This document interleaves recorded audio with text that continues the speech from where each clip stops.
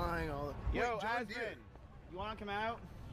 Oh, no, dude, I'm waiting, sir. I don't really want to get... Come on, dude. Like, let's hang out. Like, you don't even stream anymore. You have time. No, dude. Why would I go outside when I can just sit... What's up? What's up? What's up? Come on, dude. Lying all the... Yo, Wait, John, Aspen, you want to come out?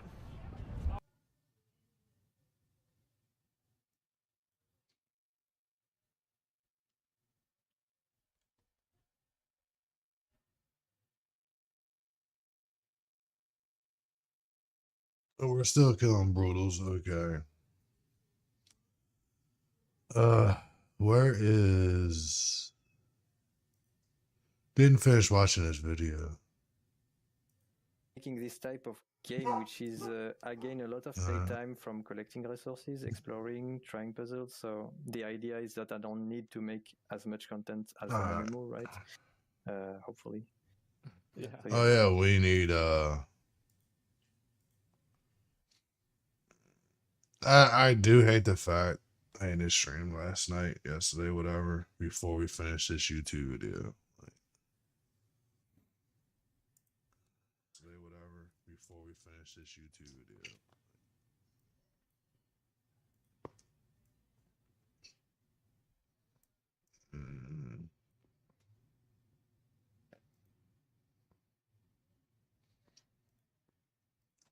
Well, yeah, go ahead. Go ahead, sis. I was just gonna ask, what brings you on, Joy, and what's your ask? Yes, so let's look at the ask, right?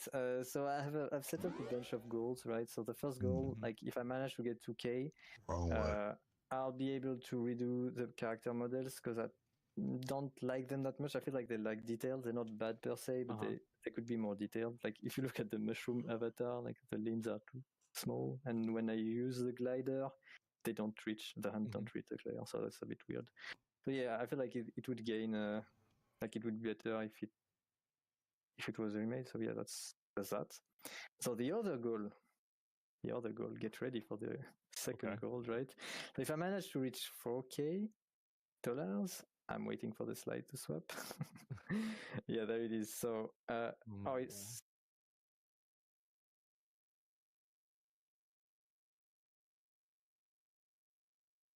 I hear nothing.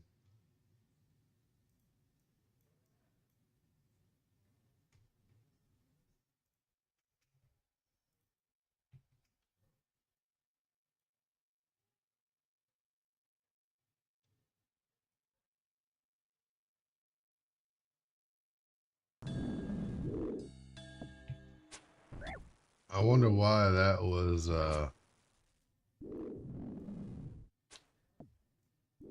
I wonder what happened there.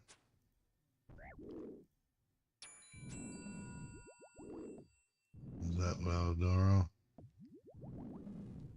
My bad.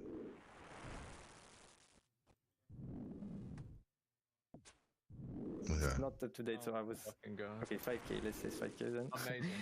So add a new NPC, which will be the boarding skeleton.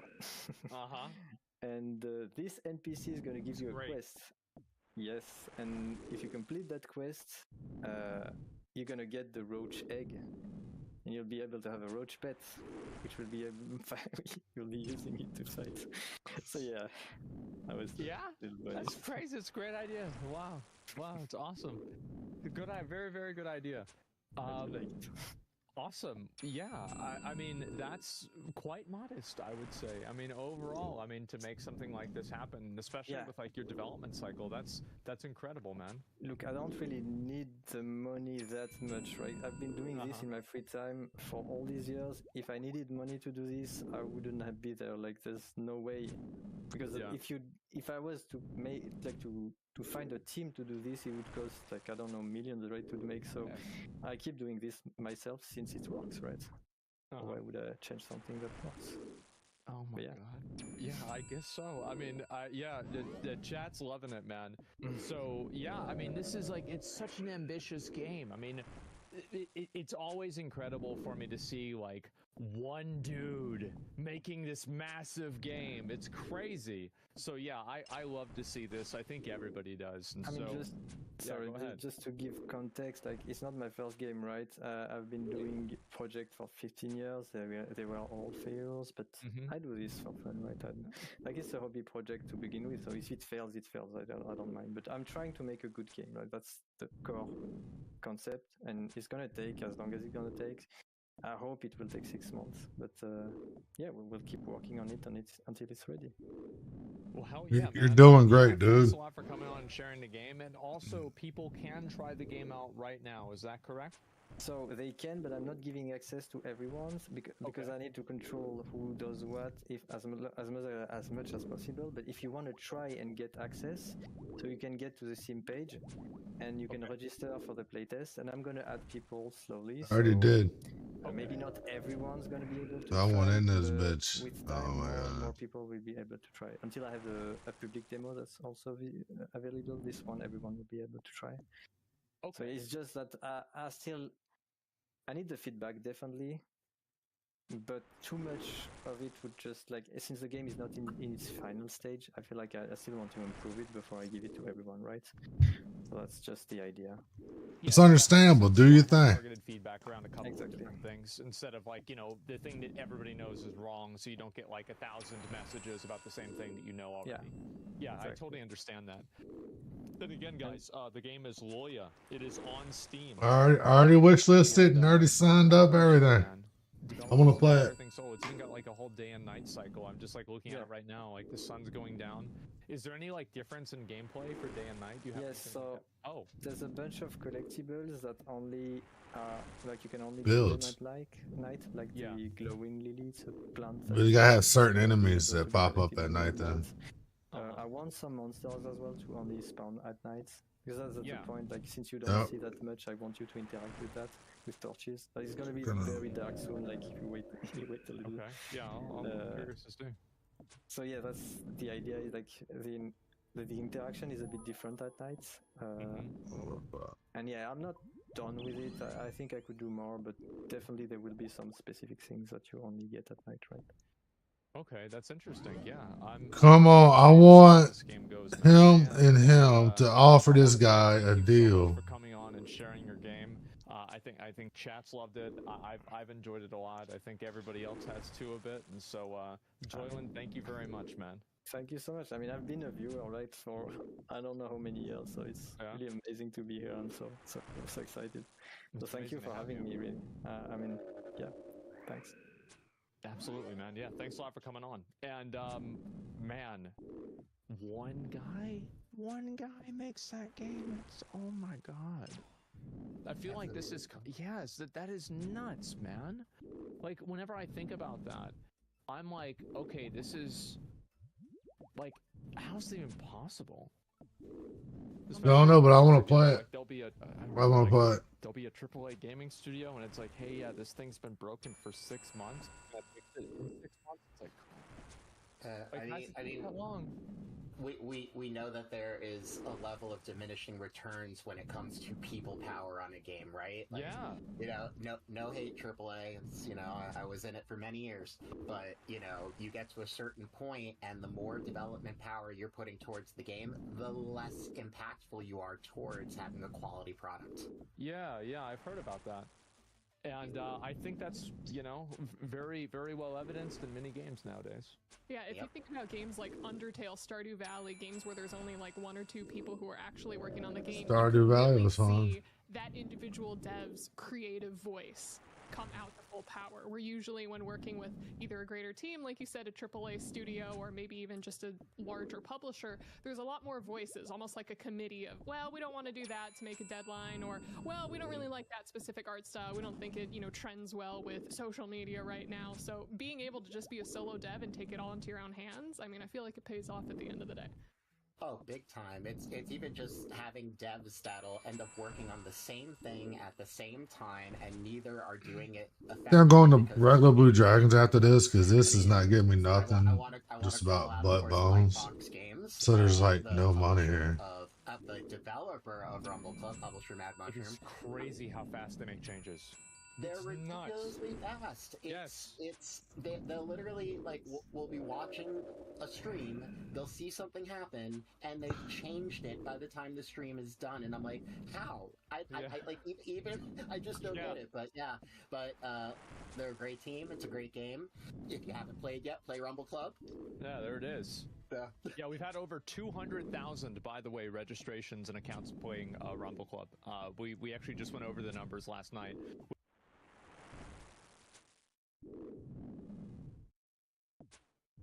I mean, it's gotta be on here, right?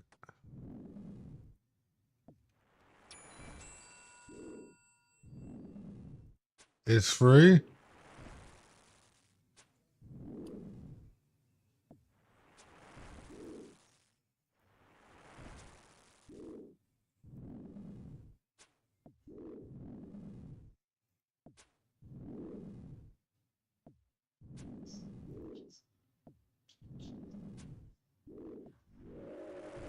Should be able to join friends, right?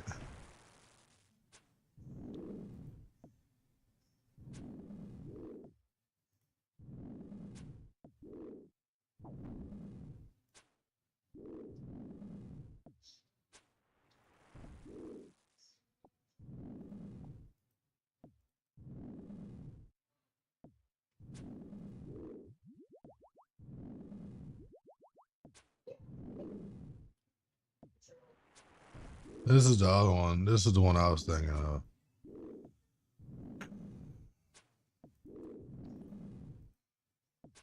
Really curious about this one. I'm not sure if it's multiplayer.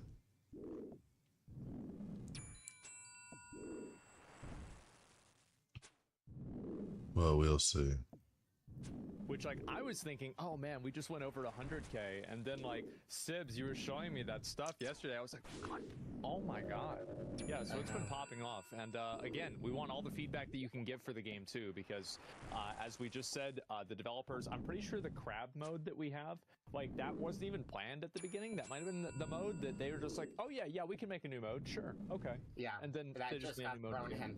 Yeah, it was literally thrown in weeks before worldwide launch. I can tell you, in my 20 years in this game industry, again, only 29, I've never seen anything like that. It's crazy, and I feel like there's so many more studios that are going to be trending towards that smaller and leaner size. I mean, it's like, you know, you get to the point where like a lot of these games get like, instead of too big to fail, too big to succeed, and it's like, how do you move a Titanic whenever, you know, you're competing against people in canoes and Viking longboats and jet skis, right? I mean, it's very, very hard to do. For sure. Yeah, I mean, and we also have, gentlemen, we have one final game, and What was the name of that game?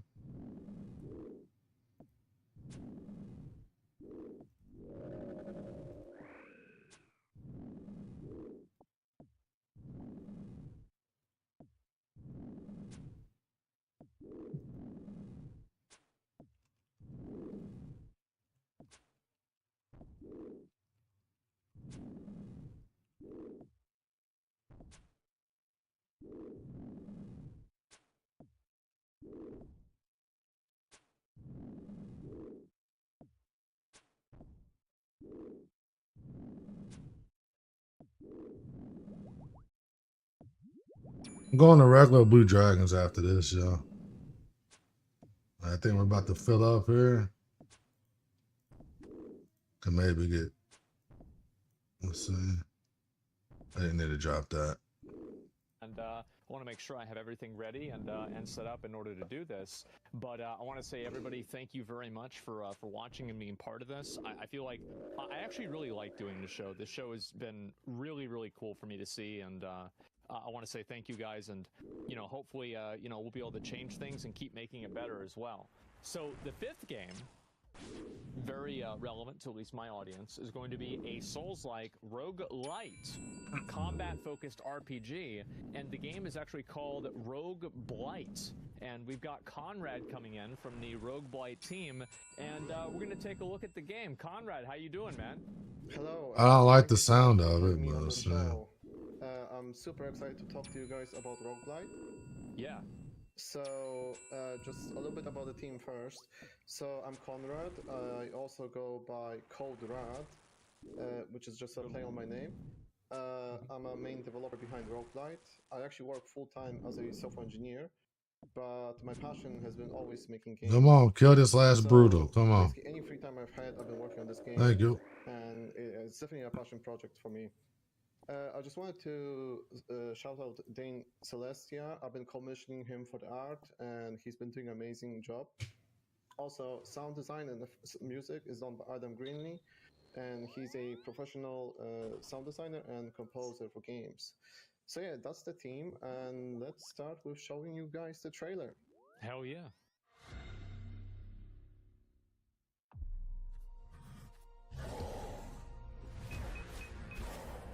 You've fought countless battles.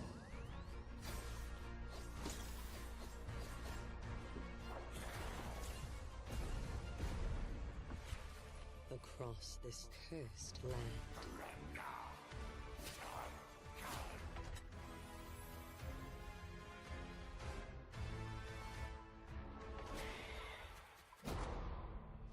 Growing more powerful with each attempt. I can upgrade anything you desire.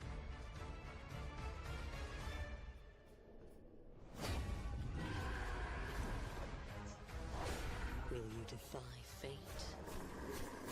Or surrender to the blight? Okay. So you got like actual bosses and everything built into the game, and okay. Will you defy? Oh. Yeah, okay, never mind. So you got like actual bosses I don't like and that everything shit. built into the game, and you apparently get more powerful as you fight the bosses, and then eventually, hopefully, you're able to beat them. Is that about right? Yeah, that's right. So Roguelite is a 2D Souls-like roguelite game with main focus on 1v1 combat. So we pretty much took existing systems from many different games and combined them to create something unique. Imagine something like Slay the Spire map with randomly generated system, but with Dark Souls 2D combat. So you progress through this map, you go into these different nodes, and you try to find the best path possible for your current situation. In the story mode, there will be total 3 maps with unique backgrounds that you and enemies that you will have to traverse through. You have to do them one by one, in a row. If you die, you basically start over, but you do get stronger. So yeah, also there'll be a technically 4th map, but it's gonna be like a additional boss. Yeah, so the game takes place in dark fantasy realm, plagued by blight. Your objective is to get to the source of blight and destroy it. You will fight through a wide variety of enemies and bosses, and as you progress through the map, you will find different gear and items, and you will create different character builds. Okay. Yeah, that makes sense. And what kind of builds are there? I saw like there's magic happening. It seems like obviously you're able to use melee weapons. What's the what can you do? Yeah, so you'll find weapons and armor. That's one thing you do. So there are 4 weapon types. You got swords, wands, daggers, and shields. And what you can do is you can combine them. So, for example, you can wear a sword on one hand and a wand on the other. Oh, wow. Or you can dual wield swords or daggers or wands.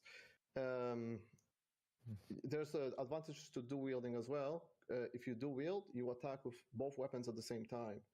So if you wear 2 wands, you will attack with both wands at the same time. But there's also advantages not to do that. So it's up to you. So basically, you create like a different character every time. And also, you find armors to complement that character build. Okay. So the armor is set specifically on what build you're trying to do, or you might get your own armor from different builds? So there are attributes. So you have strength, dexterity, and intelligence. And the weapons scale based on those. So one scale on intelligence, swords on strength, and daggers on dexterity. So you want to find like mage gear for if you're using wands, for example. There's also unique gear that you can find that has unique effects. But yeah, that's but usually wants to match the attributes to the weapons. Conrad, it's great to see you again. Yeah. Full transparency to the rest of the panel.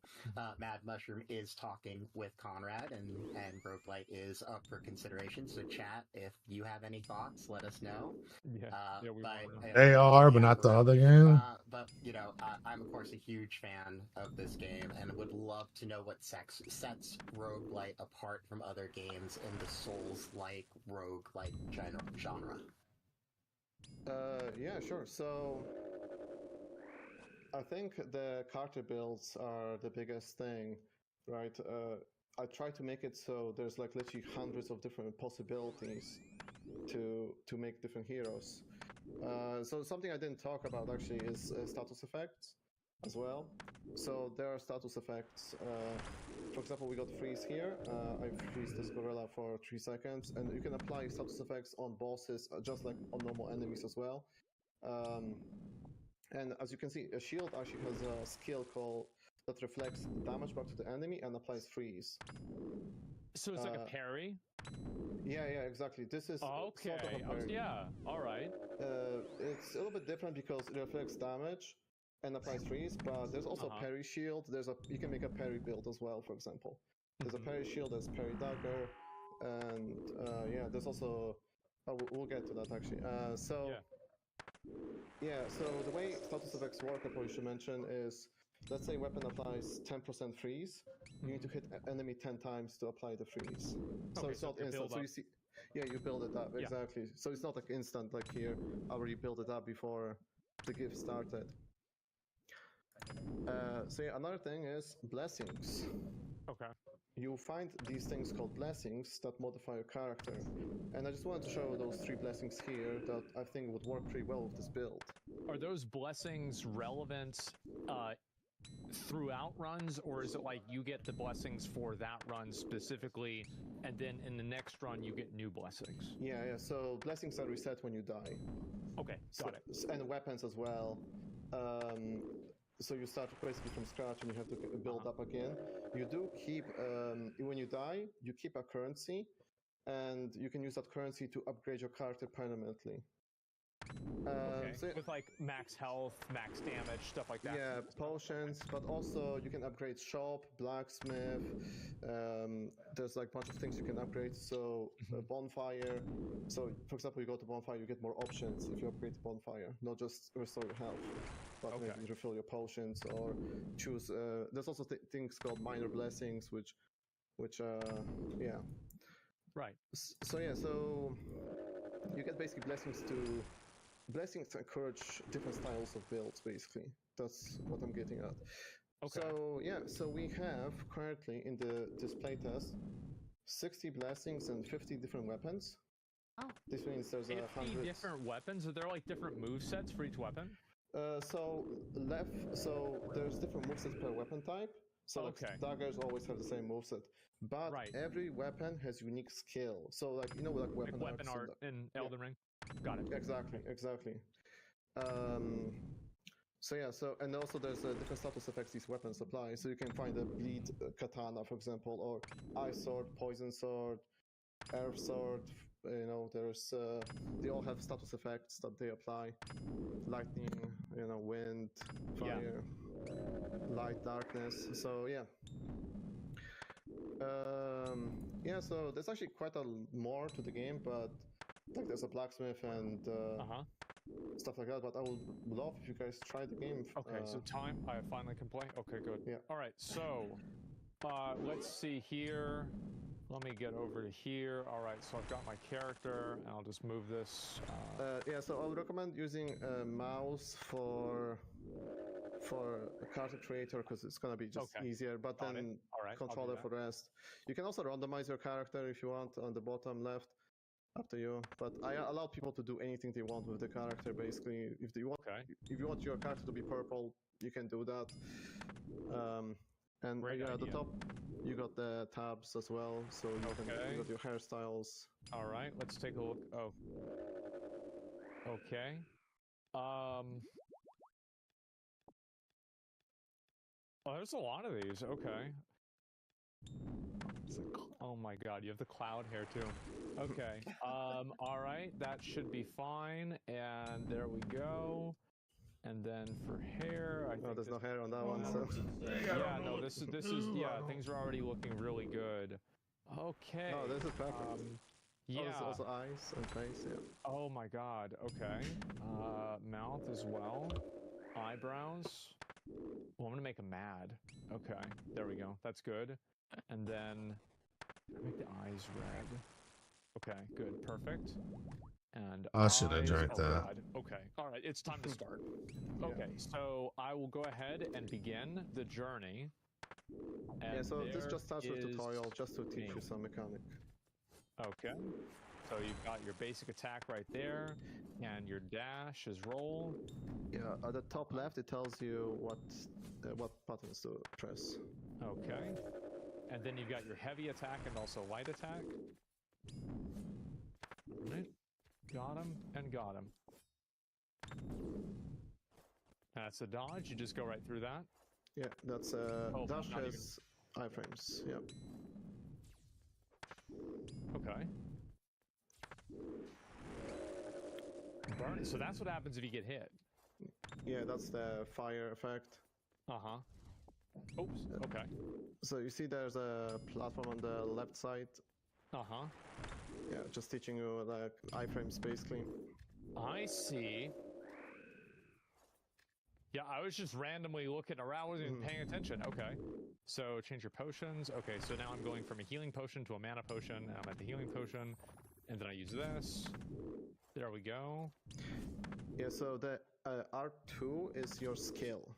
Uh-huh. So that's the skill, yeah. Oh, I see. And that's why it went on cooldown. I can't spam that. I thought that was a heavy attack. Okay, I'm understanding now. And so the skills use mana. And you need to drink mana potion. Okay. And there we go. All right. So you can switch your weapons now with just like in Dark Souls. Okay. Okay, this is, yeah, let's go with this. This is, yeah. And they have also unique skills. Okay. And so what happens if I do both at the same time? Okay, there's that. Alright, so now the game begins, basically. Okay, and so what the hell is this? I guess I'm just going to click on that and see what happens. Okay. Damn. Dang, you did better than I did. I got lit up by like a fire mage or something.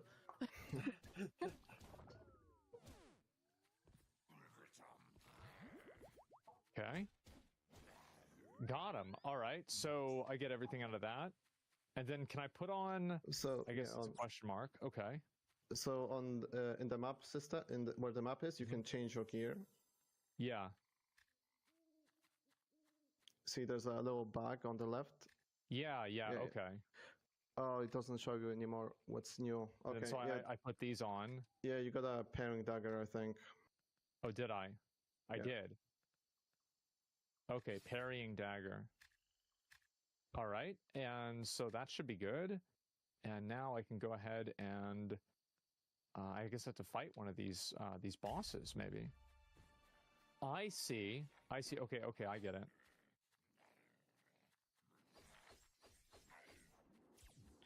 Yeah, also you, when you start the game, you begin with way less weapons, and you unlock more and more weapons as you play.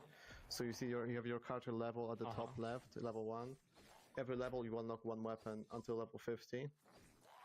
So the game will get more and more complex. By unlock, I mean they will start dropping from enemies. Okay. Oh, so I think you got another dagger, so you can dual wield them. So now I'm dual wielding the daggers. Yes, and both of them have parry skills, so you can parry the enemy. Boots too. Okay, guards, boots. And so this gear again is like I don't keep this gear per run. No. Okay. You do unlock cosmetics as well as you play the game, so you will start. Oh, there's. Wait, bro, this is fucking broken. Like. You just hit them? So it's like the what do you call it? The rally system? Yeah. Yeah. Okay. It depends. It's broken versus certain enemies. Okay. I just go maximum stamina. And then this bonfire here. Yeah, so at the moment you can only restore health at the bonfire, but if you upgrade bonfire, do you see there's this mushroom sign on the left? Oh, potion seller, yeah. Choose to upgrade, choose additional potion. Okay, I want to get another health potion. Okay, so you got normal enemy, and then you have a boss. Yeah, then it's the boss, right? Okay. Okay. Ooh. Okay.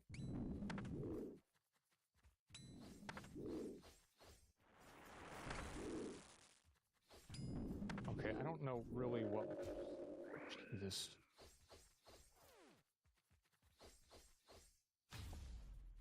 Oh, you parried him, damn. Wait, I did? Oh, yeah. I didn't think it worked. I just was randomly pressing buttons. Okay. Right. And now I can go ahead and put on my other gear. And are the weapons like a baseline? Yeah, I would probably use the wand, but I think we're doing really well with the daggers anyway.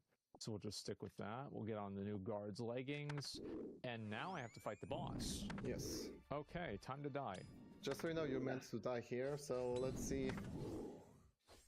He's pretty weak to parry, by the way, so... Oh, I see, okay.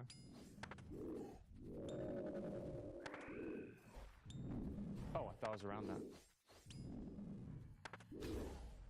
Oh, wow, nice. Oh, I see, okay. Shattered, what does shattered mean? It means he always deal critical damage if he hits you now. Okay. That's earth element. Oh. Ooh, I messed up. You do have, I think, a potion? Yeah, I did. It'd be crazy if I could use it, though. Very good. I did. Alright, phase 2, let's go. I tried. Oh, that was fast. Okay.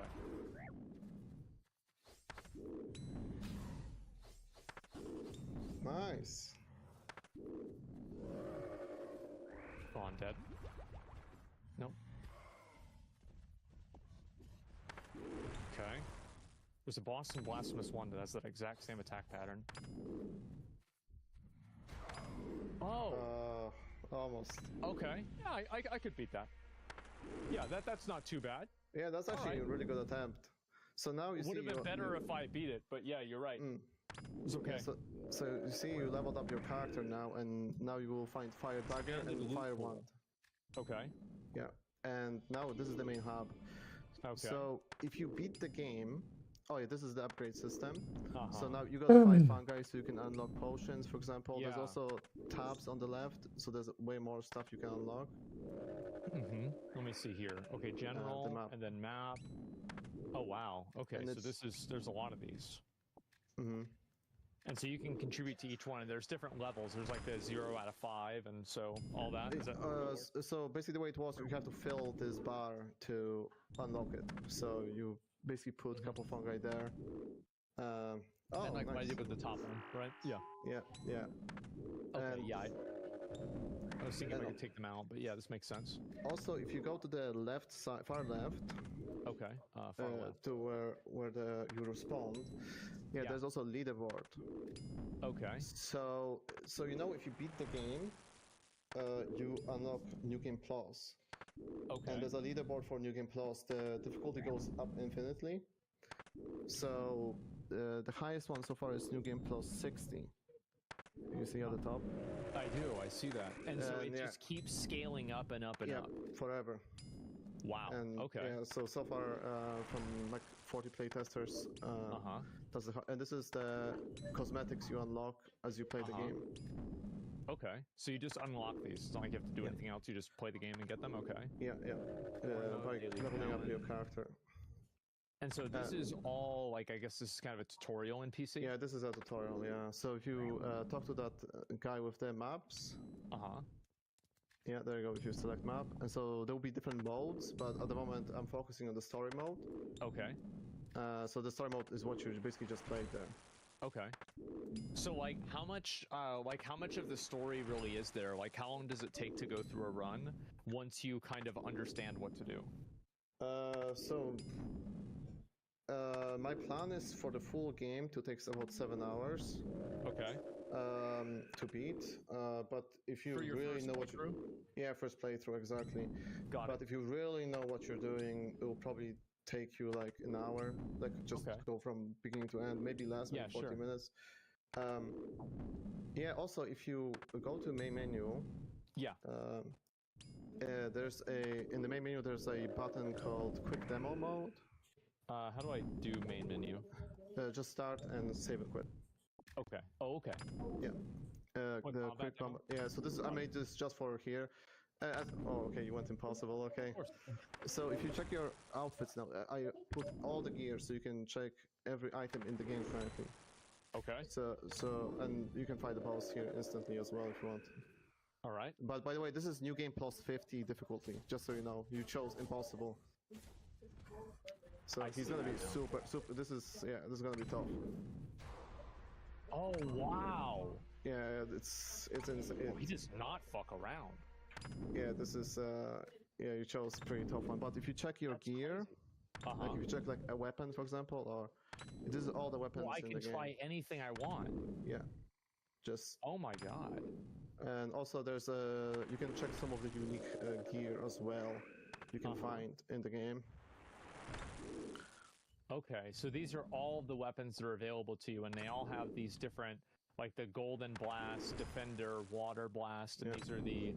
Okay, Yeah, exactly. that makes sense. And yeah, and there's a headpiece. There's a mimic head as well there.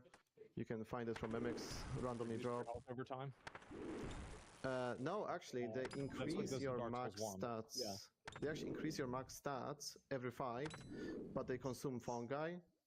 Oh, I get so it. Okay. you get less. You can't upgrade your character as often, but you get your stats. I think it's plus Hit 5 the max motherfucker, health dude. and stamina every fight. Oh wow. Okay. All right. I'll try and do it one more time at least. All right. See if I can do any better.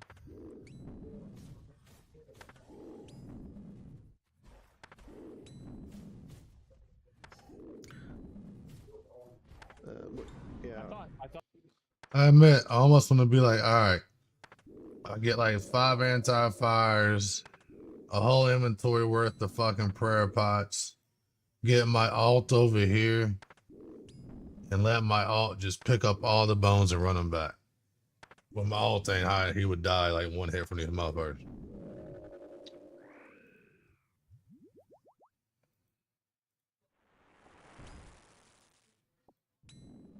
Well, that would be cool.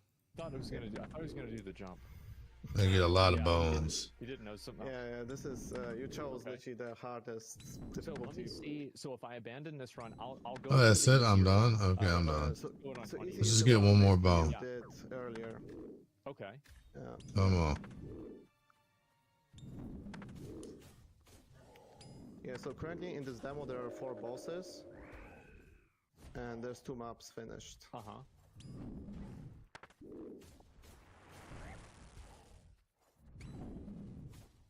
If you use a torch skill, you can like burn enemy easier as well.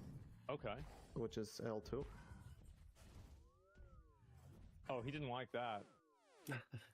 Yeah. Also, I forgot to mention, you know your dash, right? You can use your dash off cooldown even in air, so you can like jump and dash. Okay.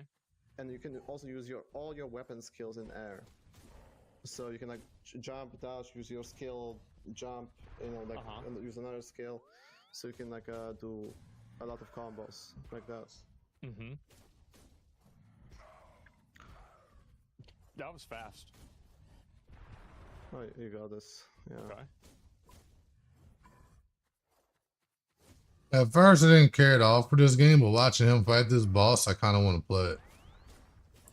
Okay, we actually killed him. Wow. Gorilla perished.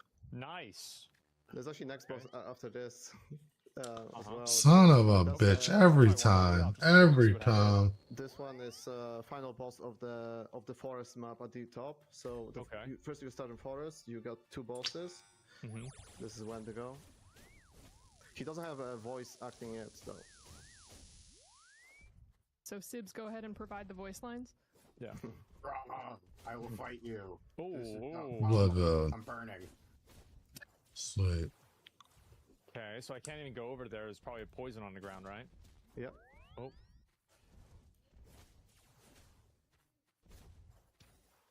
That was not a good decision. So that's phase 2. Phase 2 Alright. summons the ads, I guess. Yeah. Ooh. So You if we're kill gonna it do with that, or this, you have to dodge iframe through it. Yeah, you can just dodge it, or you can jump dodge Okay. as well. That's probably Okay. easier. Yeah, so if you don't destroy those things I he see. summons, Okay. they will explode Uh-huh. and leave poison gas in that area. So basically, you can't be in that area anymore. Uh-huh. Okay. So I'm making the right decision by killing Yeah, this then. yeah. Ooh. Make sure I get my heal. Oh. This looks bad, right? Yeah, this is bad. That's very bad. Bro, he's getting serious. Yeah, phase 2 is stuff.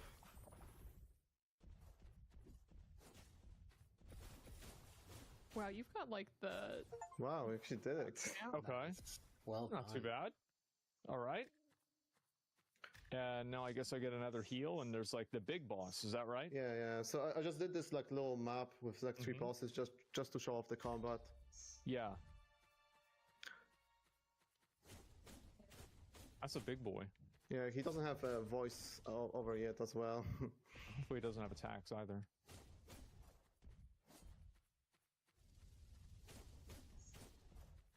Oops.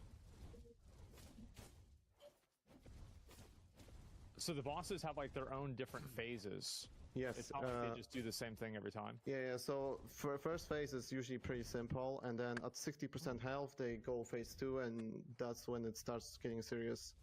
So I thought that my potions were gonna refill. Oh no, they didn't. Yeah, I didn't. Yeah, that I just found that. Yeah, that's crazy. Oh. Yeah, I didn't account that you will get this far, so. Yeah. There you go, that's phase 2. Thanks for the vote of confidence. Ooh.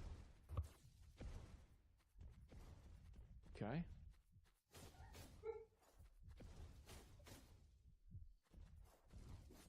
Uh-oh, I'm dead. Fucking fire. Uh-oh. Ooh. I'm good. Ooh. Fire with fire. Yeah. Okay. Oh, you're actually doing really well. Wow. Oh. I had to move back.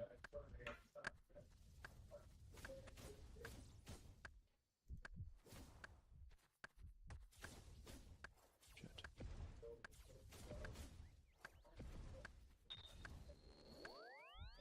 Nice, you apply burn.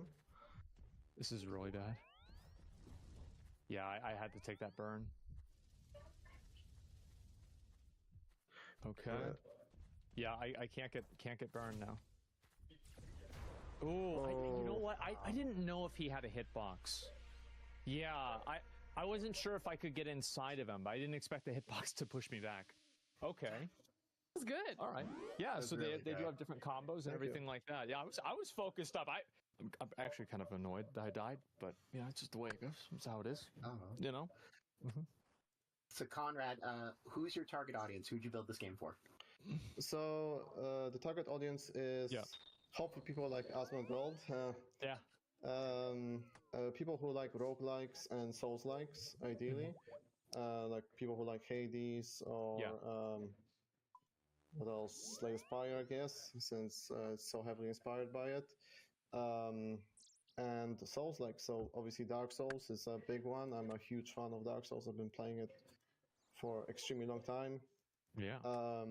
Yeah, so that's the target audience. Well, hell yeah, man. And yeah, I wonder who's gonna win here. Scenarios that could happen, and they will change. And yeah, we've got a lot to think about here. This one don't seem bad, but the other one I think is the best. Okay. Oh man. All 5 of the games now. What do y'all think? They were Oh my gosh, all this is really gonna be good. super tough. yeah, I'm gonna really have to sit down and think about this and really decide what to do. And again, guys, we have obviously each one of us has Boom, boom, boom. $5,000 that we can allocate to each one of these different games, and we also have $5,000 from chat. Now, the way that chat's going to work is we will probably do some form of a poll, and then after we do the poll, we're going to be able to try out and see who's actually going to end up winning. And yeah, the poll is the poll in chat. Okay. Yeah, so you just type the message in chat and which game you want to have in chat. And so again, the 5 games, for anybody who might have forgotten, have come in a little bit late, the 5 games are Bean Beasts, Drake, IAH, Internet War, Loya, and Rogue Blight. Those are the 5 games, and I really got to sit down and think about what I'm interested in and like what I want to put the money into, because I got to think about this a lot. You guys have any ideas? Mine might be 15. Mine might be a cop out a bit because I want to help. 1,005. Yeah, I know. I feel the same way in a lot of cases.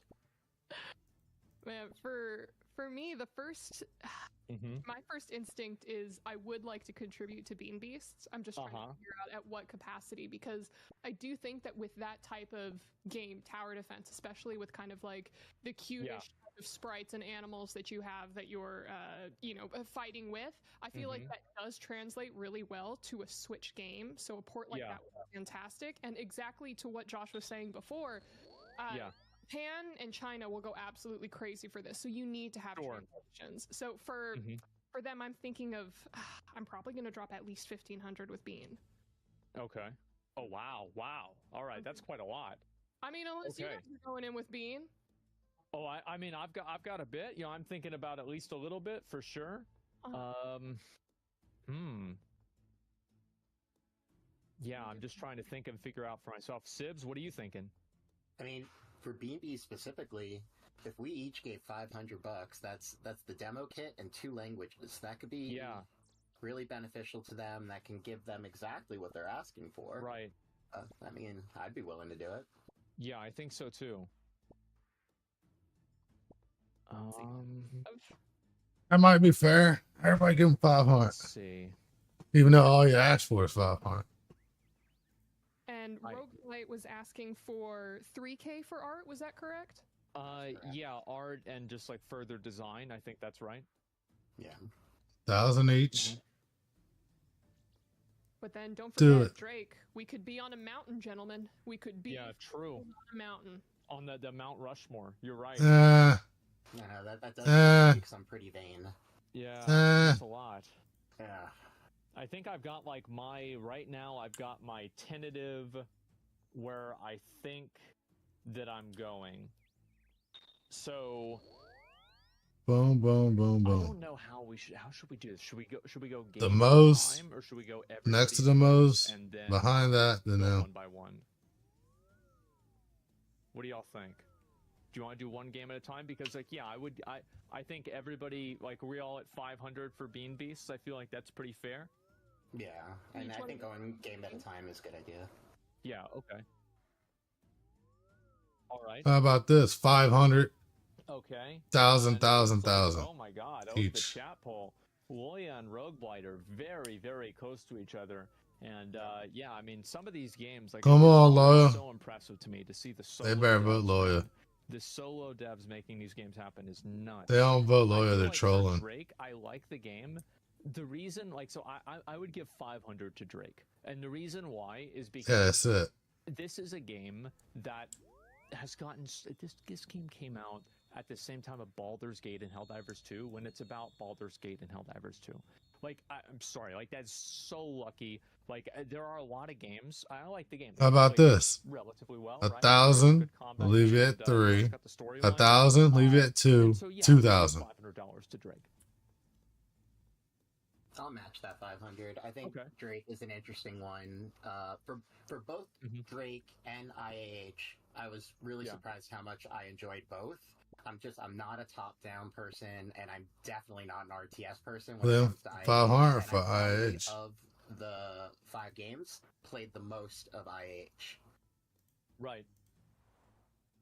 Yeah, I think that's very fair. I mean, for me, like, it's such a hard decision for me because, like, the way I have it, like, structured is, like, I have one that I'm giving a lot of money to, and then the other ones I'm giving, like, 3 different It tiers. doesn't matter. It's what you like. I think for me, if it wasn't, like, I'm going to give... Okay, oh, Avali, sorry. I didn't mean to interrupt you. Yeah, No, you want to no, you want to give your thoughts on going. Drake? Please keep going because Okay. I'm trying to do math in my head. Okay, you're thinking it out? Struggle. All right, cool. Okay, so I'll go to the next one then. Please. I These really are like 3. the concept for IAH. I absolutely 1,000. love the concept. I think it's so interesting. It's 1,000. so designed. It's very, it's so unique, and so I want to give them $1,000. Mm-hmm. And I'm And then I 1,000. almost want to give them even more. No. I'm still thinking about it because I think that game is so unique and so interesting.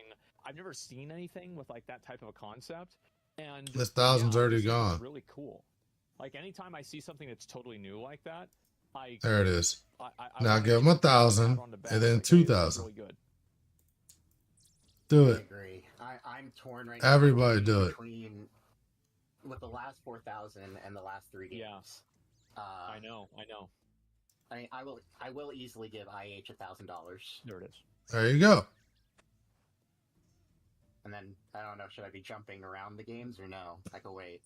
Okay, You can go to the here. next one if you want, or Avali, you want to go? I can jump in.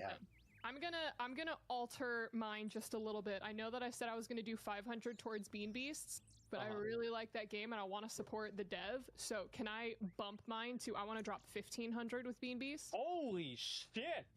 Yeah, I want to. This is a fantastic game. Like I said, this is. Hey, that's her style. Who gives a I know shit? they're going over what they're originally asking. But again, I really like the game. I want to support it. I want to support the dev. I want to see what Bean Beast has to To say Drake. about it.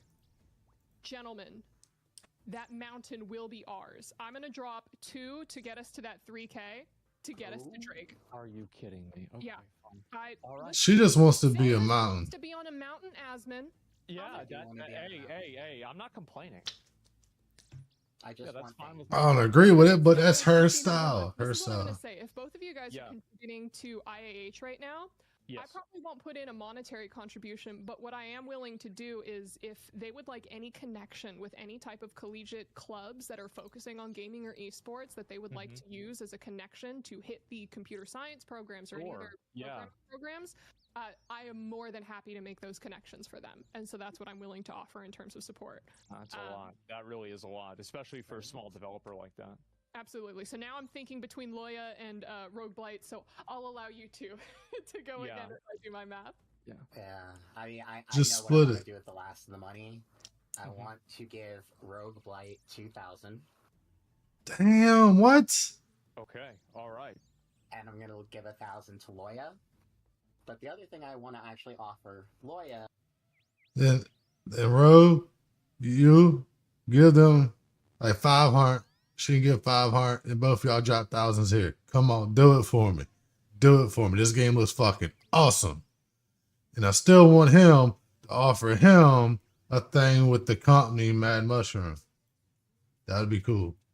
You know, it's great to build a game for yourself, right? That is a huge deal. But I would like to offer my services on helping you craft out your target audience composition. That's. I don't know what that means. Yeah. Okay. Wow. I'm too dumb for that. I think the question with that, like, that's Wait. I feel like that's very They need- insightful there you for a go. game like this because it's like, you know, you make a crafting game that's survival, that has jumping puzzles, that also has like pet collection. Like, how do you lock that in and really kind of go after a target audience? And I feel like, like being able to narrow that down would probably be incredibly helpful. So that's extremely generous. No, thank you, absolutely, and happy to do it.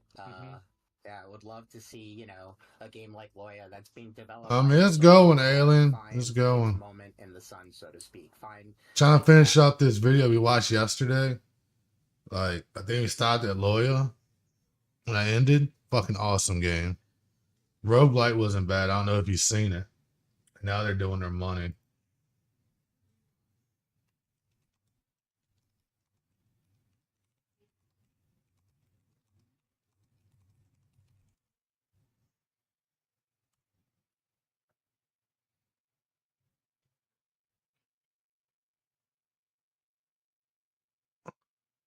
What did you see the last one, Roguelike?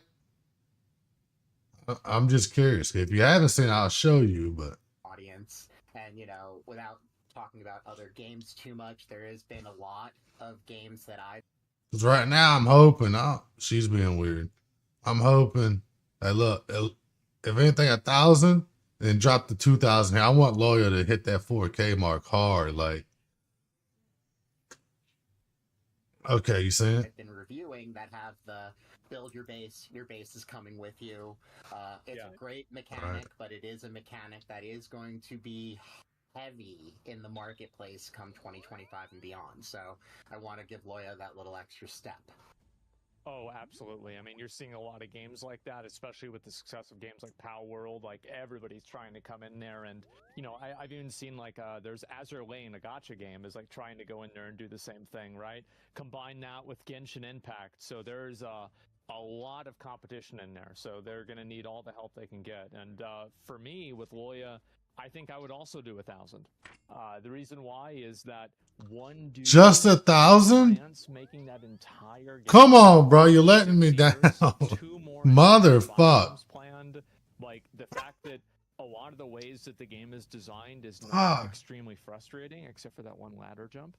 But other than that, it was pretty crazy to see the way that the the dodges and everything fit together. And y'all letting me down. I enjoyed that a lot, right? I mean, y'all letting me really down. Go up to the top and try and do that, but I felt very compelled to do that, and that was impressive to me.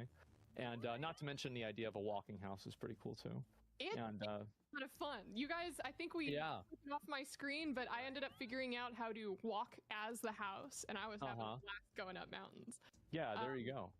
But okay, I think I know what I'm going to do with the rest of mine. I am going to take a grand of my 1,500 that's left, and I'd like to put that into Rogueblight as well. And the reason for that is because they want to, they want to pay their artists. And right now in the industry, we've seen like a lot of kind of like, people underpaying artists. Oh, can we just use AI art? And I'm like, absolutely not. Y'all think Rogueblight is better than Loya? Fuck. Support Rogueblight with their art. And I hope that whole stream votes for Loya. Come on. So I think that's what I'm going to do with the rest of my money. I hope the poll won for Loya. So I think I did the math wrong. I'm gonna be honest. I think I did the math. I don't know how do you do that wrong, but anyway. 1,000 more to Loya. I have more money than I thought. 1,000 more to Loya. So I would give the rest of mine to Rogueblight as well.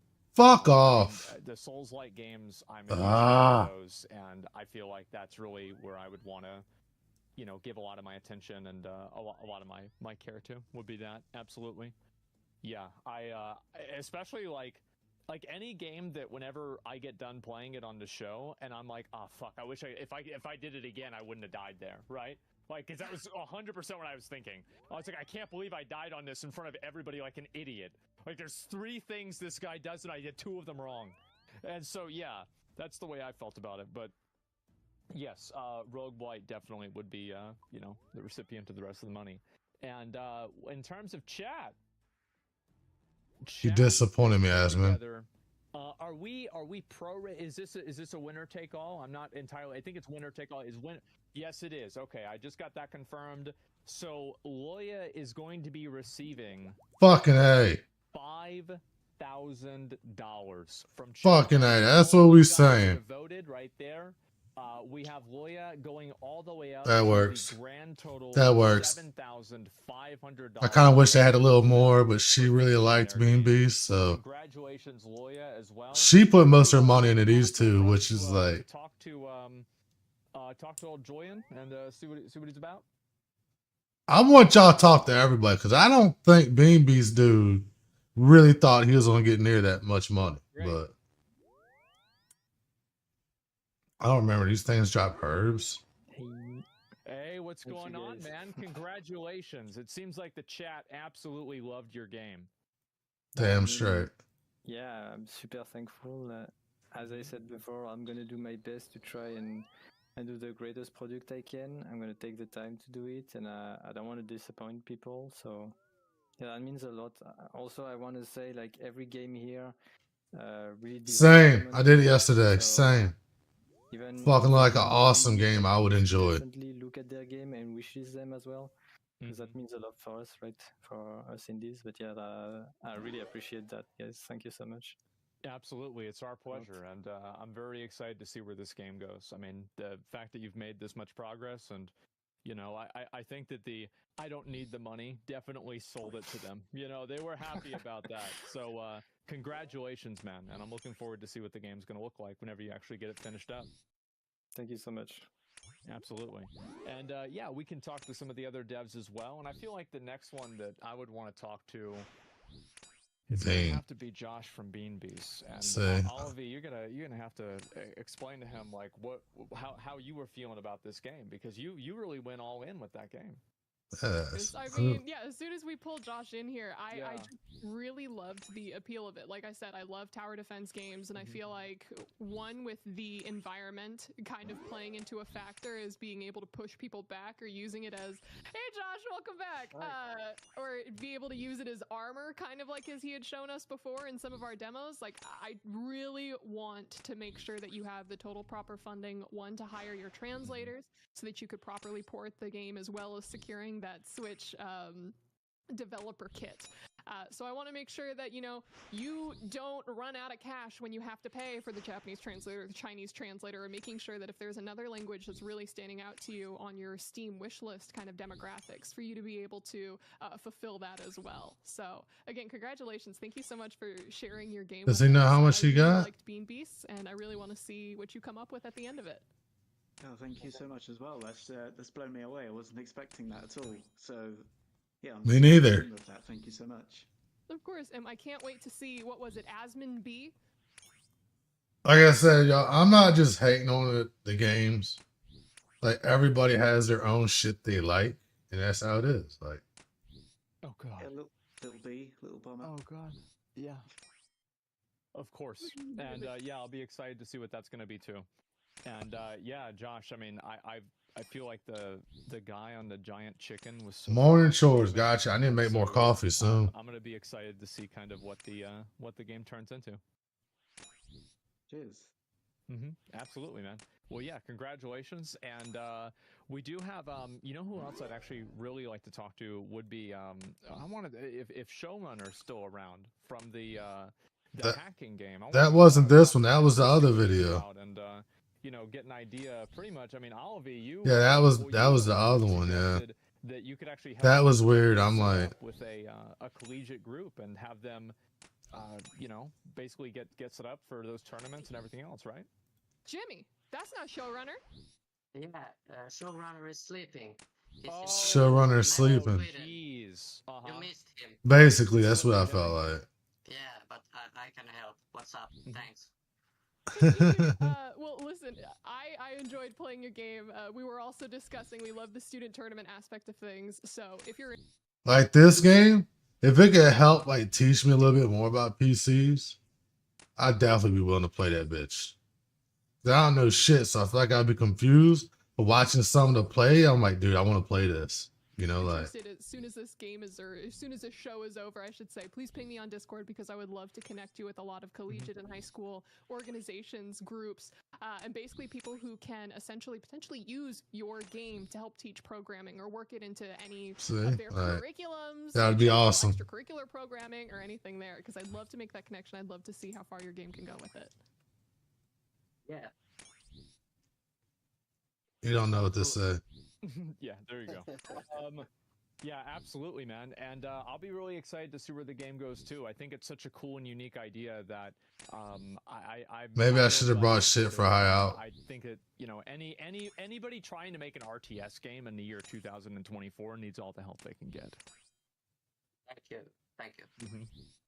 Absolutely, man. Well, yeah, congratulations. And also, I mean, especially considering we got the Mount Rushmore. Oh boy, will they drop me the other room? So I only had the right book. See kind of how he's feeling about everything, and you know, if that's going to unlock some of the new narrative plot points and everything else. Dimitri, how you doing, man?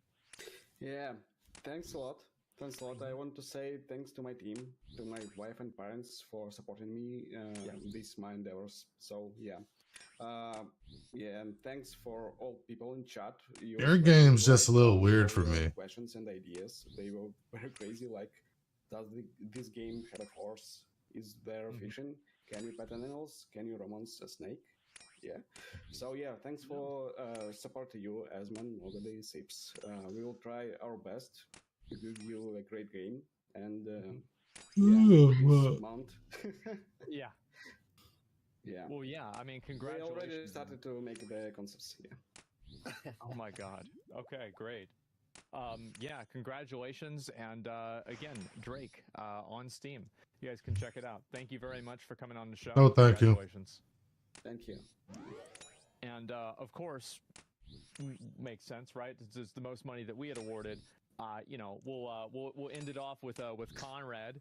And talk to him a little bit more about Roguelite as well. And as I said, that was pretty much one of the games that I was very, very focused on playing. And you know, it's one of those things where anytime I play a game like that and I don't beat it, I like have to think about it, and I either go back and play it again or I think about it for 5 hours. That's about it. So Conrad, congratulations, man. Thank you so much. I noticed you both gave $2,000, so I guess I'll have to make 2 NPCs. But that's fine, you know. It's a good problem to have. Yeah. Right? Yeah. Thank you so much, guys. Really appreciate it, and thank you so much for all the support. It really means a lot. So thank you, guys. Well, absolutely, man. And yeah, I want to say thanks a lot for coming on and showing us your game and everything, letting us try and play it on stream. And, you know, I played a new video game and I didn't immediately get confused or mess anything up. So, You know, he's talking about putting them in the game. I think that's so awesome when these games do that for streamers. Like, sometimes it's small shit, but just to have an item or you in the game, come on, that's gotta be fucking awesome. I know all these other fuckers that bitch about it, probably just jealous as hell. well, it's pretty easy to learn if that can be the case. Yeah, you did actually really well in the game. Yeah, I don't think so, but I feel like I could have done way better. But you know, definitely you're right. And thank you, I appreciate it. Thank you so much. Of course. Conrad, of course, excited to continue conversations with Mad Mushroom. Next step, playtest, so definitely get us access for everyone. Asmin already seems to enjoy it, but definitely want to get the rest of the creators in.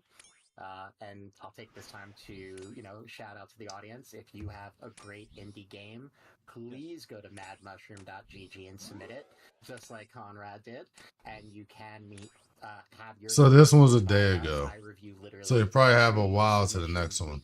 And of course, the content creators then throughout the process also are a big part of this.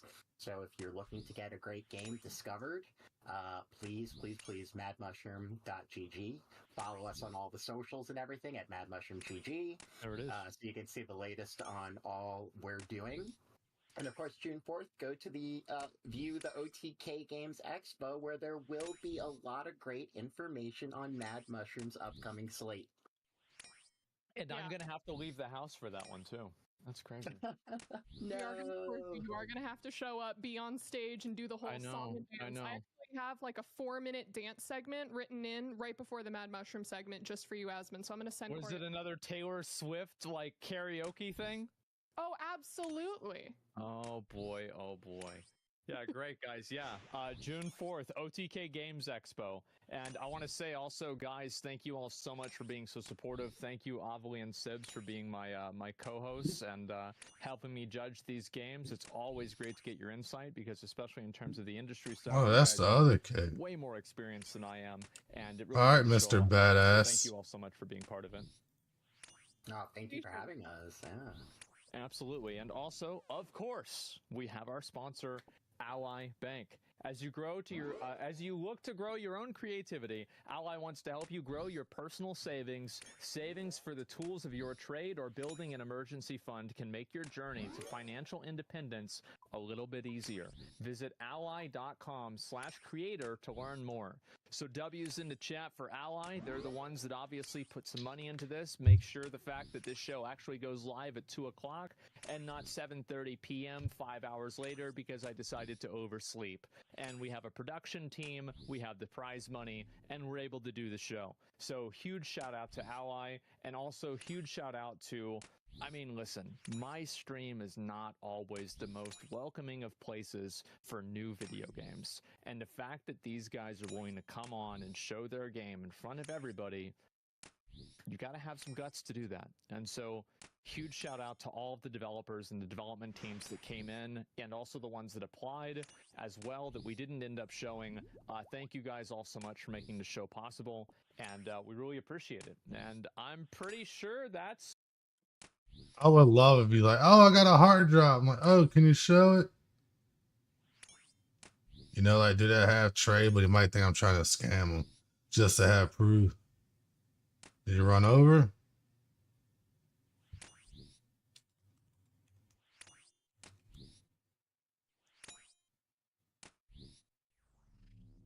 You ran over for something.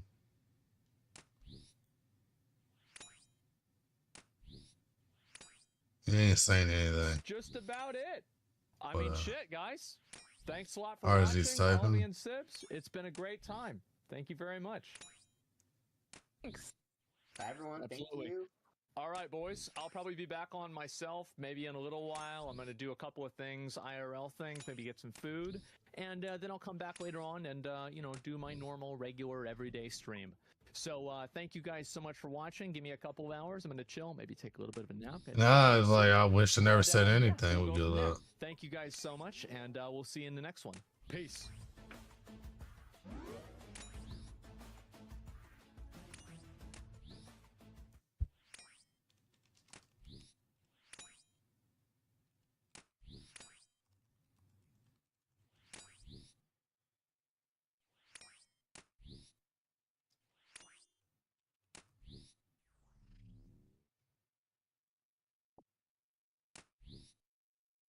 Well, we don't have any more of them.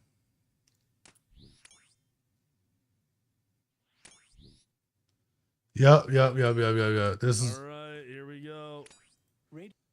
I know none of y'all probably want to see this. This is the game I plan on playing this weekend. It sucks that we're not getting shit. This alpha doesn't go live until like tonight. I think it's like 7 or 8 p.m. my time, Central.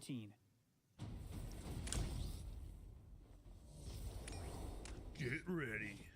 Nope, I want another cup of coffee before I even start watching this. This is 2 hours. What time is it? By the time this is over, it should be lunchtime.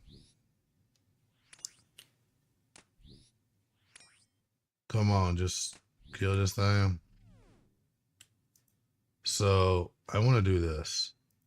I want to go, and I am going to get my house shit.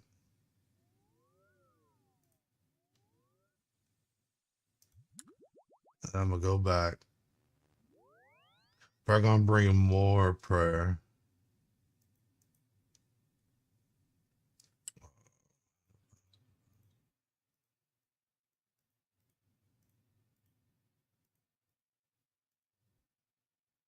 Okay. Do that. Let's do this.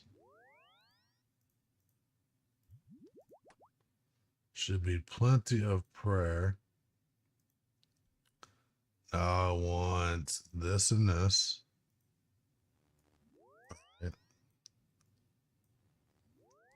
And then we're going to try that. Ooh, what'd I do? Is there anything from Bloodvelds?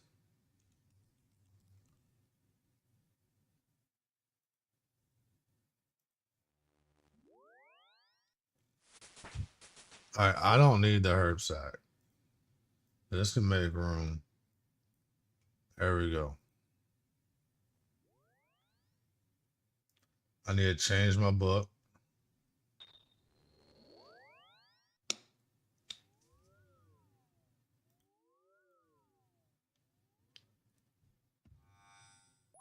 There we go. Hit this for the run.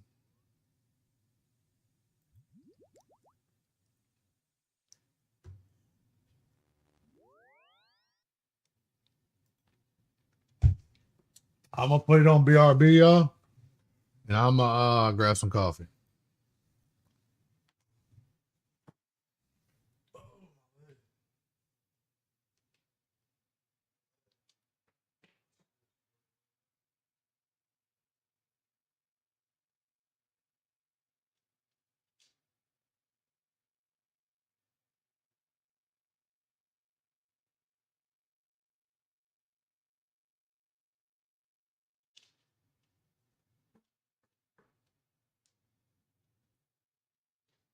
Let y'all know it's hard to make coffee without my coffee cup.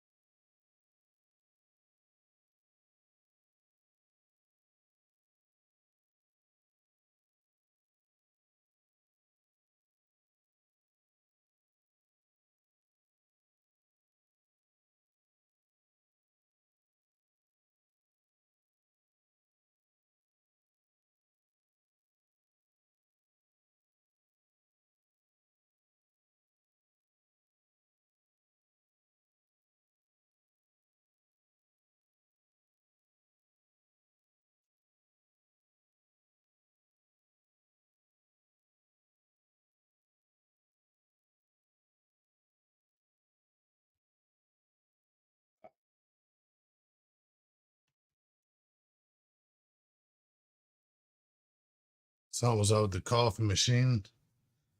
Had to kind of fix it there. Sorry about that. For the time of your life.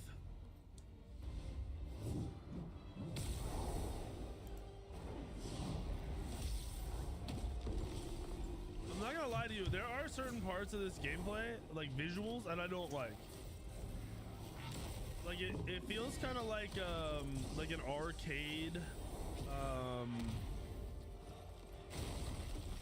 arcade fighting game sometimes. And that's not always a bad thing, but some parts I don't like. Might change your mind once you start playing. You never know. No, the alpha's on consoles too.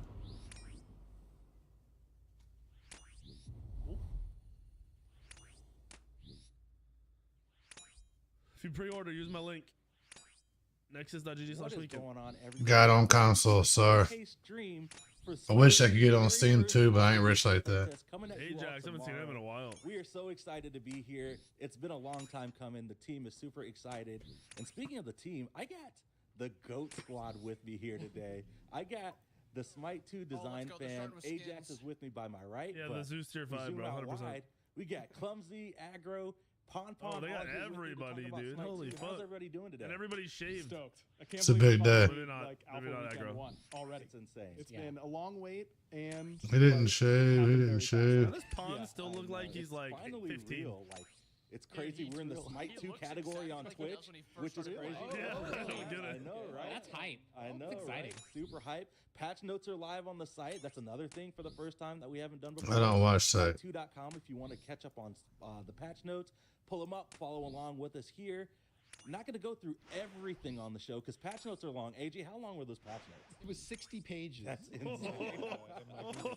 60 pages. Full item, text, and full God roster, all kits text. So there's a lot of information. There, but Jeez, there's a lot of, high-level summary, short-form stuff. So take your time, sort through it. Looking forward to seeing the reactions, discussion of it. It's all written like by Ymir, right? Yeah, by Ymir. First-person Ymir voice, yes. Smite too good. I know, right? So yeah, patch notes are live on the site. And before we hop into it, I just wanted to stress that we're super excited for Alpha Weekend 1 starting tomorrow, but it's early.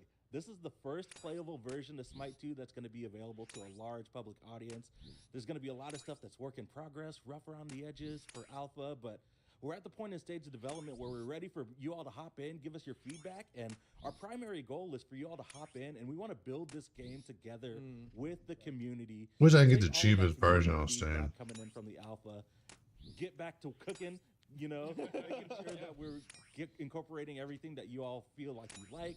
What feels a little bit off, taking and incorporating all that like how much different the game is going to be the Smite 2 that you want to play. That's our versus ultimate goal. like the friends and Nothing family is set in stone at this point. closed right? alpha. So we're gonna test. We're gonna play. We're Like how gonna much learn. stuff did they We're gonna actually? keep implementing new things, change things. I don't think it's gonna be much different. If I'm honest with you. I know, right? Well, before we get into, I think they just wanted to make it super stable for people to try to get more feedback. Smite 2 is an all-new game. Right. Yeah, I think they're probably like server testing and stress testing a lot too. Smite 2, we've talked a lot about it before. But I hope not, because then we might not get to play.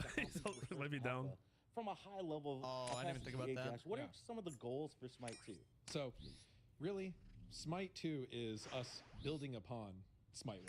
Smite 1 has been successful for 10 years. Hey. We want to be able to do that for another 10 years and more.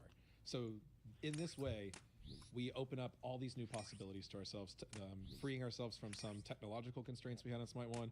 The large reset in changing the God roster and the item roster and item system gives us a lot of opportunity to try new things. So really, our goals are listed out on the patch notes. We want to stick to these. We want you to read through them with us. We want them all to be understood and clear. So we want to keep the core gameplay of Smite 2 similar to Smite 1. It's been successful for us. It's familiar to you. That's what we like. The goals of a sequel game. It's what our players love. I think most people have struggled processing this. They think Smite 1 or Smite 2 should be different, like a new game, and I don't follow with those people at all. The new game and the new It's a whole new engine. They can do more. And for introducing new mechanics that Smite 1 couldn't support. So today, you might see some surprising changes. I'm excited for them to see some of this stuff. A lot of it is different because of these goals. We want to try to do a lot of heavy rebalancing and also just trying completely new things. So you're going to see a combination of that throughout today. And a lot of times when you see why would they do this change? Why would they do something like that? I want the These are amulet. goals that What was it? that are Amulet supporting torture. and reasoning for those games. Smite2.com is Trying where new these things, patch notes learning are new apparently, things, but they said trying it's to 60 balance the game, pages, free so good luck. yourself from constraints. Absolutely. And talking about those high level goals, I definitely want to talk about player creativity because it's opened up a lot. And Clumsy, I'll pass to you. What are some of the things that we're incorporating there? Yeah, one of the main things for gameplay design is we want to expand upon player creativity. We wanted player expression and skill expression to be something that we really push forwards into Smite 2. So whether that's build diversity, whether that's role flexibility, it's about increasing the skill floor without necessarily alienating, or increasing the skill ceiling without necessarily alienating the skill floor, right? We want to make sure that everyone's having fun, but we wanted to use Smite 2 and, the 10 years in the future kind of thing is something that we can really be like, okay, well, what can we get away with now in Smite 2? What can we really push the boundaries of? And yeah, that's one of our main focuses. I'm stoked. And Aggro, I'm going to pass it to you because Smite 2, You're it's watching, a MOBA, right? You're not reading patch notes? Where's No, the I'm watching this. competition at, baby? It said Tell it's me about 60 Smite 2 pages. and That's I ain't one of the things reading. that I think all of us are really excited about. I'll watch some especially, Zeus skins. Clumsy Don't and fucking Pod not and read I all that. come from that competitive background and been in the pro scene.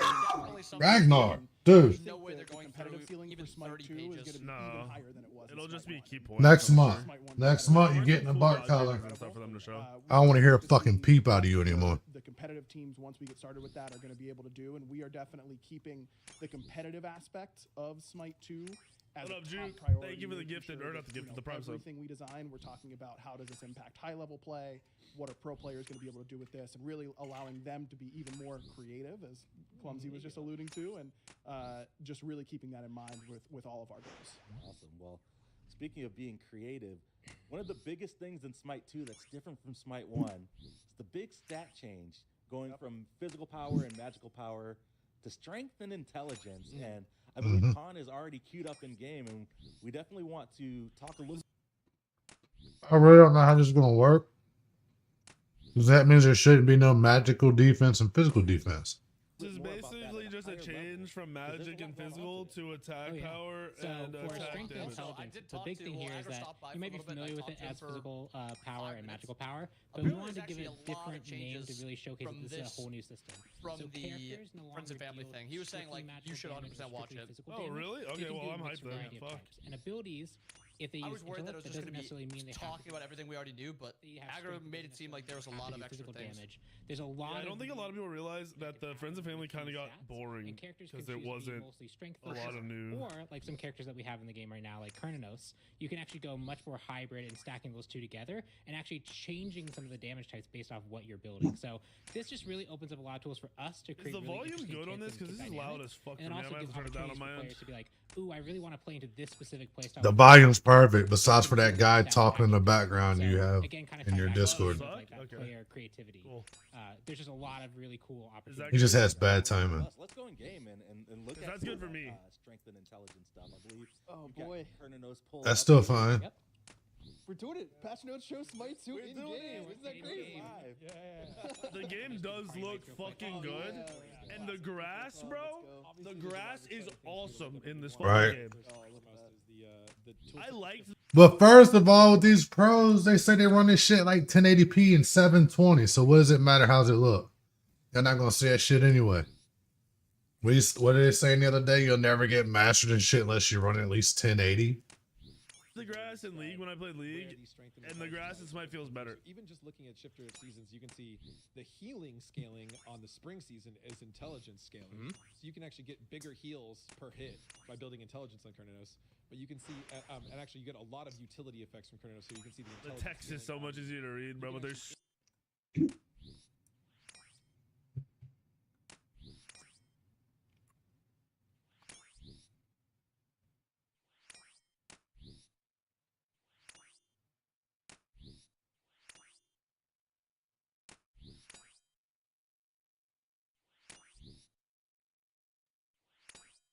Okay, I see what they're doing there.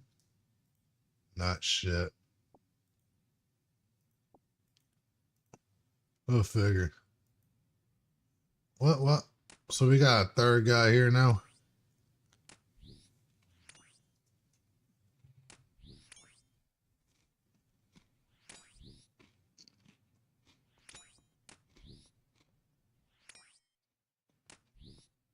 So the healing goes off of intelligence. So I what's don't the know. fucking read on some abilities? Debuff potency by building intelligence on Kernanos. You can get that traditional strength damage on Summer, but actually Summer has a unique thing here where you can see it's actually strength or intelligence, whichever's higher. Right. That's cool. So you have to really take This UI is different than the ones. So I would want intelligence so I can flip between these two. Healing myself and the damage. Amethyst. So much more depth. So This is a different UI, right? They're talking about my game right now. Yeah, I'm pretty sure they They're talking about my game. more finished than before because it was really. I don't like all these people here. It did not look like this. I'm about to leave. Ones, but this one doesn't look like any of them. I'm gonna switch worlds. Really interactive kits with this. Some a little less so. Some have completely different. I probably intelligence shouldn't. because of this. Wasn't bad man him, but I'm not liking this other guy. Within the system. Hold on, I gotta keep pausing this. I'm sorry, yo.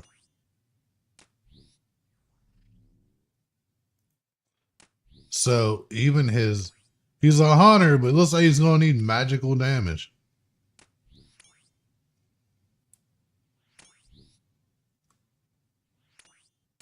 Look, intelligence. So you can do healing damage off of he's gonna be pretty much a magic damage dude now. Those awesome looking tooltips. They're talking about it now. Holy fuck! Wait. CERN is fully scaling off Intel. Was alt too? His alt too. What do you mean just his one? Who the fuck you talking to? Like, did he not look at that? What we just looked at?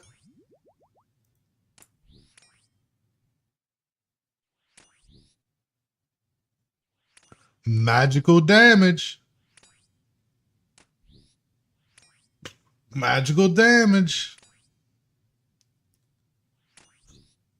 Only 60% strength, but you could go strength, but it'll be useless. Why go strength? Why? Intelligence. Intelligence all day. Who the fuck is Weekend talking to? Intelligence. Per tick. Intelligence. He's straight intelligence now. One and all, yeah. Okay. And his two's half more. His two is fucking 80%. Yeah, he's an intel god. What we want from Smite 1, what people are used to. He's an AA intel god. What the fuck? Surely they did not make this ability or this god ability based, right? I think it's just gonna be AA mage basically, or AA attack power. Gorgeous conquest. Intel. Wait, let's just stay in game while all the damage is red. Because on the 3, that's physical damage, but it's red. Surely they have to change the color of that. Unless it's just bugged. So similar to. They didn't show us. What's he talking about, right? Physical but scales off Intel? Specific features also mirror the goals of the entire game, but we want to continue to look for depth. I didn't think about How do you build pen for that? I want to know how that's gonna work. More options and opportunity. Important to note that this is like the first playable version of Conquest, so there will be definite plans to adjust. The map is thick, boys. It's a wide, thick map. New ones already, and also a lot of different ones. This is Smite 18. So early on, this is a like really spicy. I don't think they're gonna have a HUD editor, bro. At least the entire role not with anytime soon. As creatively open and flexible as possible. So This is weird. A fucking physical hunter. If you want to do anything with the abilities, you're gonna need. I see it now. It's probably gonna be all characters. If you're going ability, you're pretty much doing the magic damage. Doesn't matter if you're a physical player or not. That's what it seems like. Or you will not do as well. That is not the goal here. We wanted to design more of a canvas for the players to paint the meta on. That's fine, Tally. Right? So we tried to gumbo. Right.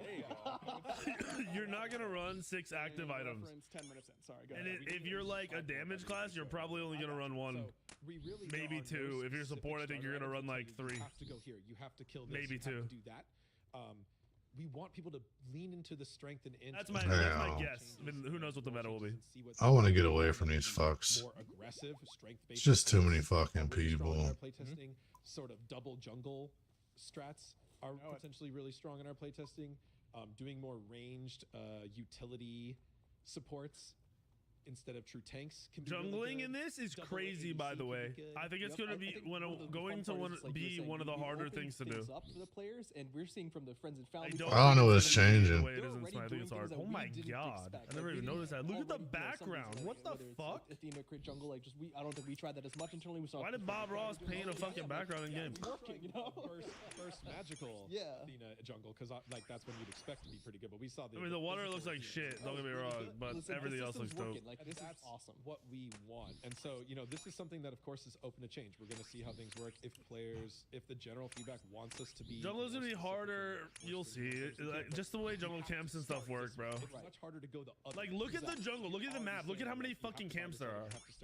There's a lot of camps that are not on long cooldowns. You don't get to test the other things. And the more you kill it, the higher they level up. I just illustrated something we'll come back through a lot.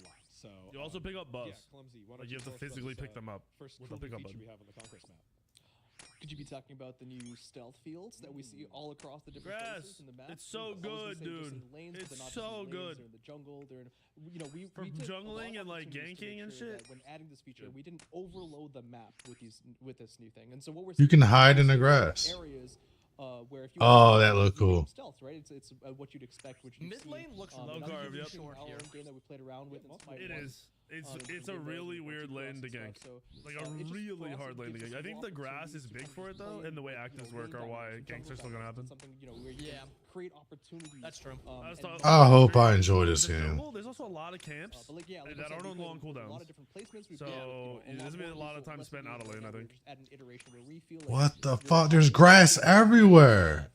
It's just gonna be interesting seeing like gods with dashes or jump. I mean, they walk up. What about wards? Can you see people with wards there? Yeah, but like what mids are in the game? Staring at each Right? other, like you have to check things. You have Well, to I just use mean like abilities even to CERN. check Like things if you and played keywords. CERN. Sure, yeah. Or like Neath. Yeah, I love the level game. Like interesting if it's just like just super safe gods that have a dash or something. So it's not intel damage and strength damage. It's magical and physical with strength or intel scaling. Gotcha. So stat scale physical or magical damage. I'm not even over there. I'm over here. That makes magical or sense. Physical defense. That makes sense now. Earlier I was a little confused. Work what you're familiar with from this type of mechanic that we've done in Smite 1. Yep. Cool. Well, Ah. our map tour, and the next point is talking about Sub goal 75. People are gonna be Oh, crazy that'd be cool. confused over that. What's And my it's gonna be a whole subs? video I'm gonna have to make. Pond, do you want to just 24. I almost hit my goal. minions work? Yep, so the lane minions work as you generally expect them to. They spawn at the start of the game, they'll run down the middle lane. They're your main source. They only got a couple days left. But there are slight differences in how they're spaced and how their damage is dealt. A little bit difference in I need a how better they do chair. Just stuff that you'll feel out as I you was play already the map. confused. The major change is actually going to be the Minotaur minion that spawns. This now. chair is This thing breaking. like a true siege breaker into pushing a lane. It's a lot stronger. It has probably, I would say, I don't know the exact health value, but it feels like quadruple, 5 times the health of a regular minion, and it can absolutely crush towers. It has a long range attack that actually hurts it. So if you get this in your lane and you can kill the other one, you want to push yours into the tower and help push. And that just adds a little bit more dynamic into, oh, they abandoned lane to go rotate here. At this time, I can start pushing. You have an extra tool to help you push. So minions are going to be familiar to you. But Can't wait. I'm excited. I'm excited. I wish I had it on PC as well, but it is what it is. Standard minions, not the Minotaurs, get low health. They will get a flashing red element on them. That means that the next damage dealt to them will immediately kill them. Yeah. So you get a little bit more last hit focus and highlighting through that. Feels really good to just like track through a whole way of just executing minion after minion, getting. Yeah, it's one of those things like last hitting in Smite 1 has always been there. It's always, it is important to make sure that you're aware of the fact that last hitting does give you bonus gold. But now we've just given you like an added methodology of seeing what that looks like. Now you're going to know, and it's a part of the gameplay experience rather than something that's a little bit hidden. Very true. Cool. All right, Pond, as you were walking around, I noticed these little yellow circles on the sides of the lanes. Aggro, what are these things? Yeah, these are the gold caches, I believe we're going with, and these are really gold blessing. Gold blessings, yeah. Excuse me, gold blessings, and they are a blessing because this gives subject to change. Gold. Yeah, of course. So when the game fully comes out, I should be able to play on 5 teammates or 4 teammates. PC. 30 gold to himself and all of his teammates, and these are present in all 3 lanes. And it really Controlling those is big, by the way. I really want to be contesting the lane and not just sitting underneath my But tower. And the alpha, I'm stuck to. I'm not really in any danger. These gold leads get going pretty quickly with these gold blessings, and they're, you know, we have some gold blessing demons, caps lock, and Oh, yeah. good luck ever getting for. He will die for it to the death. And I respect that. We've had team fights where everyone dies because of this 30 gold. Oh, and my favorite one is you go to in the mid lane, right? Like we're talking about the stealth areas. This is the most perfectly placed one because there's one right here, and you just know that someone's either hiding here or Digging a hole. People just like looking for the best opportunity. It's a shithole. Good. I love it. The abilities feel like anime fight scenes. Deeper into this concept because this is a very new mechanic and it's going to have a big impact on the map as a whole. You're going to see us referencing it. Like everything's slightly over the top. It's called interact. Yep. So we now have the concept in Smite 2 where This is a big change for us. have a special area that allows you to interact with them. There we go. So you can see you can capture this warhorse. The in-game timer is skipping a second. It just randomly skips a second. Blessings were the first interactable we wanted So to show. speaking about that interact, what's your opinion on it? 'Cause I don't like it. I am not a fan I don't of it like at all. it. No, I don't like it at all. It does not feel good. It to breaks use. up the gameplay in a really like awkward bad way for no reason. Yep. Like the flow of the game is just interrupted. Like most of the stuff that they added the interact feature to, you could just walk over an area or stand over an area and it would feel better and it would just be more interactive. I think that'll be a good thing. Well, for let's people tell them. that they Yeah, change. feedback. It does feel really, really bad. I didn't even like it when we did it at World. It felt just wrong. It didn't feel natural at all. I agree. Your opponent can just stand there and watch you. You're taking damage. You're taking all the risk. Hell, you don't need a sleep schedule, bro. You just don't sleep. You off and then take that ground, and then you have the chance to counterattack. It gives a really different combat dynamic, and you're going to see us exercising this in a bunch of places. Nah, camps are locked in again. Before we get too many into those, we should jump back to towers, though. Yeah. Women locked in, they don't follow. To talk about tower bounties. Yeah, of course. So you can see here in mid lane, and let me turn off Tower Killer so I don't just absolutely destroy it.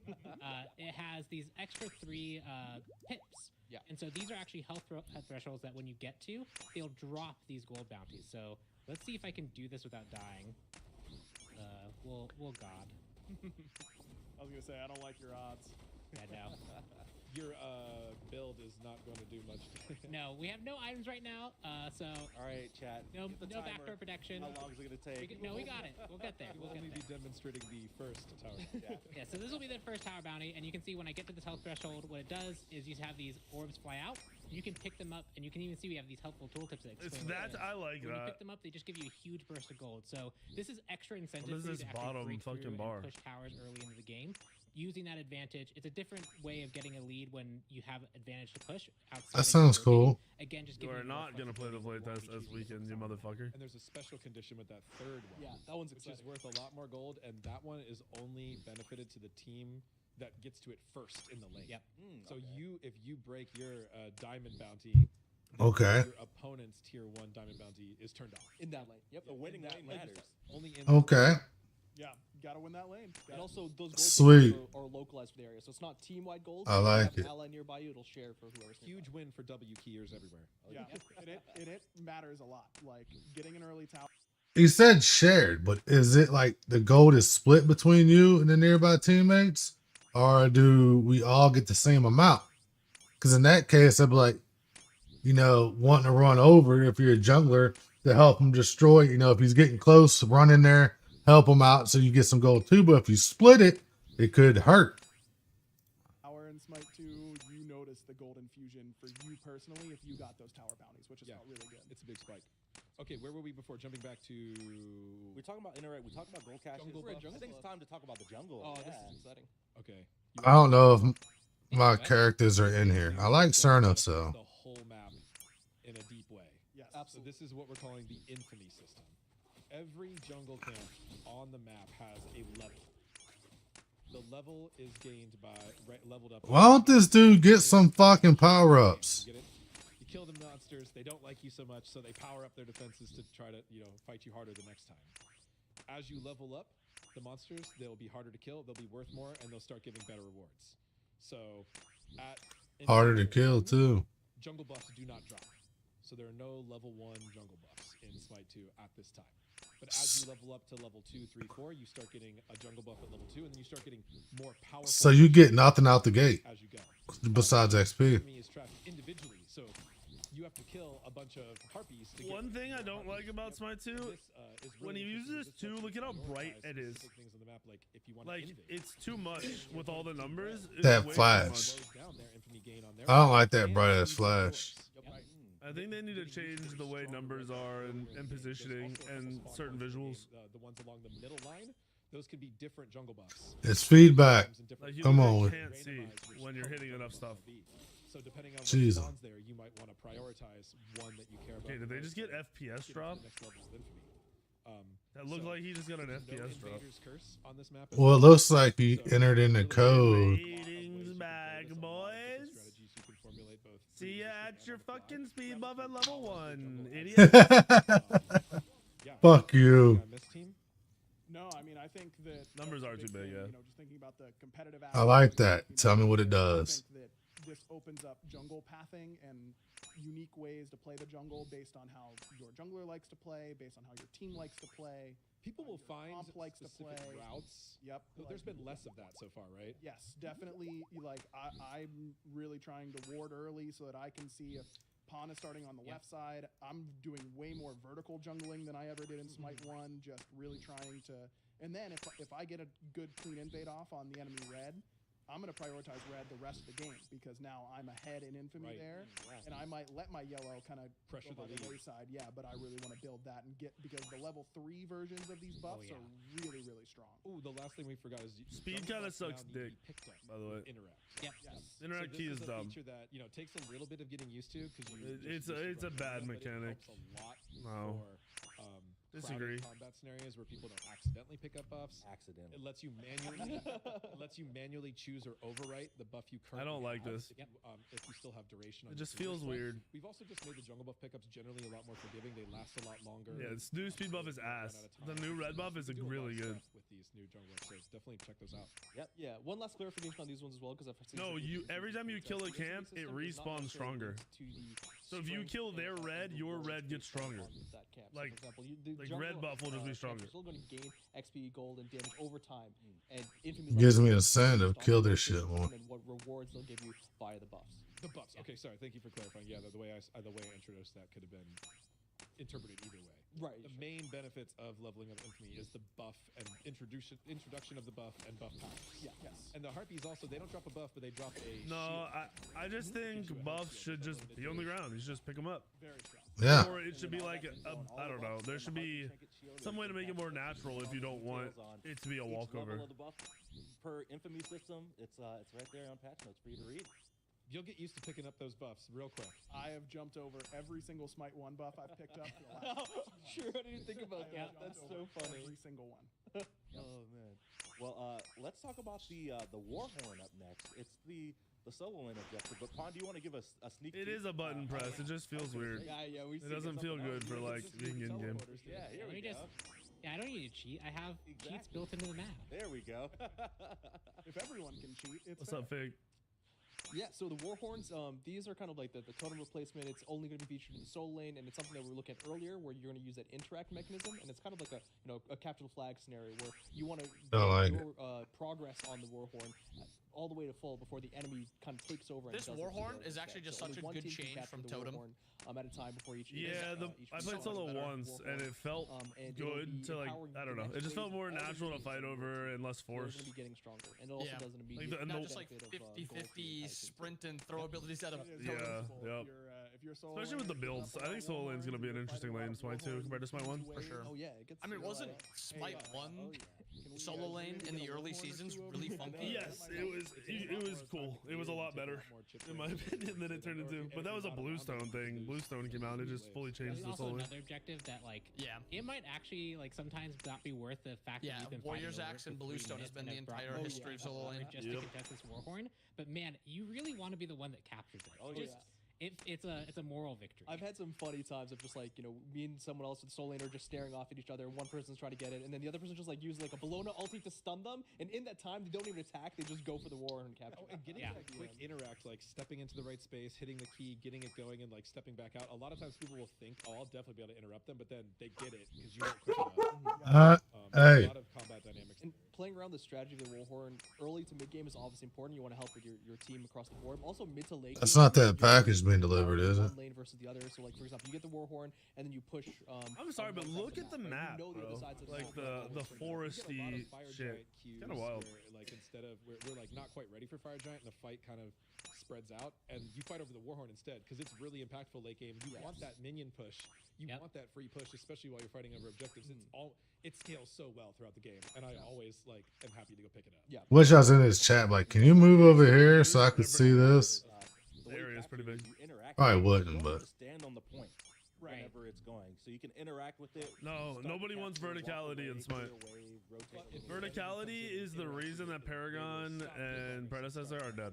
Yeah, and it does remember progress too. So if you had it almost finished and someone comes and snipes it, and you take That it and back their quickly, visuals, it's not like you've but lost all that progress. So Verticality, it could have worked in a way like League of Legends does it, but in an actual aiming up and down, not good for Smite. Teleporters.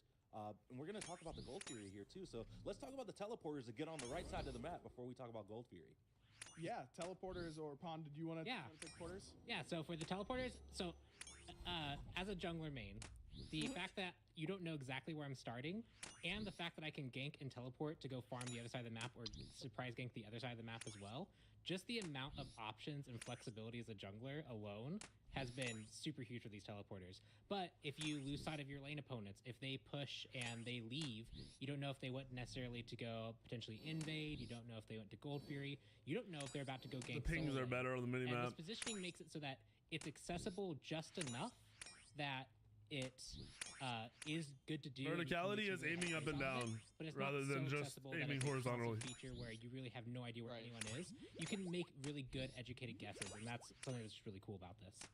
Obviously we've got teleporters of some mechanic now in Smite 1 and stuff, and a lot of people who have talked about like, oh, why aren't they exactly the same as Smite 1, Smite 2? It's because these types of teleporters, the gameplay that we want. I don't know if I like all that grass.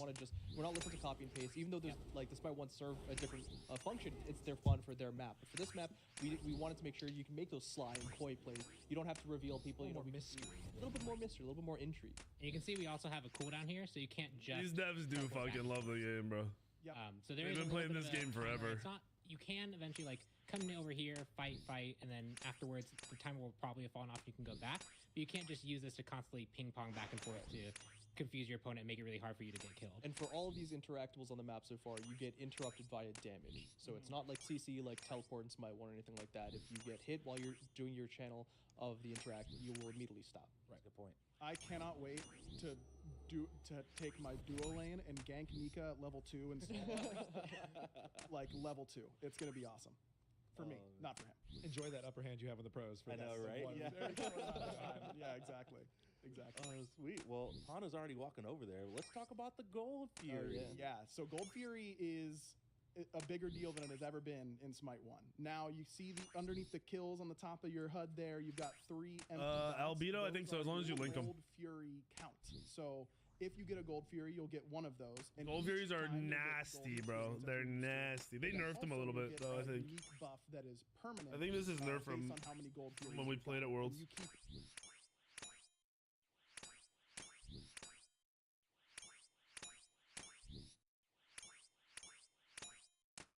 all of them as you go. So the first time you kill a Gold Fury, you and your whole team will permanently have a speed boost out of Fountain that is doubled for the rest of the game because you've gotten a Gold Fury. If you kill a second Gold Fury as a team, you also will have nearby friendly minions take reduced damage and deal more damage.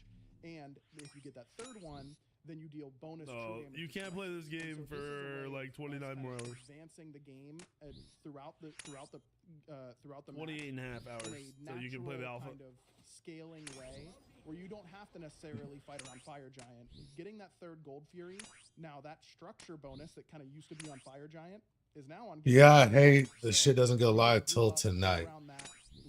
So I don't know if I'm gonna really be able to play tonight. From Smite 1, really needing to Depends how the servers are. It starts giving me problems, the servers, being how late it's coming. I might just say fuck it, get off, and just play tomorrow. But a lot of really cool calls of, oh, they only have 1 gold. It's okay if they get their second. Let's group around fire. Or, hey, we got some early Gold Furies because we got an early lead. Yes, enemy team's starting to scale. They might outscale us. They might out-team fight us. They want to go for Fire Giant, but we feel good because we got 2 Gold Furies already and can play to our 3rd. Yeah, Yeah, here it is. So the Ancient Fury. So once a team has killed 3 Gold Furies, once one team has that final buff, then the Ancient Fury spawns, and it is much, much spookier than your typical Gold Fury. They wanted something spooky. I lied. It's still in the game. When you kill the Ancient Fury, this will disable enemy towers for 100 and phoenixes for 180 seconds. So this is the strongest way to end the game. This is a true alpha. Yeah, extreme alpha moment. You said the thing. Right here. This is also not exactly the same build version that's going to be in the 10th weekend. Fucking bugs. You might see some minor differences. I also think we updated it to I'm worried. 120 seconds based on feedback. There's some targeters and stuff they didn't have in the friends and family that I use, and if they aren't in tomorrow, I'm kind of disappointed. Ancient Fury is now the premier game ender if you want to try and get together and see. Like if you're on Instacast right now, you can't look at him. He doesn't have a targeter. You can't see where the fuck you're throwing your abilities. A whole other level of macro decision making on the map, which is something that I think Smite players have been asking for a really long time. And it's been playing out really, really well, in my opinion. I think stacking Gold Furies versus going for Fire Giant. I mean, you can still have a really long game if you trade Gold Furies back and forth. End up getting the 3 Gold Fury kills, but then the other team who might be behind, they may decide to not fight over. It can take 5 or I guess 6 Gold Furies before you see the big one. If you're trading back and forth on golds. Yeah, if you feel like you're Dude, this solid actually with Fire excites me Giant, for Smite 2 a lot. It's really hard to make ground. Yeah, I'm hyped for it. Did you notice that he has no targeter on the ground? Yes, it's bugged me. I don't know if it's gonna be in tomorrow. I'm hoping it is. It's gonna piss me off. There's no way they added it without a targeter, but they added that dumb crosshair. Bro, I'd take the targeter over the crosshair. Did you play the Friends and Family?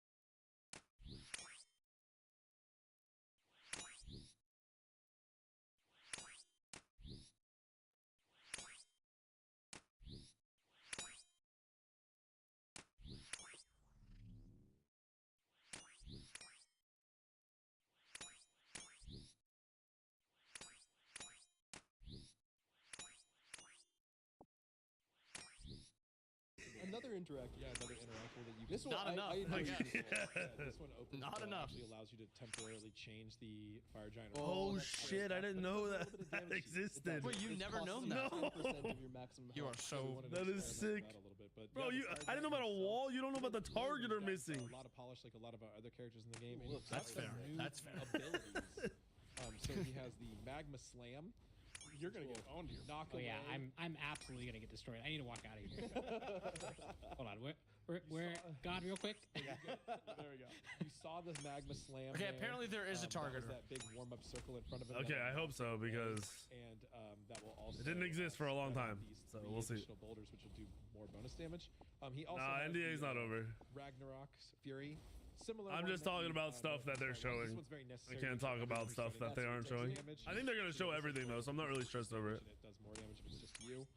And then we have the Fire Blast, which is this really large warm-up cone area, and then it has a really long, persistent. The abilities on this Fire Giant fucking cooked.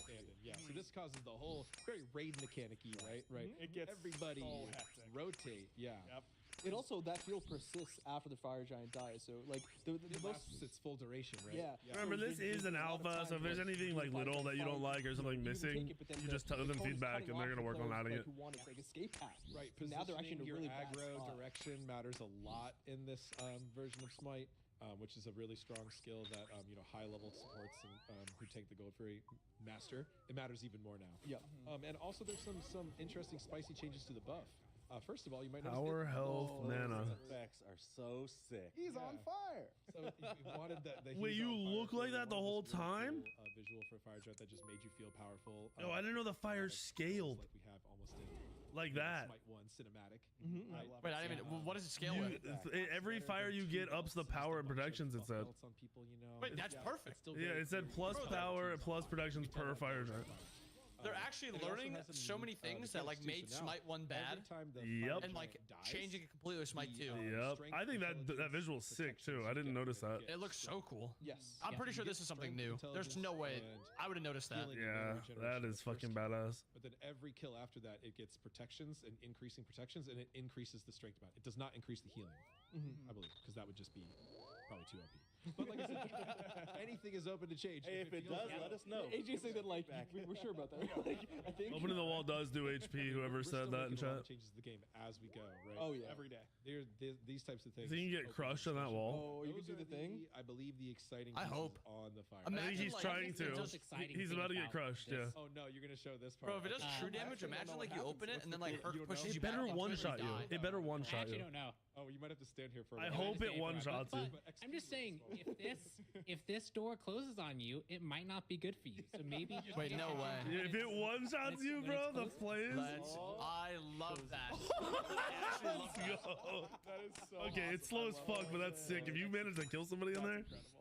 Bro, imagine like the enemy team is pulling Fire Giant and you like Herc push somebody in when you're down like 20 people. And you win, bro. You pull like 2 or 3 in. That's gonna be a top clip for somebody for sure. For sure, at one point. Splitting works the same as in Smite 1, and there is a lowest level XP split, so you have to split. Merc's throw? Yeah, dude. Dude, Fenrir, I wonder if you can angle it fucking to like put him in there and not die yourself. Going on, you know, behind the Super shout You could probably time it. Well, I guess it would still be weird to time. Completely new lighting systems. But like you could like Ymir wall and Unreal. You know, as they try to walk out today, but there's deep dives to talk about. Oh yeah, a lot more that would be fucking hilarious. That came out. Oh hell yeah! Lighting, yeah, dude. I love the way Biggest the feedback water so far goes, is the like, interact down to key. the top and Yeah. enters into those like designated. I really, I don't. It doesn't ruin the game or anything like that, but I would like it to be gone. The Titan and like Phoenix areas look so much better. It looks like season 1, season 2 Smite area rooms, which looks so much better than the It feels current like ones. full, like complete, instead of just there. Also on this map, people. This is the #1 question I probably get when talking about. You know how they do the scepter? Maybe. Mechanics, all this stuff. No, they want to know, and they are. But the scepter wouldn't be different from walking over the buff, I feel like, which is what they're trying to avoid. So I don't even know what the solution is. Any final shout outs to the map? There's some new visual effects to highlight backdoor protections or immunity of structures or. Yep. A lot of the map structures they made feel very like Olympus, like God. Yes, 100%. Finally. Yeah, we're going to the Like the bases feel So here's what fucking the like ETF people beefy. see. You got a fiery portal in the It background. feels like over it's an there. actual Some really cool shadowing. like you got final the, boss area, like, not just completely different base aesthetic. a place where the Titan Open on sits. the It does feel like you walk in the room like for the first time of a raid or something. Yes. Wow, and you're like, oh shit. Yeah, like those like bone tusks and stuff like that. There's just so much cool art on that. I guarantee you there's going to be some people who hop into a match and the first thing they're going to do is miss a wave because they're looking all Oh yeah, this is so good. Titan is a little small. They could scale it up a bit. Excited for everyone to hop in, but This is the only game mode in Smite at the time. Yes, the Besides only our game mode practice map in our that you alpha can week. enter. Yes. And there will just be the one normal conquest queue, and there will be customs as available. well. Yep. Customs The and bubbles normal around the Phoenix are because they can't be killed yet because their towers are still up in front of them. It's just letting you know. It's an added visual. It looks like from what I'm seeing. Oh yeah, we're slamming them, MMR alright. will be in effect, so you win your matches. You'll start playing against other people who win their matches. If you're 5-person pub stomping, it won't be long before you're running into the other team that's 5-person pub stomping. I think we might just have to stack casual or casuals for this shit tomorrow. For sure. Well, let's start talking about gods. And if it's really bad, we just do customs. But I feel like you win a couple games, you'll be fine. Yeah, maybe the first few will be AB, bad, I'll pass to you. but surely it gets to a point where the games are going to be fun. Because there are a lot of differences. Yes, so the high-level goals in Smite 2, again, kind of before we talked about flexibility, right? So we want flexible systems, but we want unique kits. So we've readjusted a lot of the strength and int, the base stat system are adjusted to make sure that each god's unique abilities is really their I'll probably be queuing with Andy, Bobby. I know Mindy's gonna play. I don't know who our fifth will be. So what we've done is made base stats and items and the other systems support this. Some of the ways Or that we've whoever done there, this, maybe they have a fifth, maybe Bobby has a fifth. system we've already talked about, so you could build different builds, all builds, and many characters could benefit from both builds in some way. You could even go max strength, ADC, Anubis, even though he doesn't really have much. I did it once. Yeah, I've tried it as saw well. once I've tried it before. It was okay. Yeah, lifesteal Oh, yeah. ADC Anubis, not bad. True. And another big thing to mention is the base stats. We've done a very big rebalance. Of That's a cool pet. Base stats are like the game is gonna be different mathematically, and you're gonna have to relearn does not stuff. Have such a massive default advantage. Test new as things. Tank did in Smite 1. So if you want to play a support, ranged intelligent support, you can do that. An immunity ability will that wall closes so slow, so I don't know how easily you'll die in it. If there's a big AoE CC on that Body block people in that wall, yes sir. It might make a really meta support as well. Yep. So we wanted to make sure our god designs always allowed for that opportunity. The other big change was we always make sure that something new to explore for each Smite 2 kit. No, Riley, you gotta buy it. Have more than others. A lot of these gods are ones that I think generally everybody loves, everybody likes, have felt really balanced. A lot of our first gods, but you know, as we get into the future, there might be gods that need bigger reworks. There might be gods that get bigger changes. You'll even see today a couple gods getting complete ability reworks. Oh yeah. Yep. Some other gods just getting new stuff added, but we wanted something new to explore for everyone. Things like ADC Zeus or Crit Ymir from just the system alone are amazing, but then there's also a lot of individual ability changes too, and we're going to highlight all of that in just a moment. Yeah, that's right. So as we get ready to go in game here, AJ, you hinted at it earlier, but God Text. This is a feature I've wanted personally for a really long time. God Text? Is that what it said? Who've worked with us over the years, I've also wanted a really long time. So we have a completely new description system that allows for short and long modes. So the general intent for the Alpha 1 is the short description is as short as possible. It's a very straightforward, functional, no flavor, no nonsense, tells you what the ability does, and it only gives you the relevant. Bro, some of you guys can't read. This would be great for you. That was the number thing that people always were curious about is what stat should I be buying to make this stronger? So that's all that shows up in the short.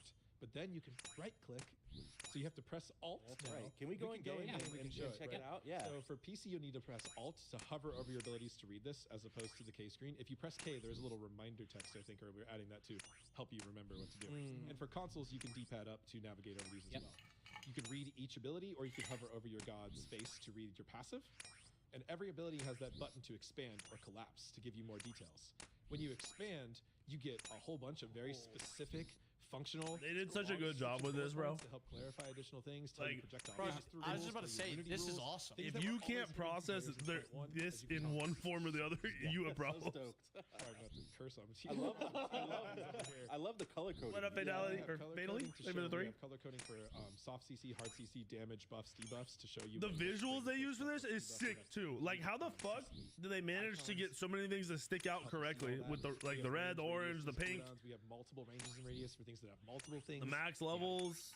We tried to. They did a good fucking job with this. Whoever designed this, just every which way, color, size, everything, genius. And you can toggle between them. So. It's been great. Like literally just yesterday, I was like, I need to know this small detail. I was like, I'm in game right now. Let me just check out the log description instead of alt tabbing and going into like my spreadsheet. Yeah, we've been using that a lot. They are pretty definitive as much as we get. Hi-Rez has really good devs. You feel like something's missing. What's crazier is all three of them on the right started off as either pro players or competitive players. So we've already got a lot of ideas. And they're all sick at devs now. So let's see. And just do such a fucking good job. We're gonna go into. They piss me off sometimes, but they do a good job. Of course, at the top of the list, but definitely want to list out all the guys. Han was like OG pro before there was an SPL. So of course he played in tournaments. As you see on screen, you got it. Anubis, Athena, Bacchus, Bellona, Kernanos, Chak, Fenrir, Kukulkan, Loki, Neith, Odin. No, the SPL is season 1. There was pro league for pro online tournaments and lands before that for 2 years. I want to address the elephant Someone in the might room, be missing. or the sorceress in the room. Wait, who? Oh, the Hecate. Hecate's not in here. Hecate is not going to be an Alpha Weekend 1. AJ, do you want to kind of go over a Feels little bad. bit the thought process? Bro, there's 2 junglers to play. Some more time to cook. There we go. As the kids say. I don't think I played on a competitive team with Pon. I might have played with him like for a weekend or something at some point. We wanted to take that seriously. Yeah. We wanted to show people that were serious about that, but also she did just need the time. We have had internal playtesting and just the reactions to the deep dive and social comments. We saw all of it. All of it. All of it. Read it all personally and internalized it and felt it. We really just wanted to make sure we make a really cool character. So we've got a lot of cool things we still wanted to do that we were running out of time. I don't Fucking hungry, y'all. excuses or make complaints. It's 11. Usually when I eat. Coming to the game, we're gonna take some more time on this one. I might have to BRB it. We're building this entire game from I made me scratch, some remaking breakfast. everything. So My making breakfast a for brand new gun lunch. on top of that was a very different experience than making a new gun in Smite 1. Yeah. So we are learning a lot as a team, and the community is already helping us with that. So Hecate's going to be absent for a little while, but she will return, hopefully cooler than ever. That's right. Yep. Just keep an eye out on social media. We'll have more news and info when we're ready to talk about Hecate in a little bit more detail. But until then, just let us cook. Yeah, that's right. All right, let's talk about gods. Let's go back in game and let's check out On here. And we're gonna kind of keep it casual. Thank We're not those gonna go ramen through noodles every and single chicken ability in again. depth, but we're just gonna go through the kit. And we They just do wanna need take to the add time more to talk about gods. some of the I think they want the game to be right before they're worried about making gods right. Honor's ult is fucking weird. That's fine. Let them. So, you know, It's dope like you looking, but mentioned, it's you don't so need to talk about the weird. fact that he looks better than ever, he sounds better than ever, and all of those beautiful things are received from all the gods. Yep, exactly. Andre's main changes Well, is what you a lot got? of it's on the shifting sands. So let me attempt to get some food started in between killing shit.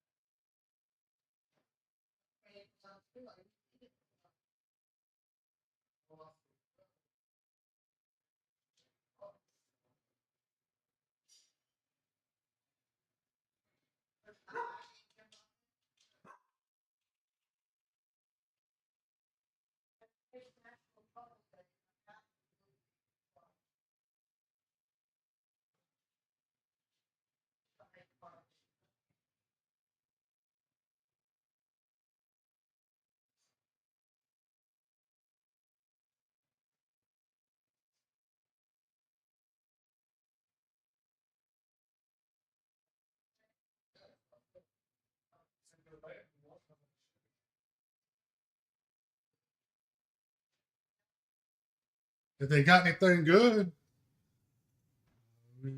nothing's attacking me. Why y'all not attacking me?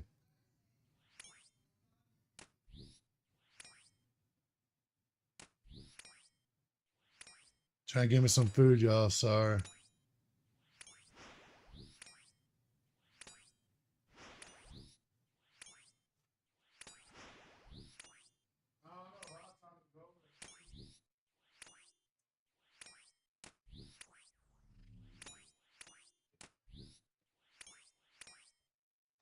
That should be enough.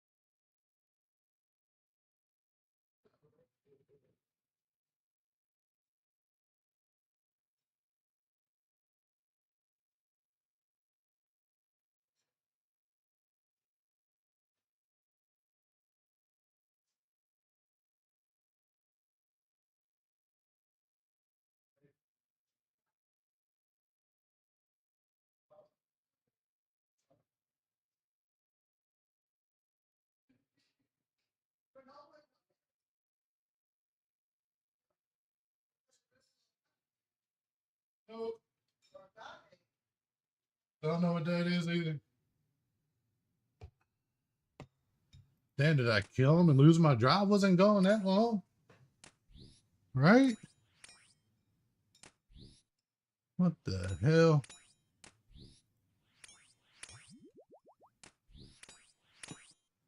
Every time I kill a bigger and badder, don't get none. It's like that thing that Chinese do with the slipper. Emotional damage. I need a clip of that where I can hit it and play on stream. Where one, the closer you are to shifting sands, actually the heavier that actually effect is. Two, you can cancel it early, kind of like we did for Honor's movement feels very different, and his abilities feel very different. Yeah, it does end start to cool down. Very different. You just be ready for a lot of things to feel very different from Smite 1. There you go. It's a different game. That pillar is you thick. can also place the shifting sands behind you a little bit, so that, like, it kind of snaps behind you, so that way, yeah, there you go. That's dope. I didn't know they did that shit. What? So you can run. That's so good. That'd be a lifesaver. It has a different pacing to it, and it's The ult's weird. more weighted towards the back end, so that final Does it feel hit, you smooth deal though? more damage, It's deal more UE5 damage. Man, smooth. this has been If you've played super UE5 satisfying. games, you know they just feel different. You have to adjust. Feels so good. Right. The anticipation of that. Wait, Alien, you play Smite? He's got more range now than it used to have, and that has felt really strong for him. On her is truly feeling better than ever. Oh yeah. Between being able. Come on, crush the blueberry. Better, your pillar being even stronger in general. The ult's cool. It's different, but it's cool. Look at those effects on that pillar fade in and fade out too. Yeah. You know, Whole team was cooking. all right. All right. I wish we could spend an hour. I on know, right? AJ, I feel like I gotta throw to you for Goobis. Oh, we're gonna. Okay, yeah. have to. Sure. I'll take it. Well, Well, it's not your type of game, or you play that stupid ass League of Legends bullshit. On top of each other, vision slots, stuff like that, stuff that would be there in normal games, where we can address. a lot of that is specified on the patch notes too. Which characters are intentionally missing passive meters or have temp passive meters? Which characters don't? Nah, there's woman. You'd have to come over here for that. Anubis's feet are huge. Everyone. So if it's not there, and you're also getting a little bit of a preview build, so you're seeing. Some Yeah, things that you'll realize the more you play gods, you play it in Smite 1 and play them in this, everything feels different. It looks dope, but it feels different. That's fine. It's a different game. I'm trying to like crush my blueberries. For Anubis are one, he's got a brand new passive, the scales. So his passive is a bit of a callback to a Smite 1 item. For every 10% of HP he loses, he gets additional lifesteal and protections. So What? Harder to kill and more threatening. Bruh. Stealing for Now, shit. his Smite 1 passive just gave him a Does he have any abilities? of stats.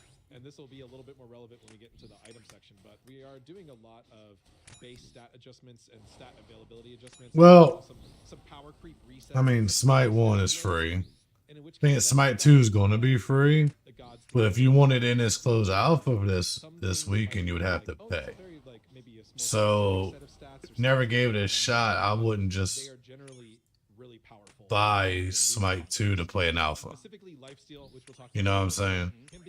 And then you go play Smite 1 right now, and if you really like it, then that's up to you. I'm not going to try to get you to buy a fucking game. The other big change is the You know. had a similar rework to On Her, except the big change with Anubis is his is front loaded. So if you watch closely, that That's my plan for the weekend. There was a bunch of Smite 2. larger tick of damage. Wait, how much is the first thing hitting for? Like 160? I have it on As Xbox. much damage as it would have done if he was just ticking. So it does like 6 times animation ticks. on the first burst. So instead, you get that first upfront burst. Makes it really important. It makes it really valuable to just hit those wrap combos. Yeah. He's got some Yeah, other fun little things, 164. Like Nullify now does With no damage, items. and it scales off strength. Yeah. right? You can And see it's- how damage numbers are going to be very different from Smite. And I won the game. Was it your worth it, team though? You win want the a game? strength build? I was doing damage because, again, like, we'll get into it when we get to items. Right, there's no. a lifesteal physical item that actually is very good to splash on him because it just actually helps him do the surviving that he wants to do. Ragnar, come here. Every god's basic attacks, whether they deal magical or physical damage, have 100% Pain in the ass. scaling, 20% in scaling. So if you buy full strength on Goobis, your basic attacks are hitting just as It won't cross the liver unless you holler at him. It's just the things in their kit that make them have attack speed stims or protection shred that essentially make them even better carries. But Hey, if you stun, you get like 2 free crits. It doesn't mean you can't carry Goombas. Some of these builds are memes, but we wanted to have more meme builds and more viable player creativity. I don't think you can't have more viable I builds. think part of me, Alien. True, right? True. I like the gods, Odin's, Anubis, and shit. Like, Athena now, the goddess of wisdom. that's a wisdom. Yep. Take it away, Pon. This is one. Oh yeah. We're working on.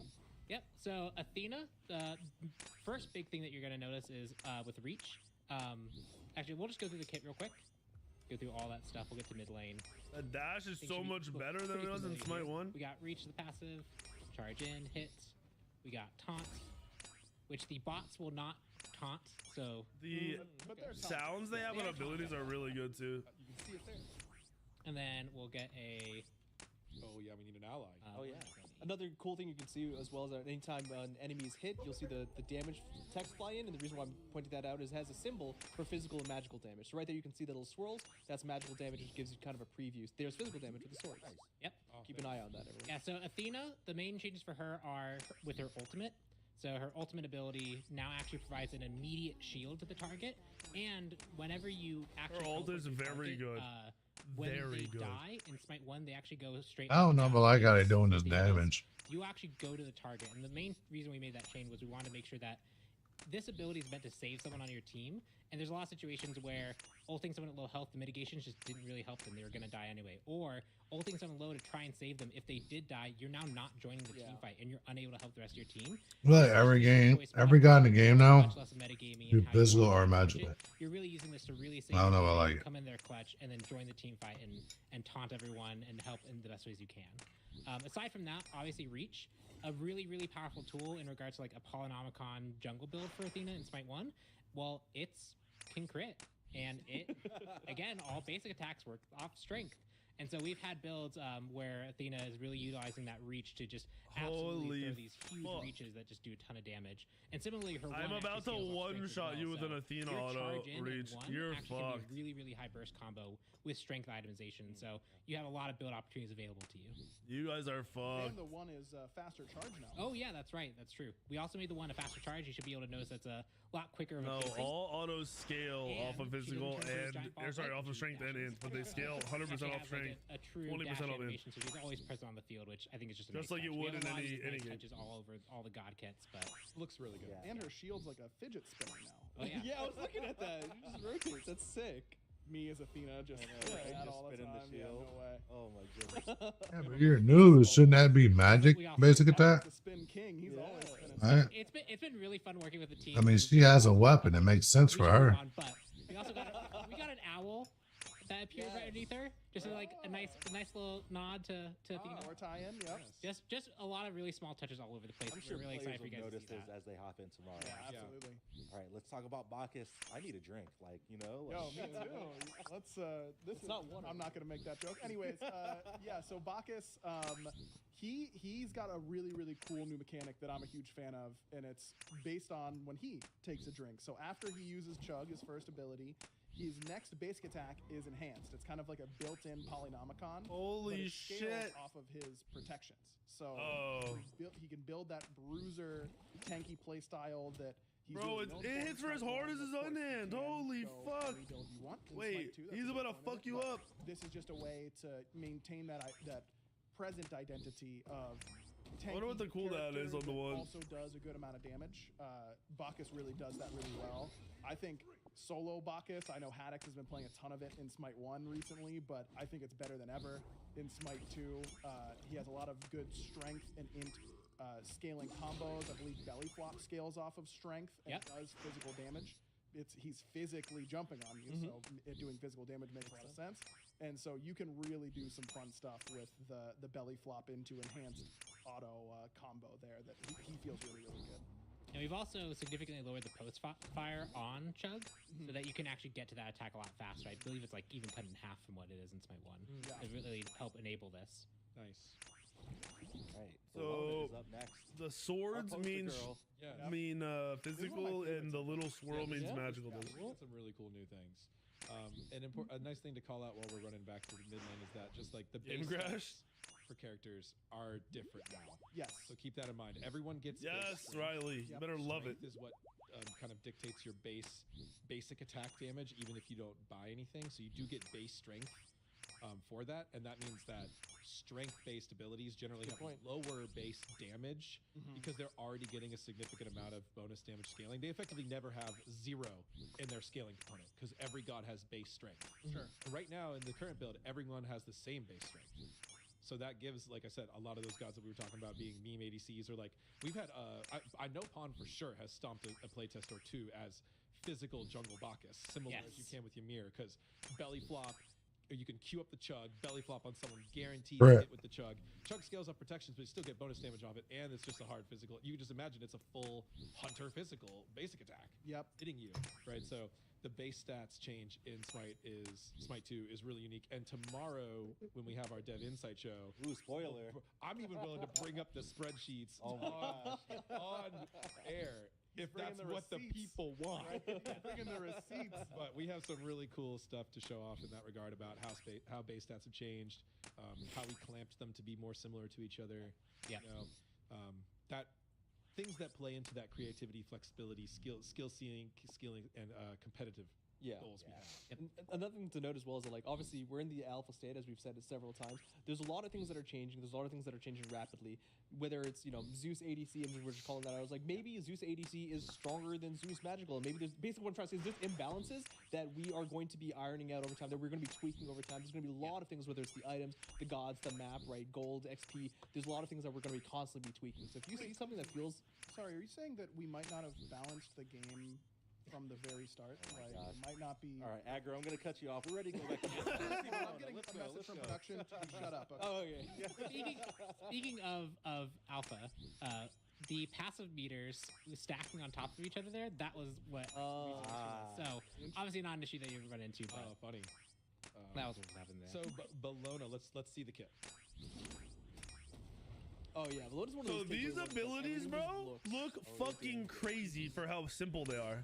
Like that, I saw this and I was like, this looks like a fucking anime fight. Feature for Bologna is her compared to Smite 1, they made everything wild. But now she gets a specific unique stat for each weapon stance. Yeah, this is sick. This change is big. Movement speed, or if you want to bring up the full tool. I want to get better with Bologna. Stacking passive. You're in the 2. You get a different stacking passive. Or Sword and Shield gives you protection. I'm hoping to be a better solo player in Smite 2. Yes. So you can run her for attack speed, for damage, whatever. Scourge gives attack speed, and all basic attacks stand. I want to drink. Movement speeds for stack. Correct. The really cool tech here is that it transfers as you change stats. So you can build up your stacks, and then when you change stances, you will be now max stacks. I think you might be able to play Bologna as a jungler. You always get the movement speed, like, and you can You do it now. back before when she first came out. Stance and fighting even more impactful and more. Her weapons look dope, by the way. I'm sorry, y'all. Let me make me a 7-Up. Put my bowl up too.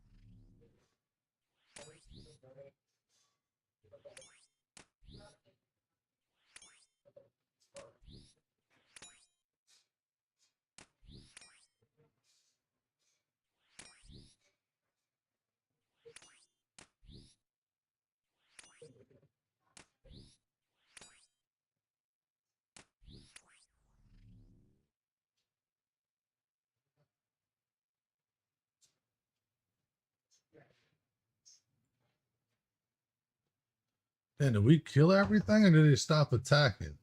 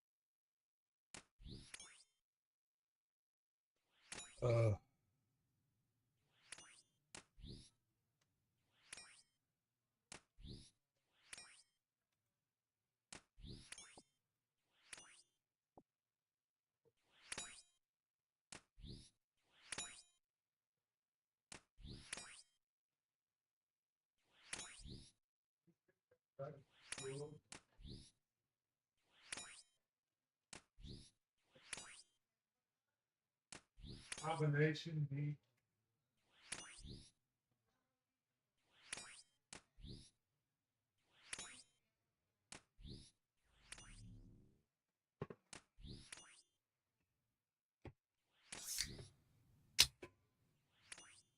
I think that's it. Just a big bag of pizza rolls. I don't know if you guys look at that fucking hammer. That feels so much different. Like the swing feels so much more complete. Building up a block stacks, but you also have those additional buffs on top of it. Yeah, I think the heal on the 3 changed a little bit as well, right? It doesn't require 3 hits. Now you just get a little bit on every hit. Yep. That's true. Small adjustments like that. Yeah, a lot of balance adjustments. The damage, the reflect damage on her block stacks, on her shield bash now are protection scaling damage. Right. Yeah. So the tankier you build Bologna, the more damage you'll reflect. I didn't realize you reflected damage. Holy fuck. Yeah, she has that kind of identity as the anti-in-hander, where she's really, really good at stopping you doing that. And if she wants to build into that, she is very good at doing that. Yeah, I just think, you know, her character, her character fantasy is that she's this master of all these weapons, right? And now you feel like you already have the different in-hand chain for each weapon, but now getting different stats based on which weapon. Riley, I think they don't do that for FPS reasons. Mastering your inventory as you're playing very in a way thematic. that we didn't have before. Nice. All right, who's Cool. next? We saw a lot of Kernanos earlier, but can go a little bit more in depth and talk a little bit more about what's going on with Kernanos here. I want to commend you all first on not using Animations are too much? so far. That's I don't very think so. I impressive think too. they can be distracting, but I think that's more of a number thing. I don't think that's Alright, graphics too. I think those are what the numbers are. There are no classes, no class labels. I don't in see class. Smite 2. We didn't want again, as we said, we didn't want to specifically box characters into specific roles. The class system has benefits. You know, we liked it, but as a place to start something new, as a place to try something new, we wanted to do this where they don't have specific roles, specific classes anymore. Instead, I'm sure if you're on low settings, your abilities probably look like that. So you're talking about classes don't have anywhere now, whatever. But still, like some guys like Ymir should have more health and tankier shit. So I think that really helped newer players and all. You should still have kind of a category like DPS layout, you know, tankier people. Nothing. Tags of what are the kind of features that God excels at, and you'll pay attention to their basic attacks, you know, being ranged or melee or magical or physical, and then you'll pay attention to their general offensive and defensive potential and base stats. Kind of that's all like high level summarized. So we're specifically avoiding using that term here now, getting trying it out, getting used to it. It's a little tricky at first, but we think the creativity is going to pay off. So no classes in Smite 2. No classes in Smite 2. Don't need them. So okay, let's see the Kernanos kit, and then Clumsy can tell us about the cool features. Yeah, Kernanos' passive is where the most of the changes happen here, so we can pull that up as well. It's the passive. Or the passive on the wall. Sorry, I get it. You want to take it away? You want me to go this one? Okay. Yeah. Oh, so like, the main thing is just like there's a big rework for scaling. It's so pretty across the whole kit. Kernanos is a true hybrid ranged attacker. He can get his ability 2 and his ability 4 deal magical damage and have int scaling. His ability 1 has a bit of mixed scaling, but generally, you know, people benefit a lot off just building physical. I gotta go to the gas station at some point. Carry kit. Yep. And then also the 3 is a physical damage with strength scaling. So it's split kit. Yeah, and the two That's a weird thing to split. The initial hit scales off strength and intelligence, but the area scales off intelligence. If you want to go more mage-like, where you can have better clear, you want to be going. So he can go and using Grammar Blast. and play like a the direct mage. hit is still a very strong strength scaling. Or you can just go all full in hand and go The straight. first one is the effect of how we can use scaling to scale utility effects. It depends what you want to do. It scales only on. That's what kills me. The healing I would want is off of intelligence. Extra damage strength. So that might fuck with me a little bit. But I do like using him more as a basic attack guide, which will probably want strength. but I really won't get shit for healing.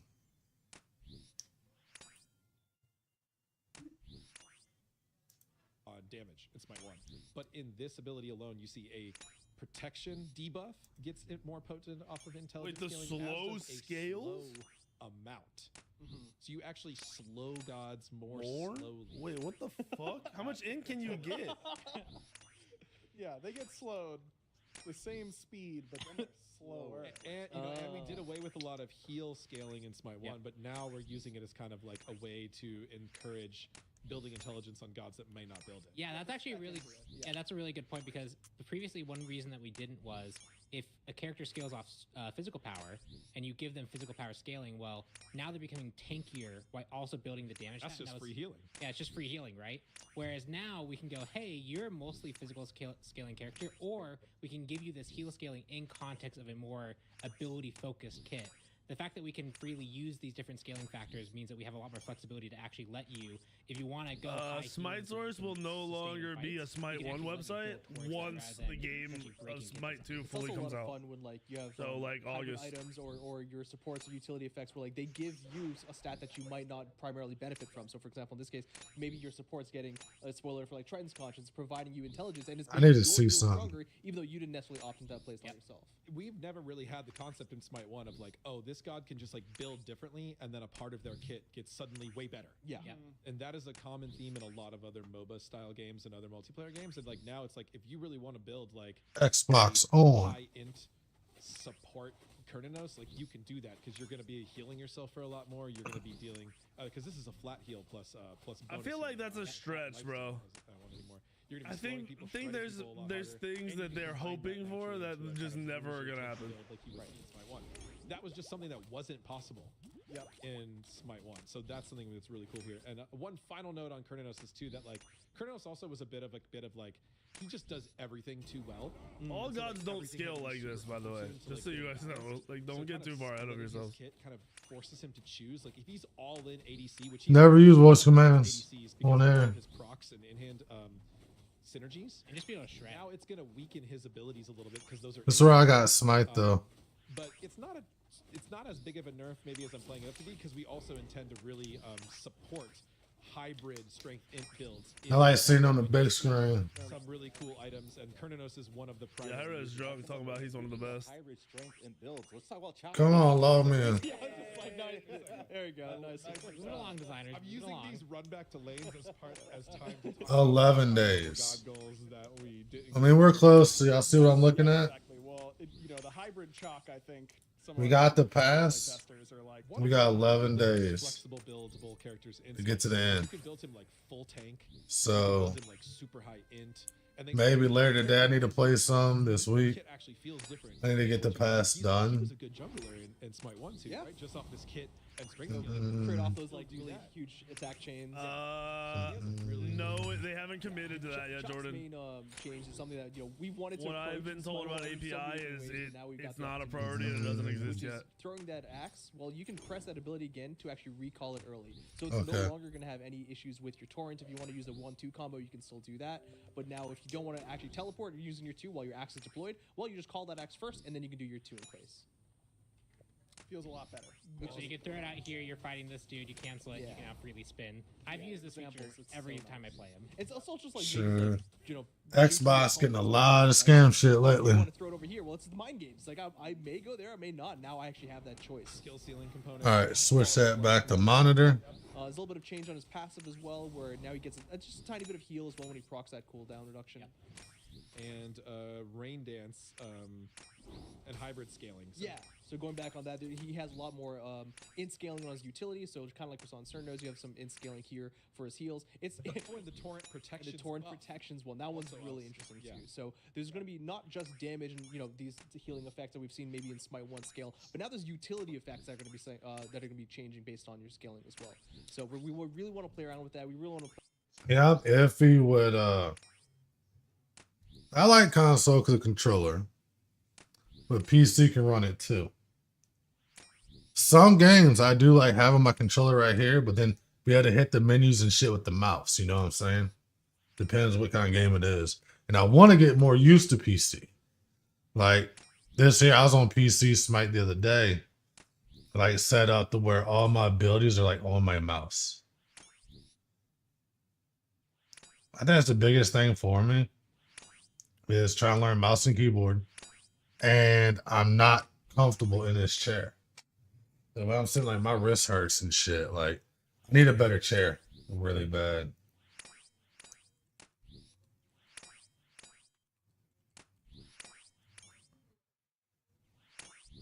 Like Play around with like.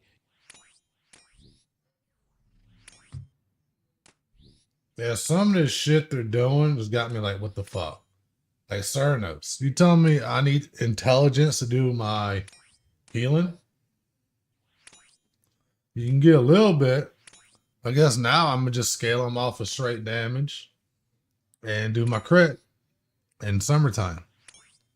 If I'm hitting minions, maybe I'll do the heal thing if I have enough attack speed and heal up that way, because I won't be getting much due to the fact he heals off intelligence. Unless they have some items in the game that give you strength and intelligence, then you know. We're trying strength and intelligence. Maybe we'll play off of different types of scalings in the future too. All right, let's talk about Fenrir up next. And Fenrir's in. I gotta no. While we're running, I was gonna say something. Have you played Fenrir yet? We saw there at the I did. You saw in the tools Played him Chuck a used couple the word times. displace. Yes. A I lot never of played times him. people in Smite How one did he, get confused about the how term did he feel? knockback, which was like a real term. I don't know that things are working correctly, to be honest. Knock up, knock away, So I didn't get like a real test Now we're that just I gonna would use the word like displace put any value on. to describe all of those, and then in the long I like how his description, autos we'll look tell where he you actually which uses direction, both which hands. style Yeah, of his displace autos is feel going. good and like his visuals are dope. So yeah, this kid. Guys, I'm gonna No next God Fenrir memes. Though. I know, Yeah, the right? first match. He just landed on does not stun anymore. What a mistake. I think Fenrir is my favorite looking update for Smite 2 gods. This buff alone, like on the 2, just insane. Yeah, Love that's the crazy. He looks way So the main more change that you're gonna see deadly. on Fenrir is we wanted to really encourage that builder spender playstyle of his passive, which unfortunately all the meters are stacking, so you can't quite see his passive meters super clearly. But every ability now, if you're not at 5 runes, is a builder. So your 1, if you successfully hit a god, will give you runes. Your 2 already gives you runes.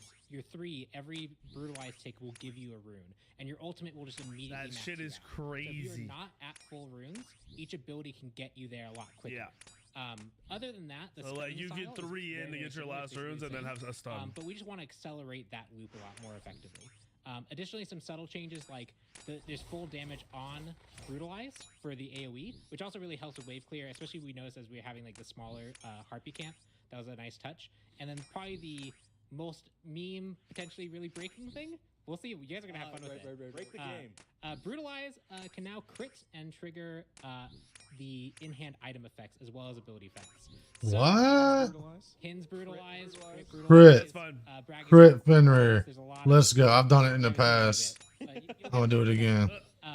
This is really, really cool. It was something that was on his initial kit when he was first released. I honestly but we don't feel like we have think the balance tuning knobs now the that we can crit bring this is back, that so it can just be a OP fun from different what playstyle and we can really I burst people down with like. Brutalize, but you're gonna be squishy. It's just the way it going works. Versus a more tanky bruisery style playstyle for Fenrir. So just a ton of fun stuff here that you can have in Brutalize. His 3 has always been an Look AoE. at all the long description. Look at all that information. How do you think you clear camps, bro? Tells you as well. The hit time and the duration of the channel.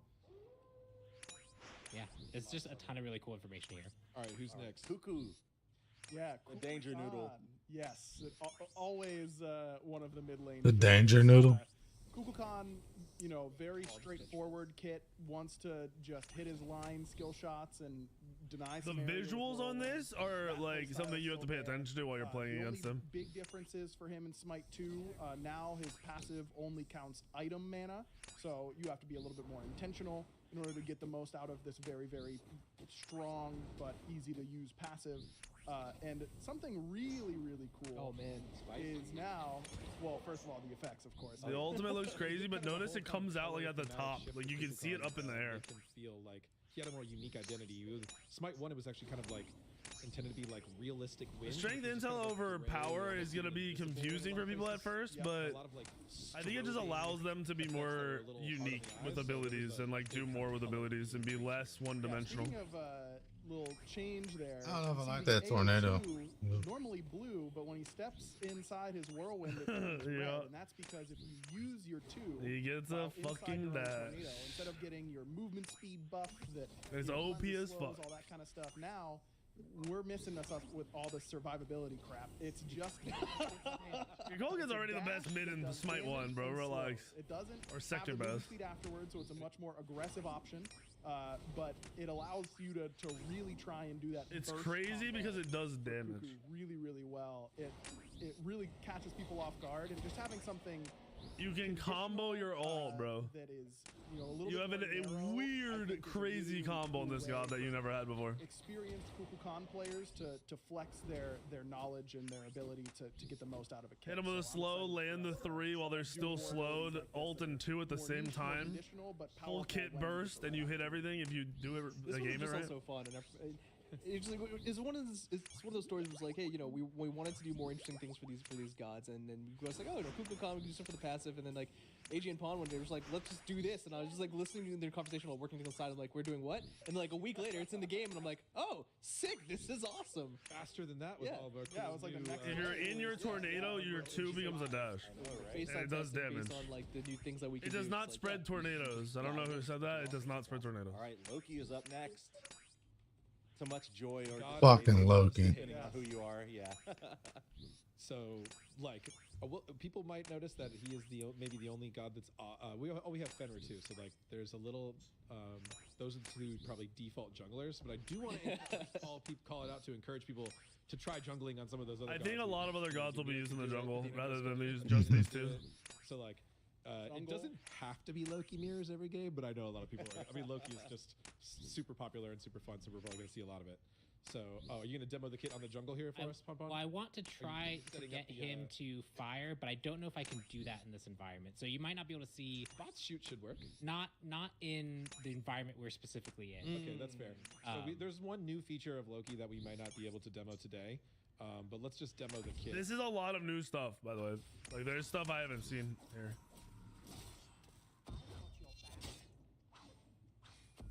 Beautiful. So, a lot of familiar pieces here, but the some couple cool new ones is first of all, Vanish will completely reset its cooldown after a successful kill. Yeah. Loki's about to be fucked. Not kill or assist. Right, just kill. So like you can actually stealth in, stealth out now.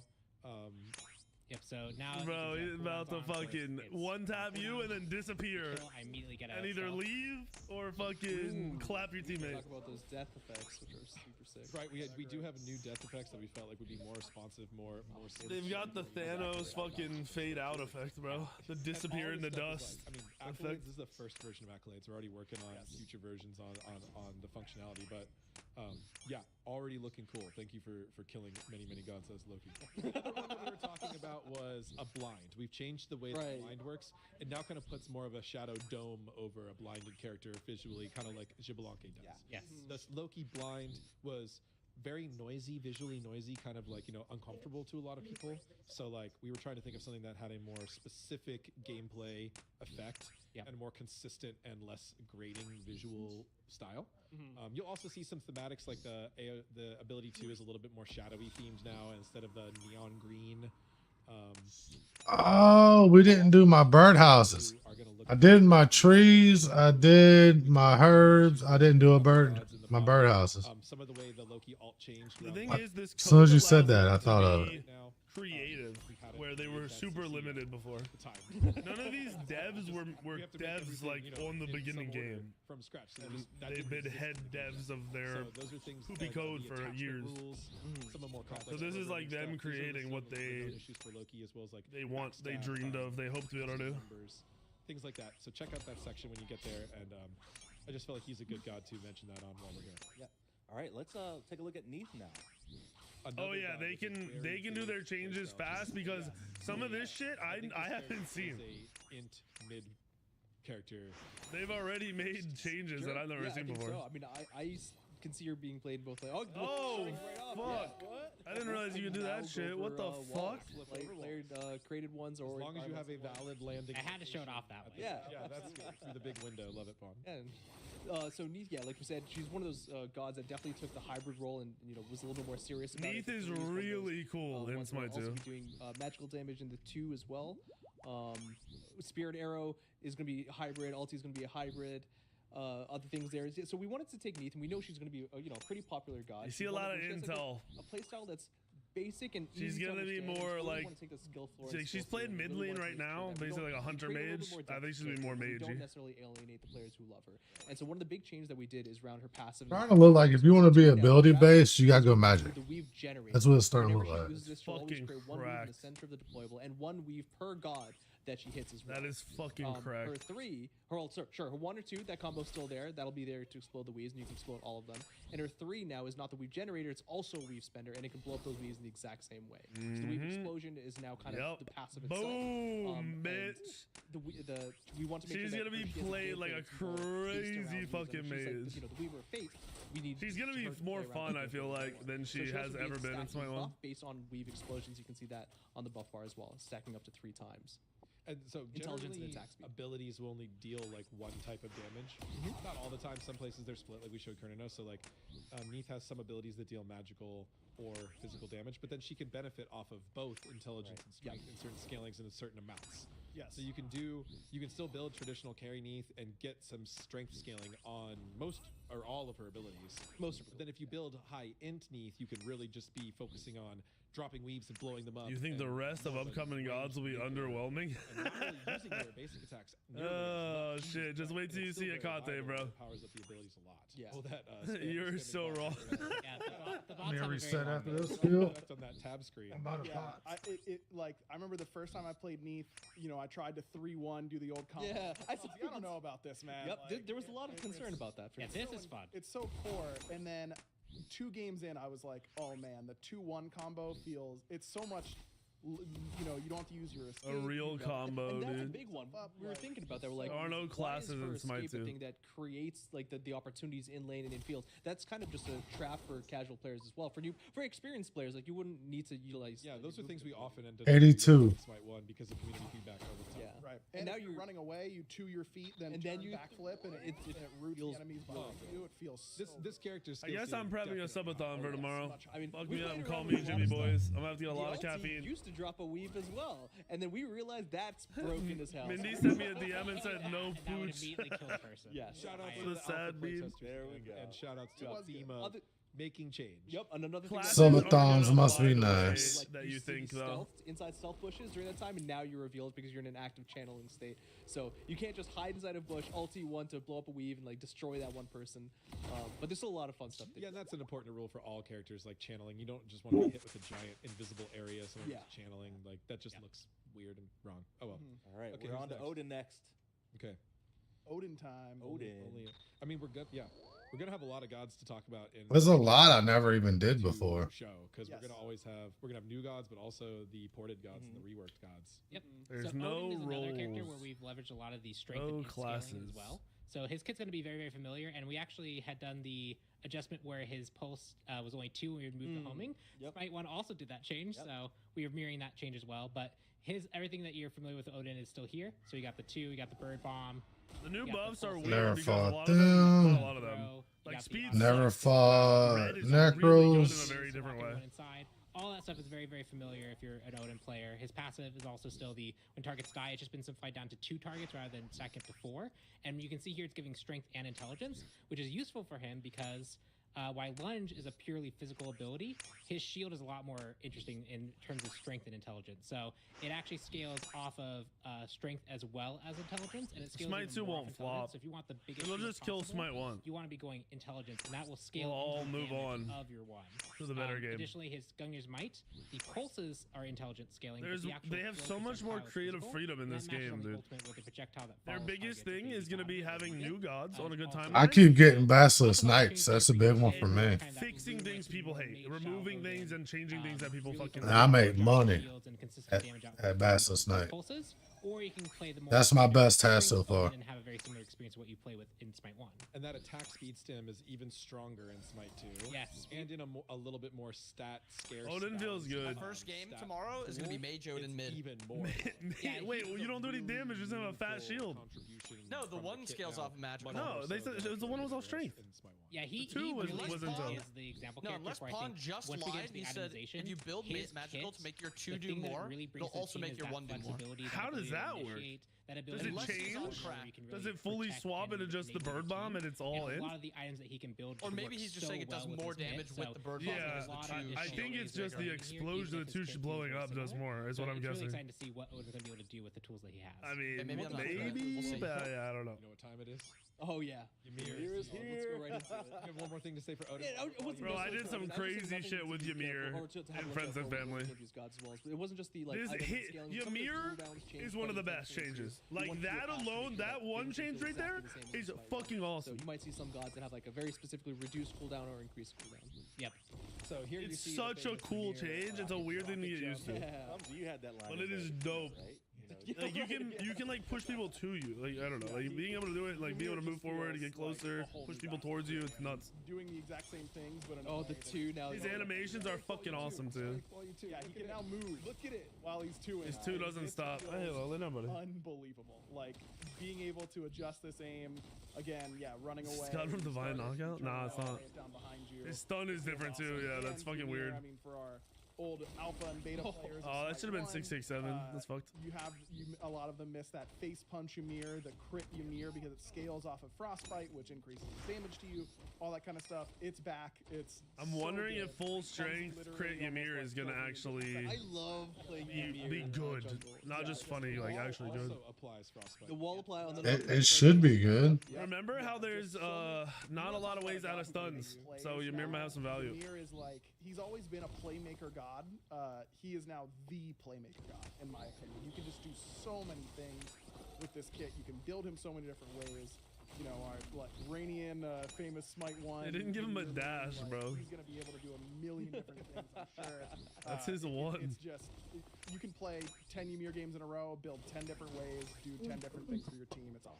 The legend of face. The Playmaker God 14. Bro, they're gonna have 24 when we play in like January or It's back. And I'm sorry, August. Aggro, you did a lot of talking for Ymir, but I feel like I have to throw it to you. yeah. Too. Aggro's like, bring it in. Let's go. They made him so much more fluid. Those who have followed, you know, Yeah, I'm my not sold on podcast, Zeus, by the way. stuff, they will know that I have Plugs been on the I know, right? We're doing a show tonight to talk about all this. You know how it's gonna be. I have been a notorious Zeus shield hater. In my mind, this is the risk-reward character, where if you make a mistake and I hit my chain lightning among 2 gods that are bounced, together, I'm gonna be able to do insane things. If I miss, oops, I died. Sorry, team, I'm not that useful. That's the draw to this character to me, always has been, and this is one of the things that I'm most excited about for people to get to play with is Zeus's new identity, because I think he really does feel so different. Never in a really did. refreshing and fun way. So Ancient Wyverns never did. Necro never did.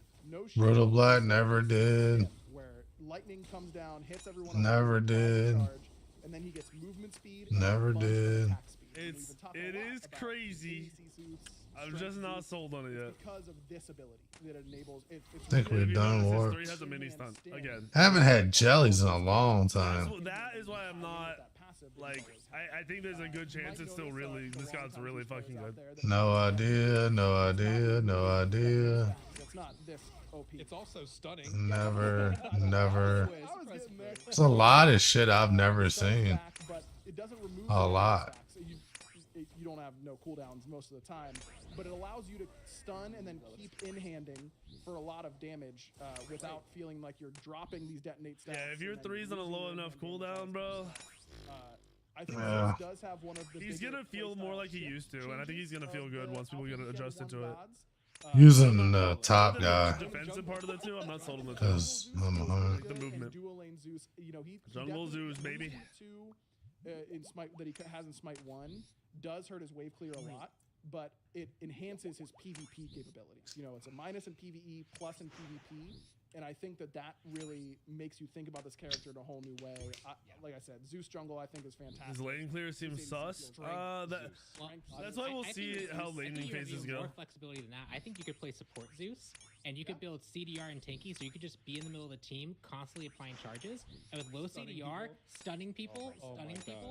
That is a lot of early pressure. I don't think your stun is on that low of a cool. There's a lot of cool stuff you can do with this. Yeah, solo what have you where done the giving them lane this idea? Like, yeah, I do think lane clears would be questionable in mid. I think there are so many ways to play Zeus, and I can't wait to. His team fight though is so much better. There's also a little if you get 3 stacks on 2 people and stun them in a team fight, it's gonna go fucking hard. Pips that light up for the number of charges. They're not lighting up currently. Potentially. Yeah, the bots are a little bit weird. It works like a lot of our features against bots right now are a little bit buggy. They work. Bro, the more I see this, even though I've seen so much of this, I cannot fucking wait to play the game. You'll be able to see that if you have charges, and you can even see that. I can't wait. Vision of the characters, you can see it over walls. Yeah, previously you have to see the little orbs. Yep. Now, as long as you can see their nameplate, you can see that UI element that shows you if they have charges. Yes, it feels really good. Sick. So much more clarity for him. It makes a huge difference for sure. All right, those are all 14. That's all for the Late gods. tomorrow. It's not till 8. Can't be late for that. Right. I feel like we kind of speed ran that though. 14 good. gods. Late as fuck. Yeah, Four. Oh my gosh. Well, we still got a lot to go over, and this is probably even bigger than the gods, I might say. We're going to talk about items now. So while Pong gets Might be a night. Might be a late night. I already looked at this on stream the other night. So, again, we're really trying to facilitate the creativity with these items in Smite 2. We want to increase the skill cap in this way. This is probably one of the most skill ceiling raising changes in the whole game. We want to provide something just new and different from Smite 1. I generally try to avoid, we don't really go for change for the sake of change, but the change here is part of the advantage of our goals. Yes. And we also want to create items that have more specific and intentional purposes. So that was kind of what I talked about earlier. A lot of items in Smite 1 have gotten kind of adjusted so much over the years that a lot of things just do a lot of everything and do everything well. So we're really shifting that a lot in Smite 2. So avoid items that do a little bit of everything. Specifically reduce the item stat bloat. So that's just like the numbers you'll see will be in a little bit smaller amounts, or you'll see, most items only have 2 stats. Very few 4-stat items, which is, very different from Smite 1. But I'll tell you, a lot of this doesn't mean that the whole pacing of the game or the DPS has changed in a negative way, though. A lot of the gods were designed with this in mind. I want to play it, but at the same time, I'm worried about it. Faster in Smite 2, All these changes make me feel like late game they might have. but it's more Something's gonna feel off. The way the gods are designed with have the more flat base stats, and the way the items are designed in this way, you can really hyper index into being hyper tanky and doing less damage, or vice versa, or anywhere in between. You get a lot more variance. So that's where we get the strong trade-offs in build choice. Like if you really max out your protections, you ain't just capping prots for free anymore, right? You have to really specifically seek out the highest prots items. You have to think about more, is my opponent's doing more physical or magical damage, and which one should I over-index on, and build into those, because those trade-offs matter a lot more in the new game. Come on, bigger, better. From Thursday at 8 p.m. until Saturday at 10 p.m. all Eastern. So, what up, Johnny? We're just getting started. Yeah, that's the big thing. There's a lot of room for this system to grow, but it's also significantly changed already. Show me the items, baby. Go back in the game, we're going to look at a few more things, and we'll walk you through all these, this big system change here. Yeah, we wanted to walk people through how to get to this practice mode that I'm going to be playing in.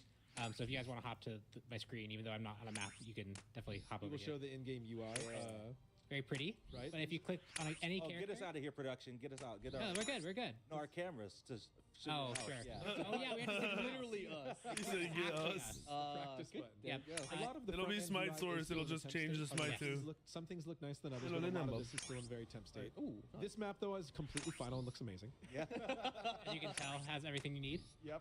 So this is the first iteration of Jungle Practice. You can navigate to any god from the front end and hit the Enter Practice button to go into this map, and you can safely... It's actually really good. It's ugly, but it's really good. A real Jungle Practice that looks like real environment. It looks awesome. It's already in progress, but this is what we have for Their now. Jungle Practice is so much better than the Also shit to one. note in Smite that 1. something that we didn't see here, if you go into the normal Conquest game mode, you will actually be prompted at the beginning of the game to see an auto buy, flying. Oh, this So is you'll this UI I think needs to be updated. I don't like that one of items them- are in the bottom left. There's a couple different options. We've worked on those ourselves, but you can also just hit the manual if you don't want to opt into the auto buy. Having That'll active be items in fine. the bottom left is There's weird. multiple options to choose from is the big change from Smite 1. There's a couple of different archetypes. Heavily curated. You know, I went through and made a face punch Ymir auto buy. And there's, you know, if you want to focus on active items as a guardian, or just more like passive stats and just. I don't think there's gonna be a UI editor anytime soon. Maybe eventually. There are a lot of really good options for you. You know, we talked about. Their goal in these alphas seems like they want the game to be fluid, the gameplay to be great, and then they want to start working on like the gods, and the next thing, the next thing thing. to note, and this is just for the alpha weekend, and you know until we get it fixed. If you buy or sell anything, including potions, that will cancel your auto buy. That is not the ultimate rest of intent this game. For the rest of that game, right? So you know, just be on the lookout for that. If you set auto buy, it's truly hands off. Yep. If you got a mana potion that you didn't want, just use it. Do not sell it because you will be sad. Right.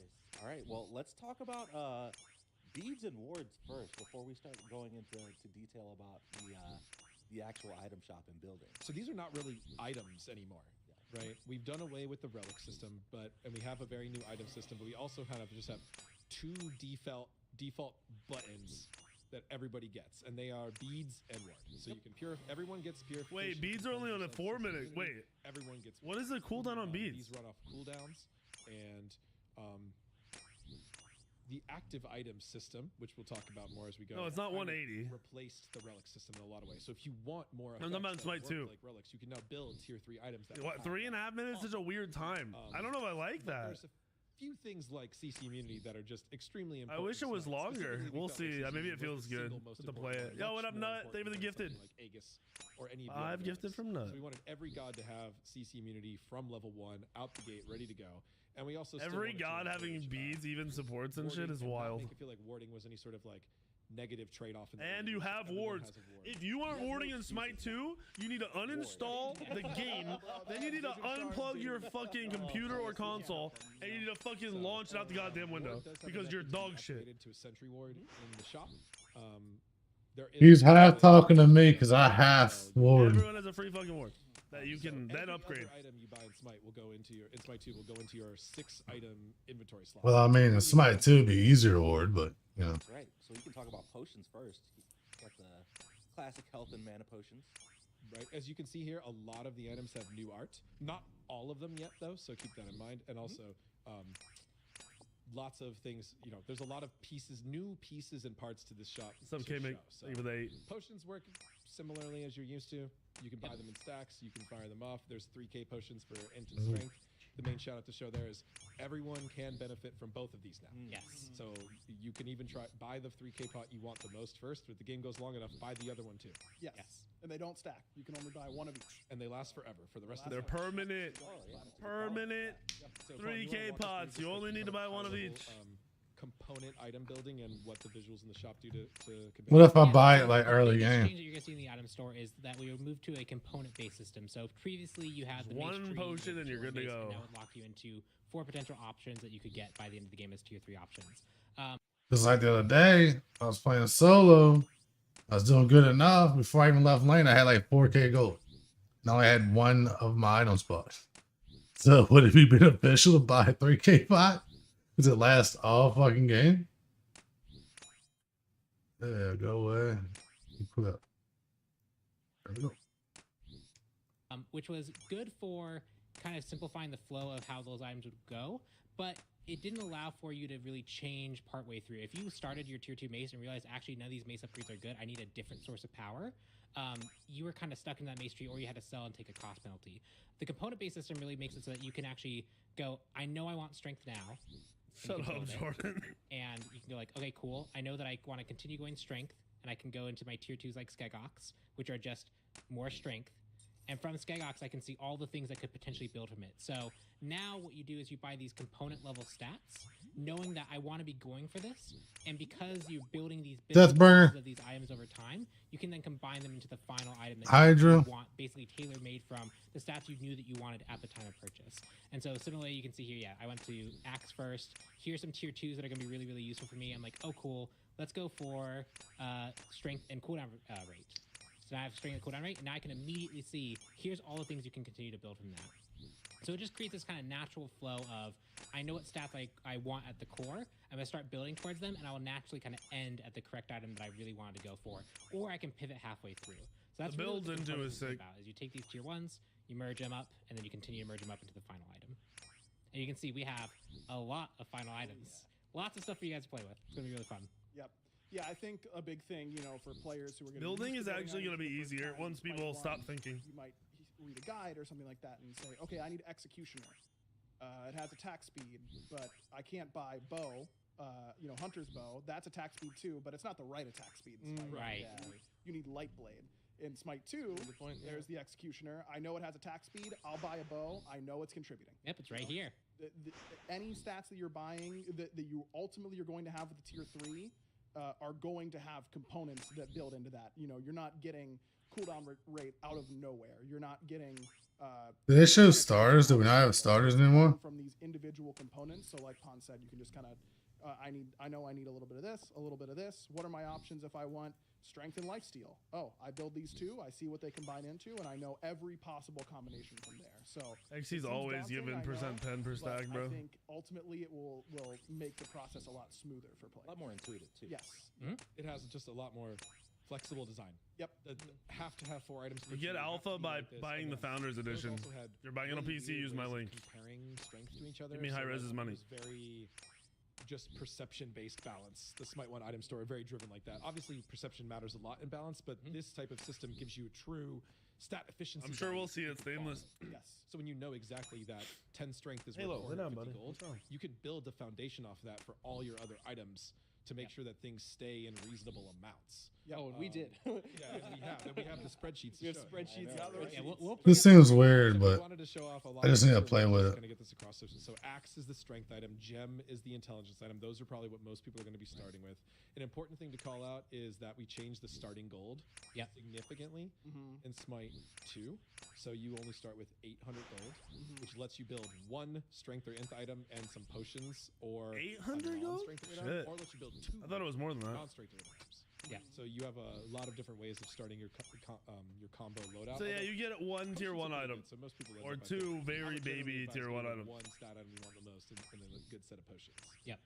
Another tier 1 item I wanted to call out was the Ruinous Poison, which this one doesn't have a stat on it, but this is the anti-heal passive at rank 1 for only 500 gold. What value? Right. Huge. It's a world of value. You can, get this on your basic attacks to get an anti-heal debuff for 500 gold at any time you want. From, you know, very early on if you need to, and it builds into 2 items, no 3 core potions? You could get 2 strength, items and anti-heal potions. item, an anti-heal You item, could and a also protection do anti-heal item. 2 items, But no this one's potions, just but unique, so I wanted you to call can, that one out. I think you'll it's see. cool. Yep. Yeah, it's very easy to just tier 2s to be good off the rip. One here, Manchubo. Yeah, Manchubo is one of our premier tier 2 items for the attack speed tree.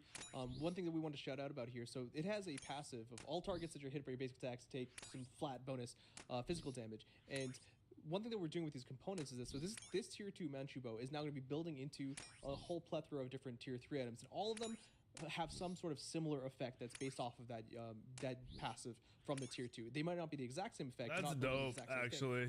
There might be one that does take a direct benefit, but in general, if you're building that tier 2 with the passive, They unit all effect, are you similar can- I like in it. some way. They still kind of do the play same off of thing. that. That's smart. They did a good job. So this is kind of the attack speed in-hand proc. Yeah. So generally you're going to get in-hand procs of different types above that.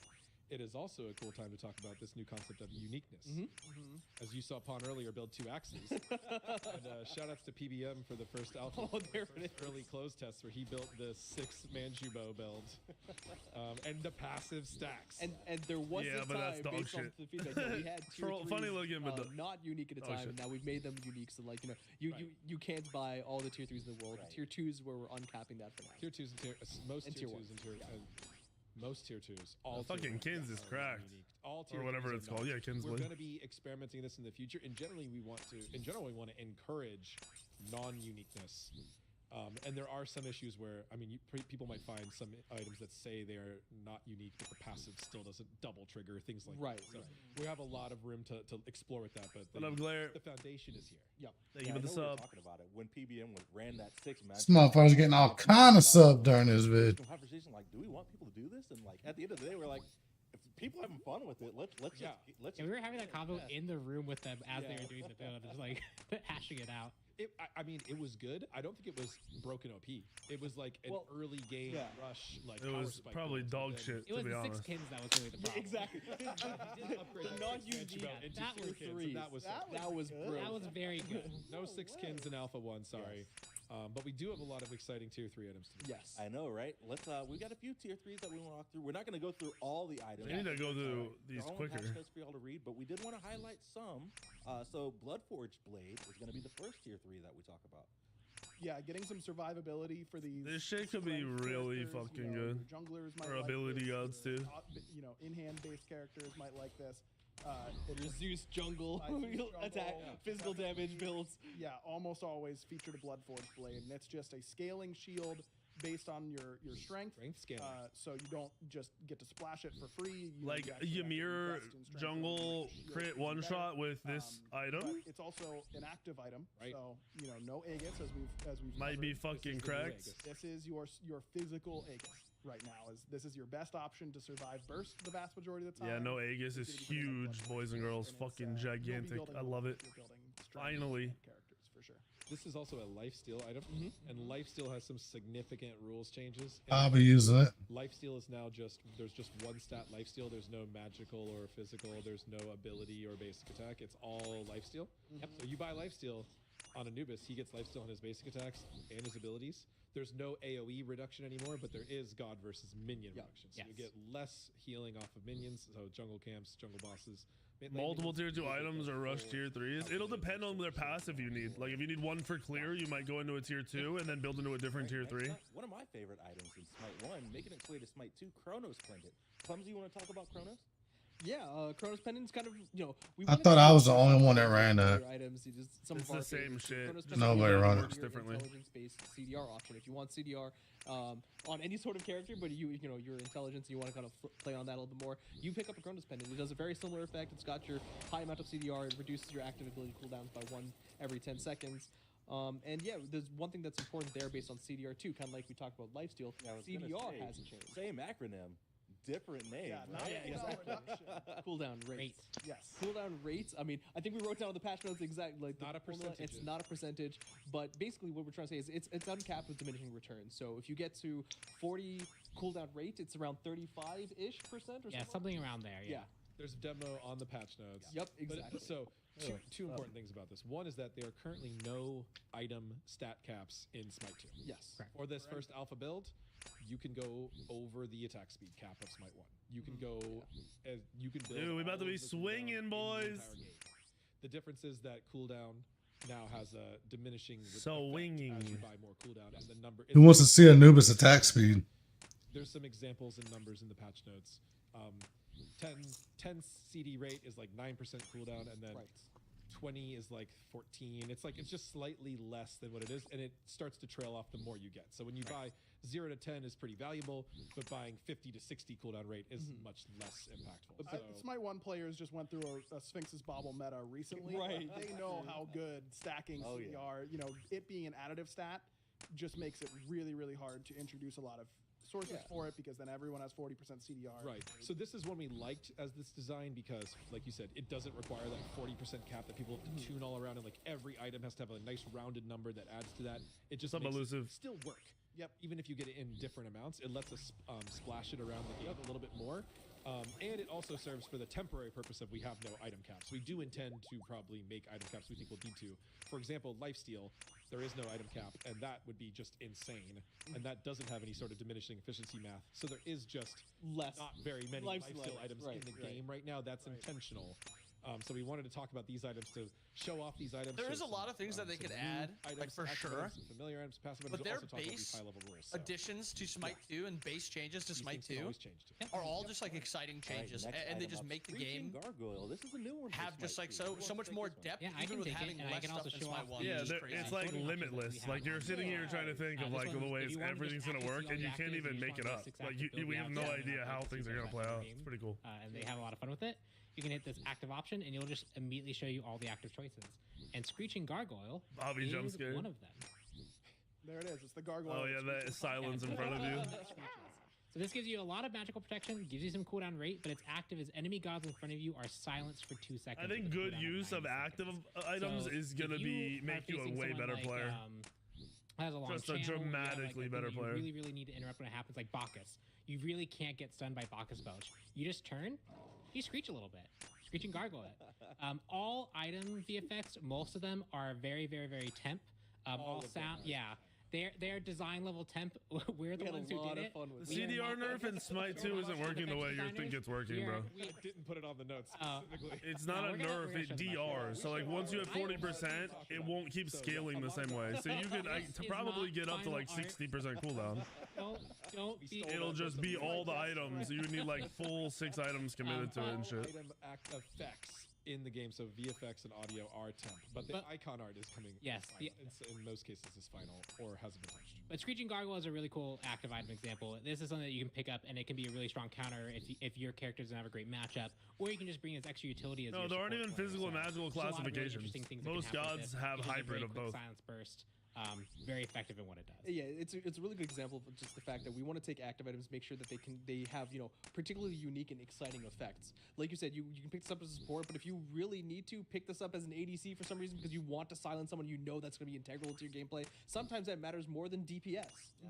Or like the other day, some magical protections in your build, which is really effective. The other day, there is Sapphire. You'll see. Clumsy was so scared of you could see if you remember old Blink art.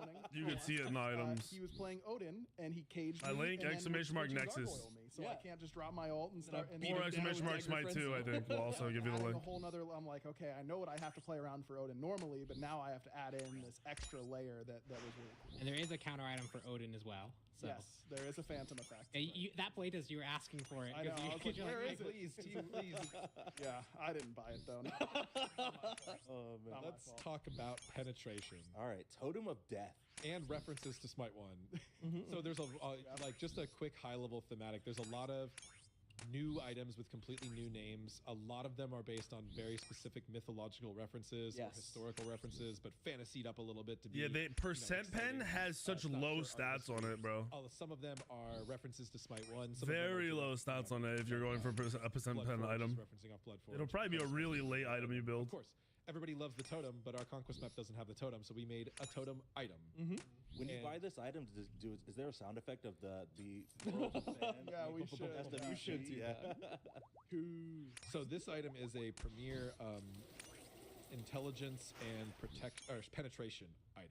So there's a lot of specifics to talk about here that we want to get to. So first thing is you might notice that this gains you protections as you hit people. With ability damage. So in general, we avoided just extremely high levels of shred on. Gains you penetration, yeah. It gains you percent penetration. Yep. So 2 things to know about is 1, flat penetration is not really on any items. There is one item that has a flat pen debuff. Still in a binding, right? But there is no flat pen just as a stat. Flat pen is essentially just power times 3. Or strength intelligence times 3, and it absolutely dominates and disrupts the entire power curve of Smite 1. So flat pen no really, more flat pen. No more weaken. We don't really which one's better? How does it work? I think, which is the Obsidian Shredder, which lets Dang you fucking baby Jesus. It has per level scaling on it, so it keeps it pretty. Oh my god. Early game rush. Right. So you're going to see a lot more percent pen. The other thing we did is that percent pen is extremely valuable. 10 years of that question, bro. Straight up. Gone overnight. You are generally not going to see super high int and super high pen in the same amount. Yeah, the same type of thing is going to you're gonna have like 1% pen item, it looks like, in your build with how low the stats are. Shredding tanks, we want you to sacrifice that high level burst towards killing other squishies. And that's throwing people off so much. I mean, I think there's going to be meta builds. I'm gonna be honest with you, but it might be like, oh, this has got meta one way or the other, right? Like I want to play them this way. Here's the meta build. I want to play them this way. Here's the meta build. I want to be like you said, the math doesn't lie. a supporty support. Here's the build. I want to be a tanky in your face support. Here's the build. 100 int on it, I do think there will be meta builds. I can't imagine there not being meta builds, or just things that are a little better than others. Call out for this is that it does not have the one. I think one thing to note with these items and the way Intel strength works, if you go into the game and try to make up your own builds, you're like, you know, off the rip a little different, but like, you know, 6 months from now, you'll probably be a dog shit build. It'll probably be the most worthless fucking build in the world if you're trying to make up your own shit in a few months. and percent pen, and that has generally been applied to strength and builds in a similar way. Yeah, we touched on it really briefly earlier that we wanted there to be more intentional trade-offs in the item building system. This is a good example of Thank you, Anonymous. Like, we will give you all of the pen. This is 50% magical pen. That is insane. You get 20 int. That is nothing. And for the tanks on their side too, they have similar trade-offs that they're making. It's not that they're going to be both 200. You got to realize, with percent pen being lower statted and flat pen not being in the game, tanks are also less tanky. They didn't just keep the same numbers, like the same scaling for tanks. So it will feel. Tank stats are different. Everything's different. Friends and family tests, they go, oh, I would have 600 power. I think Smite's gonna feel really good. They've done a lot in the past few weeks. We're like, yeah, you would.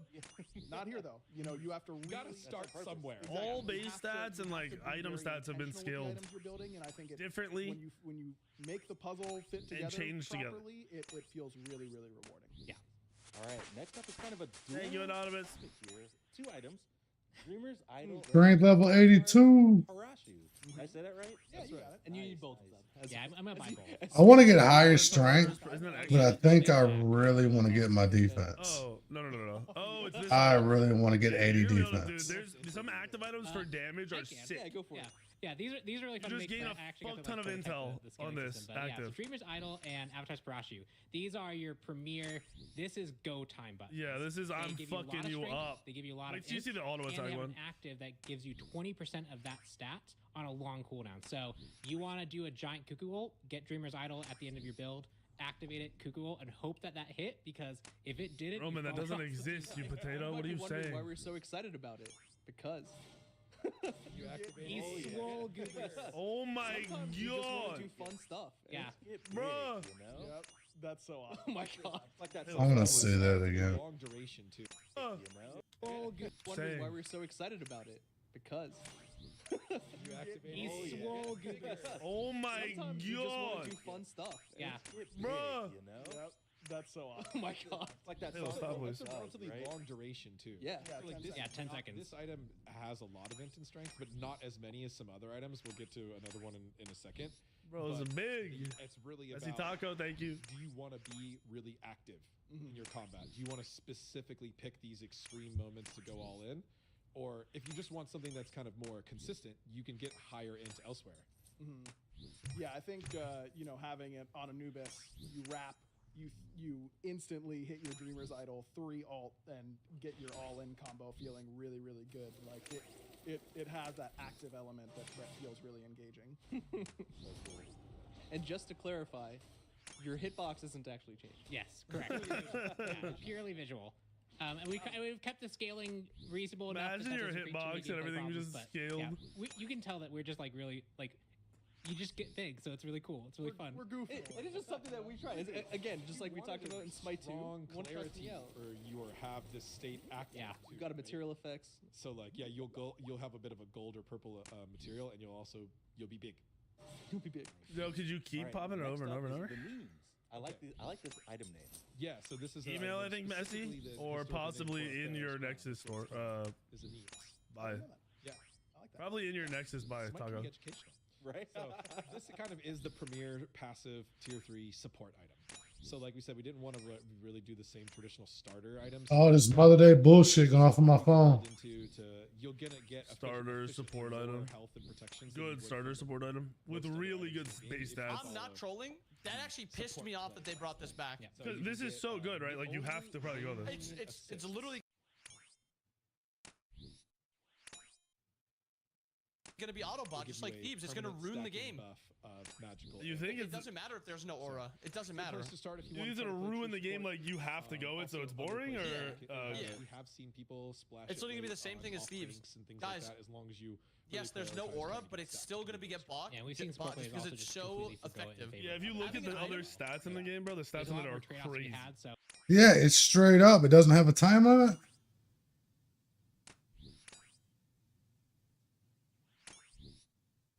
This is a very On consistent other items? option, No, but like there on might be this other plays compared to other items. Like it has so yeah, many yeah. stats. From a lot of people has been. They literally said that they want you Solo. to pick and choose what you're gonna buy. Really challenging. This so we did want is to make sure there was literally a lot of just an item that makes you unkillable strong passive for support 2,300 gold. Don't want It's not gonna take you long. It's gonna take build all what? these actives. You can still be impactful. 3 minutes to stack? And while we're Yeah, on it's this so topic, lame. one more thing is that we do not. I am surprised they did this because it just seems OP. I don't know. Yes. We don't. It seems not unique, like compared to the other items. It seems really like out of place. Counter aura. I wish that they had like instead of both physical and magical, maybe an item like this for physical, and then like an item that's magical for another one or something, or a different way to stack it magical. Yeah, so you It's can just tailor it towards what you're playing against. Or It's doing. just so dumb trying to kill a support who's got the lack of like the lack of even in current smite, trying to kill a support at level like 5, level 6, you have your first item and he's got thieves with 45 stacks, 40 stacks, whatever. You just can't kill him, and it's so long. I am interested to see if they keep it like this. I mean, that's easy feedback though, right? Tell them like if it ends up being OP, this item needs to be And changed. another support items is just. I guess I call out haven't seen a real lot quick of the other items. Maybe there's No, I looked through the data mines and it has really crazy stats compared to a lot of items. And it's cheap. Yeah. And if you just want to be selfish, you can use this to. Yes, use it's your selfish, but like beads, but then you can 90% also of the buy an time, active just and being use a this as CC AoE bot that's a beads! tank is just OP. AoE beads on a 3-minute cooldown. From the Fenrir ult or the Ymir I freeze or think something that like item is Like going AJ to said, I separate think you in as a recent years, support the high player level, in especially the like beginning of the game. become this, you know, Just using building their that, relics like, and you Like just everything. having the good plan beads, for building yeah, that. like having the beads and using it correctly, like for your teammates to Support. actually get it. Because like, if people aren't calming, you have to pay attention to who uses their beads and shit on your team. It's gonna definitely separate like kind of shitty players from decent You players. have to know, hey, I need to be near this person because that's who the Fenrir is going to target, and all those types of things. I think support is as fun as Because it's a 3-minute cooldown for that, right? So realistically, you could keep somebody alive through like Fenrir ults and shit being spammed on them. Oh, you're talking about the CC immunity. Yeah, I thought you were talking about the purification. No, beads. not that fucking shit item. This purification beads, bro. This shit's gonna be Yeah. crazy. This one will be sick. This one will be sick. Yeah, it's gonna. This But is a sick item though. This should be in the game. yeah, like this is gonna make a good support way better. You know, someone's gonna be good at support versus somebody who's shit just using actives completely wrong. As well as an active AoE sort of frenzy effect. What's up, Tom? Thank you for the sub, brother. You just crit? We love the art, so we want to show it off. And also, this one is just a good example of kind of we talked about Kurnanos being able to build into hybrid. What was the red numbers? This item is fucked. I think. No, not that one. Sorry, not that one. No, not that one. That item's weird. I don't know how I feel with that one. Because it's like a team buff, like a damage dealer would build. There's one tank item that gives you strength and int, and then there's also these three. There's an Have you aura, seen the hunter like attack speed proc one? more lethal, which is really fun. Shout out to that best Or tank. the active one? No, it's like you know the Intel strength one they just showed. It's like the hunter version of that. It's like in-hand damage and attack speed. It's fucking crazy. But death metal is the I'm pretty quick sure I one, and looked then at that Brazen one Harp is like the when I traditional first did in-hand the proc, and you're gonna get attack speed instead the of testing, but I never actually bought it. Yeah, it's on a 60-second cooldown, I think, or 50. It's fucking. It could be crazy. I think the actives in this game are gonna be nuts. We always want to look into adding more items Because you misuse that, and then the other person doesn't, and you fight, build you're a fucked. strength item and an int item separately. I do because that's like also that they a very have important way to build a every hybrid active character. on like specific cooldowns, like some 50, some 180. I hated that Smite 1 has basically every relic at like 120. Yeah, how they're all unique to like their value almost. So yeah, and it's definitely, if that is so strong, it's definitely going to have to go higher than 60 seconds. More range, or which ones could be replaced. Like I said, the only one that I've really called out specifically is we do not have a ton of lifesteal items because if there is no cap, I'm excited for builds and we'll see what people come up with. Around to that as we get there. This is gonna be a point in time where those of you who are always like, "Yo, look at my cool build," and I'm like, "Fuck you! This build sucks ass." In Smite 1, in Smite 2, it might not suck ass. You might be the one that comes up with like this crazy fucking sick build that is awesome and I want to use. And oh, look at that! It's the int item. And that's just one single stat. That's That's all it does. okay. A pile of. So like this is intentional. First of all, a lot of people ask me like This isn't the the book. passive is missing or something like that. But no, we are assigning stat values to the passives as well, and we have a stat value for intelligence. So this item is just balanced to have just intelligence for this price. And we thought this was fun because it just is a strong like measuring. Thought this was fun to have or something like that. Like and that's just awesome and I want to use. And oh, look at that! Crazy fucking sick build. It might not suck ass. You might be the one that comes up with like this crazy can fucking go, sick build just want a that second kill is this awesome guy. and I want to use. And oh, look at that. It's the int item. And that's just one single stat. That's That's all it okay. does. A pile of. So like this is intentional. First of all, a lot of people ask me like This isn't the the book. passive is missing or something like that. But no, we are assigning stat values to the passives as well, and we have a stat value for intelligence. So this item is just balanced to have. So you can go straight up, for this or you can buy all Yeah, and we go thought up. This was fun because it just is a strong like measuring stick for how much int you can have in a build and how we want to balance either items against it. And it's also just like, it's very straightforward. If you just want to you just need a spike of int, this is good. In general, I think this item is very good, and people do slot it into most builds. I would highly recommend getting at least one of these just like big stat stick items in basically every single one of them. And now Weird. you can see the seesaw or the difference, the scales between Eldritch Orb with your 145 int and then like the Totem of Death with like your 20. Right. But you've got a pen. And even Dreamer's Idol only has 80, but that's assuming you're using that active and getting a lot more than 145 for some amount of time, right? So it's very interconnected and very shifted. So I feel like if you try to do the math, you know, it'll be a challenge. We've got a lot of it done for you. But if you play the game and build as you go, follow the auto builds to start. Be careful focusing only on actives and passives and avoiding getting a significant level of stats anywhere. It's Yes. a common pitfall. Yes. With the way things are balanced. That's not really.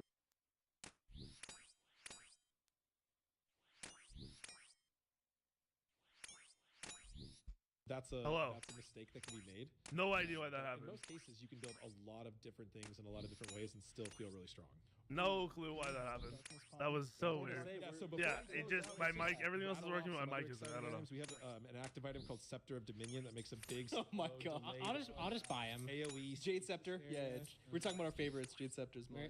Yeah, let's go to the actives. We have a sort of golden bow style item for physical tanks. There we go. And a We're good. gladiator Fixed. shield kind of style item for physical tanks. Those are in there. Those are great. We have a winged blade / solo sprint active that only gives you buff, speed buff, and There's a hasten on autos that I think is gonna be fucking busted as well. Here's a terrifying thought. You're in mid lane. You're alone in mid lane. And suddenly... I ran this on Crit Ymir. Anybody can and I stealth. fucking bodied Clumsy on Loki. So awesome. Because it's like just like we talked I about with stealth the relics, you know, stealther how and not being fucking utilized bodied him. right? The active effect, so Stealth Ymir comes up on your ass, bro, and claps your cheeks. Fuck blink. But now you've got Blinking Amulet, you've got Helm of Darkness, you've got different opportunities and ways to do a similar kind of thing. You're gonna have You can build secondary more of these, you Lokis. have a lot more build flexibility on their potency and their cooldown. When you had to be restricted to only 2, and people were like, "Oh, but this is a discrete choice then, where I could pick any of these 2," but it never was. Never. You Bobby, did you get Loki had to ganked by always get Crit those Ymir couple yet? things. It did the opposite of that. No, so I think bro, in this, I was just saying, we whenever I haven't tried to fully play the game, had pro level the meta invis item optimization was of the broken, gameplay like, yet, you but we've pop it, already you'd seen stay just so visible. many. That Guys sucks. wasting gold on it. Talk about 10 That's plus unfortunate. I got to run it early It's a very against long delay, Clumsy but on it's Loki. and I this, fucking popped him. freezes everybody in place, so it makes them damage immune. I like that, though. Including allies. It's a crazy and item. enemies all become But damage now that, immune like, and frozen other in place. characters can also invis, I think the there's, only less like of a exception. frustration. Yeah, you're like, oh, he's annoying. I'm gonna do the same shit. Fuck him. Definitely Titan. You can't just pause the Titan. He will smack you. We tried to do that to test what, like, And the this first time I was stasis doing item is The also Jade another one that is a supports big my favorite. knockback, and that's on a Support high players are gonna int make item. great It's use out of really that good on Yeah, I'm very interested to see how much value people get out of this on like a consistent basis. People back into Or if they Yeah, it's really good. Yep. Yeah, you kill me Yeah, with this my shit, bro. favorite You're gonna have to be able to just turn it off. the mushroom. Because like, what if your teammates are trolling with it? That you place down, very, very good. Well, it is a. When you what, I activate think your it was items, a you also see the item name 220 pop up in second the cooldown. air, and it will show that's all. Okay, but still, like, what if they just hold it for like the fire giant and then they just pop it on their carry? Okay. And that's slows and I gives you get that. sprint. I mean, there's a lot of that items. guy, There's a report him ward after, active item. but There's a lot of cool I would passive rather items have it like that, that where people are. Dagger Frenzy is really there is staple for a lot playmaking of that's what ADCs. supports. Because I feel like a lot Lots- of support lots of is stuff for you guys to play with. playmaking Real actives. quick. Well, I mean, I agree. I like that it's a playmaking, but I just hope people don't fucking ruin games with it. Yeah. Or if they do high res, like hard bans motherfuckers doing that shit. We got Yeah. poly. and Start tossing them into hydras. queues with other guys that are abusing the items. They got the fucking shitter queues. Yeah, they control each other. I'm a big fan of the Silken Mailcoat. Silken Mailcoat. Oh, yeah, Silken Mailcoat, yeah. That item could make a crazy game-winning play, though. Meteor Hammer is pretty solid. Oh, for sure. Meteor Hammer is kind of like new Golden Bow, but for tanks, and Dagda's is kind of like new Glad Shield, but more for tanks. I like Hand of the Abyss. This one's a really really sick item nice. too. This is a hybrid intelligence strength item, but through the passive. Gives you basic attack damage and int. So obviously, this is just the beginning. Yeah, a lot of items for the beginning. We have a list of some got a lot. stuff. No, I'm not using auto build, bro. We want to add more items. In Mate, general. you might want to, but no, I am not. I am not using auto build. Make sure there's something for everyone. I haven't used auto build at once in this game. Start playing Smite too. That's right, and that's a good segue as we close our item section. I'm so happy for like just new, like everything being new and the potential being limitless. Crazy, it's real, It's crazy. I like auto builds, so it might be. I put a channel in Discord for ideas for a subathon, like goals or just basic ideas. If you have anything you've ever seen or something you want done, put it in there. Because I'm gonna plan this very quickly before stream tomorrow. It's not gonna have everything Smite 1 has plus a ton more. Right. It's not gonna be that. It's got a lot of different stuff. It's got a lot of. It's literally subathon ideas in the Discord. Is most important to the core gameplay. You know, running around on a map, PvPing, and playing a MOBA and winning the game. Right. It's a very specific focus, but we still want to hear your feedback. We want to hear what's most important to you. What's missing the most. I can't update Smite source for Smite 2. That's not a thing. You know, don't just list off 100 things you want. Pick the thing you want the most, right?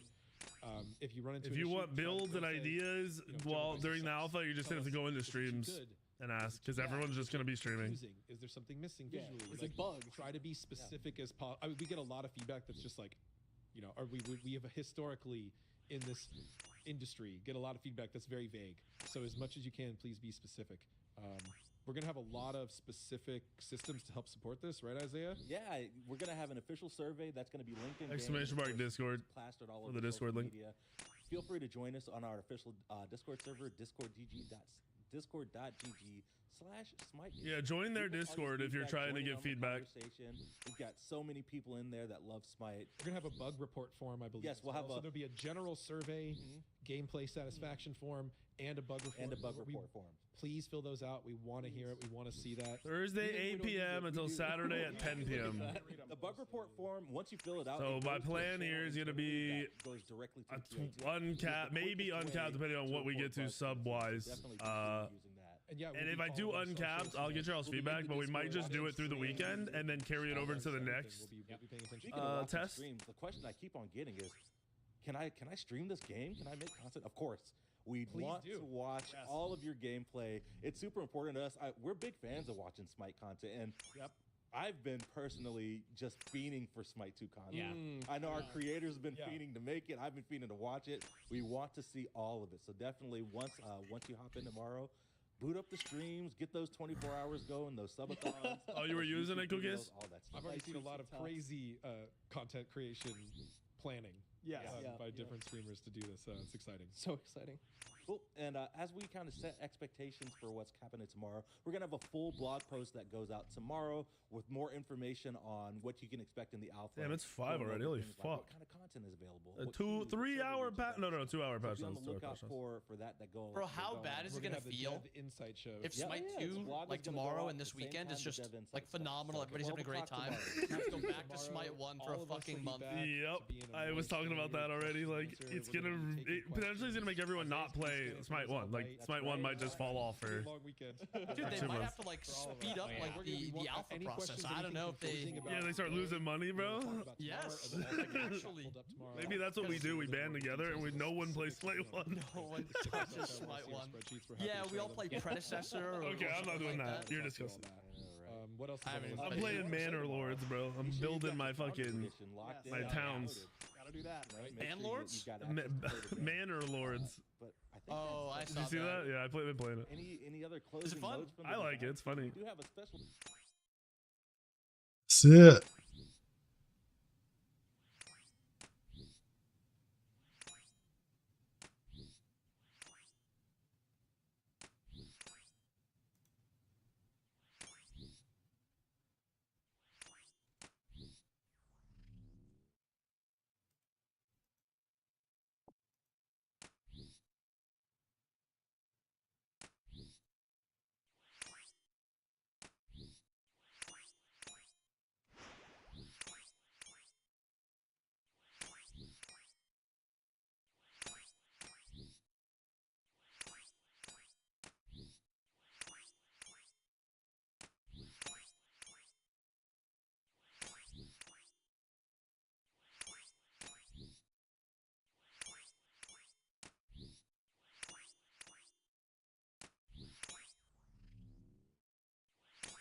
You know how hard that is to sell? To be like, oh, by the way, our game's $100 now.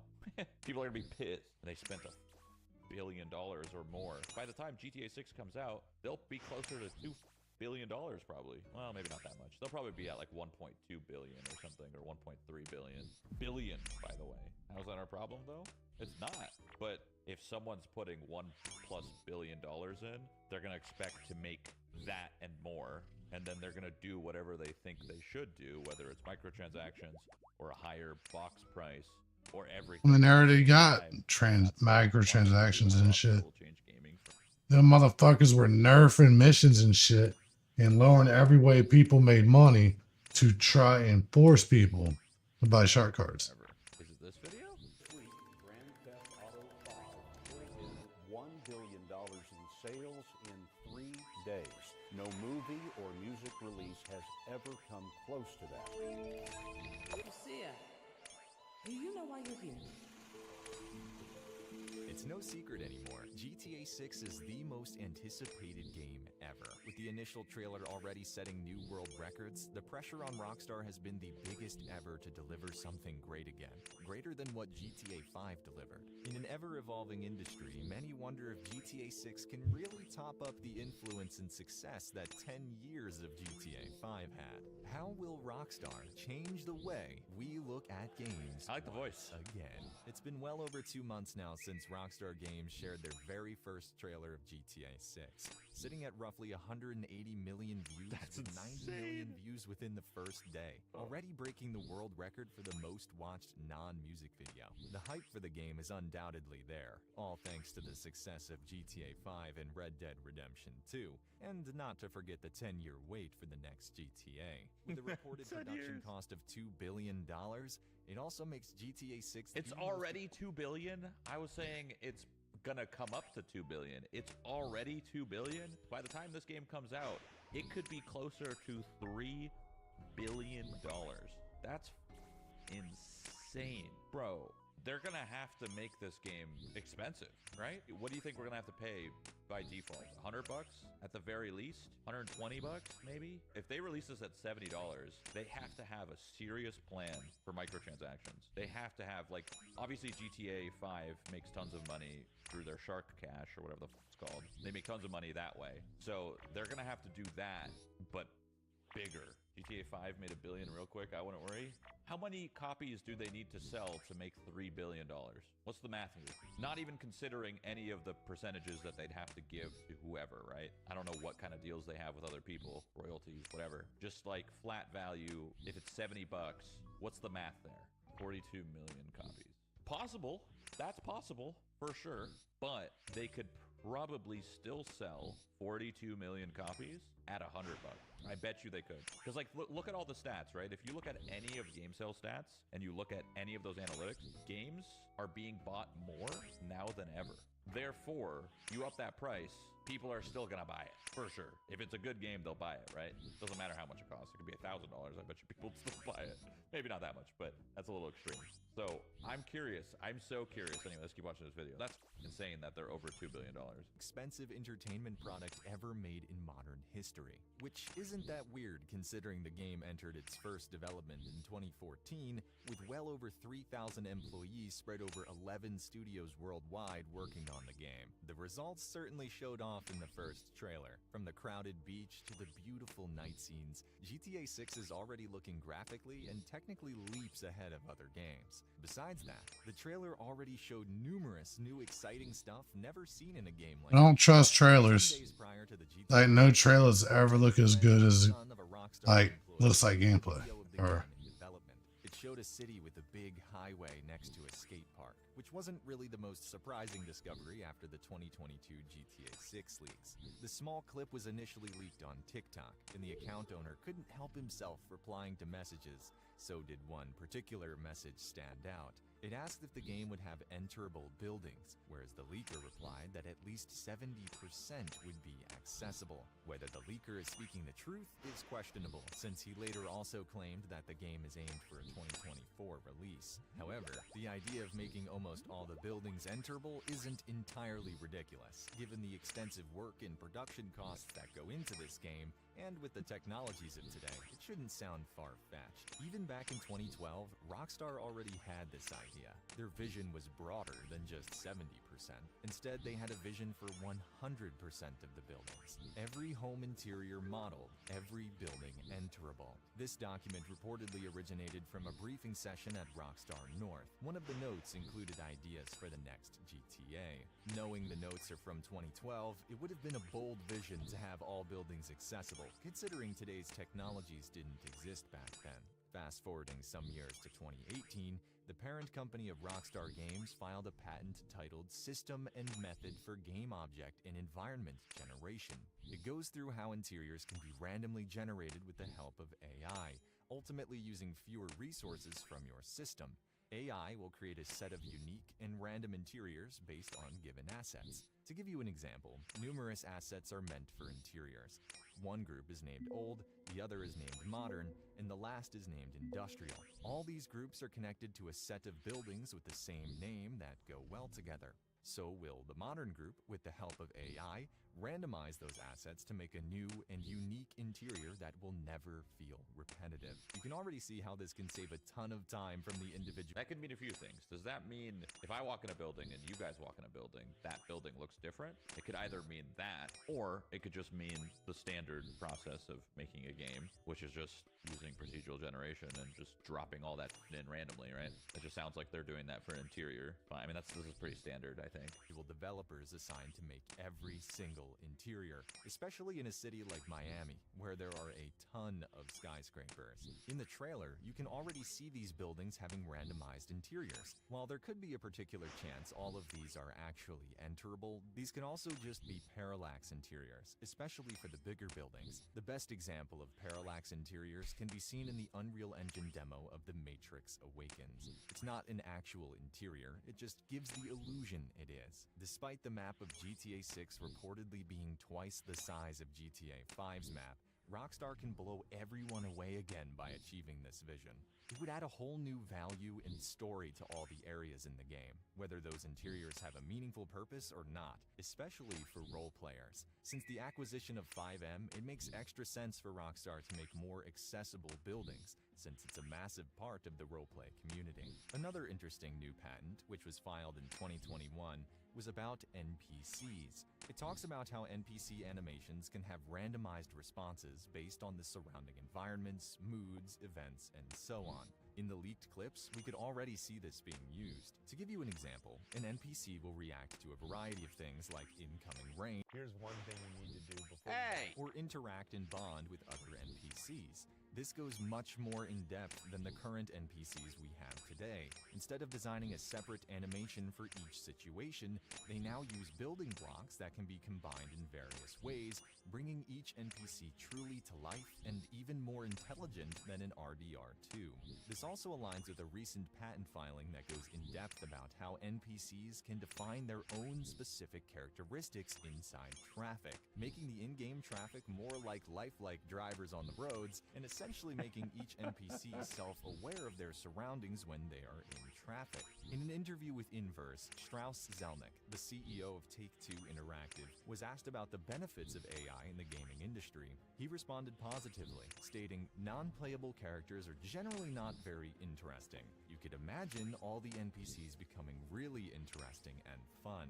It's safe to say, these situations won't occur in GTA 6. Instead, we'll see more of this, and certainly more of these social media clips, which were a lot off in the trailer. Rockstar really wanted to give us a message in the first trailer. Social media will be inevitable and will play a considerable part in the game. Social media isn't particularly new in the GTA games, so do we have fictional parodies of popular platforms, which aren't that interactive if we look at the GTA 6 trailer, where we and others seemingly can record and upload videos to social media, generating likes, shares, and internet fame. It makes you wonder how social media will look in the game and how advanced it will be.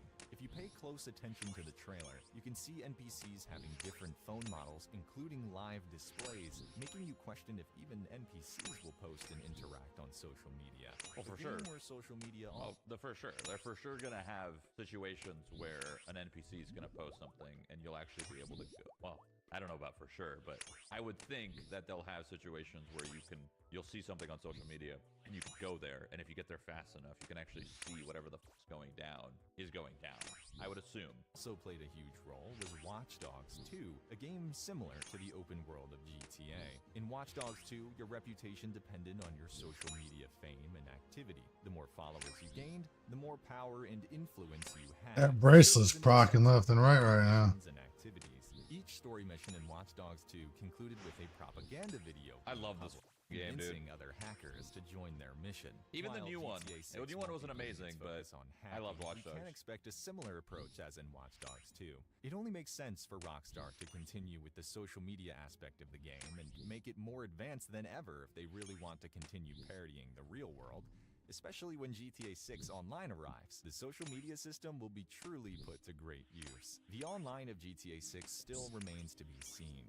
At least we know one thing about it, thanks to another patent from Take-Two Interactive. It goes in-depth about seamless session switching in an online environment, significantly decreasing the loading times. Interestingly, it mentions a mechanism for avoiding car dupe glitches via session merging, an issue Rockstar has been dealing with since the start of GTA Online.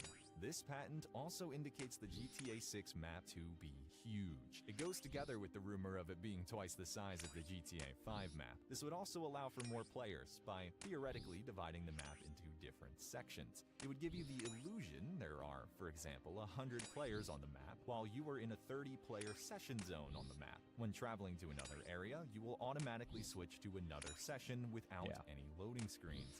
So they're trying to be like Star Citizen. Known for pushing the bound. That's gonna be the new standard for sure. Is you know how we have like Atlas and stuff where you would hit like a wall and then it would load you into a new server and you could very much tell that you're loading into a new server. A lot of these newer games now are gonna have the more. Yeah, they're copying Star Citizen, right? Is that what everybody says? One game does, and everybody else they're just copying. Maybe Funcom and like Right. how they're gonna do their thing. Maybe theirs might not be as great, but I'm sure it's still gonna be fine because like the old days. Everybody wants to make fun of Star Citizen and then do the same shit. Another server.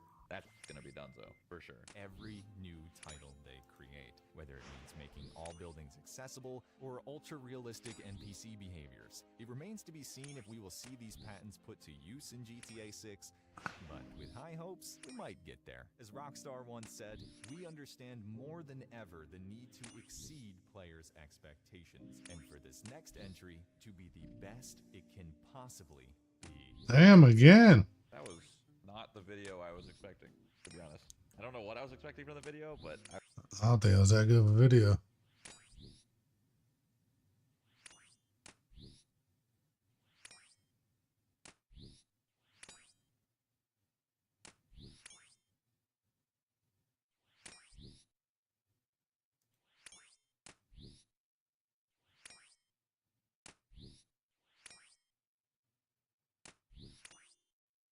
Let's see it.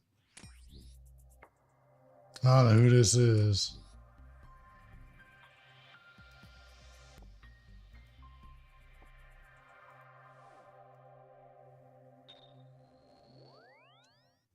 Hello all, welcome to DG 360. If you're watching on YouTube, I never get the YouTube sunglasses here thing, every but single Thursday night, week from 7 p.m. Eastern Standard Time. We have ourselves a blast on the review. I hate show that shit. After dark, you guys gotta hit it. Also, amazing Hall E giveaway. You want to check out the description below and get here live with us. Man, look at this guy. And this is brought to us by Dig That, and I love Dig That. His vibe is so freaking awesome. He says this is the best and worst of 3.23 so far. Reflecting off the ocean, man. That's a hot day. Oh. Hey, you. Good evening and morning to you. It's 3.23. It's dope. It's rough. It's a beautiful mess that might take some time to polish up. Let's just jump right in and get into the good, the bad, and the pending. Like up, sub up, and ring up like a boss. All the interface elements give the game a facelift and make the game feel new again. That new game smell is intoxicating. Visor elements make it easy for you to tell if your helmet is on, which is nice, especially if you've seen how many deaths by not wearing a helmet there are out there. There's also no more mistaking if your landing gear, couple mode, or VTOL are on, with the HUD elements making them very clear. Crime stat notification is much easier to see and identify how much dirt you done now. Mobi-Glass is more of a complete tool now. I won't go into depth, but the visual eye candy is great. The drop-down menus clean up the content. Is this the one we need the leaf-bladed weapon?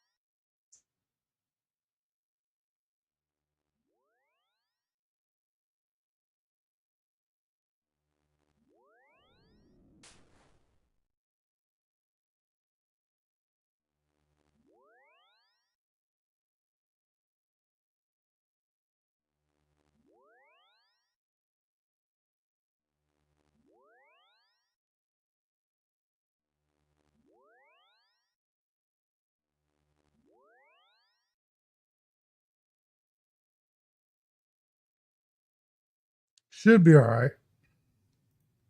Should be all right.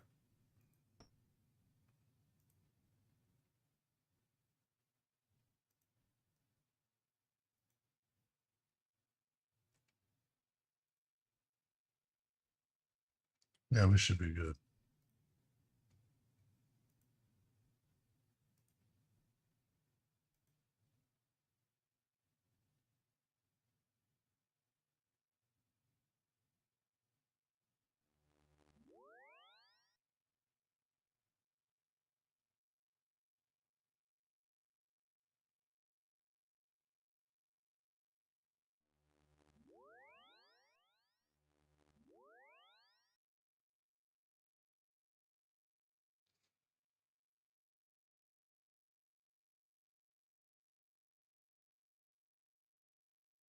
I'm kind of wondering. Just leave it like this.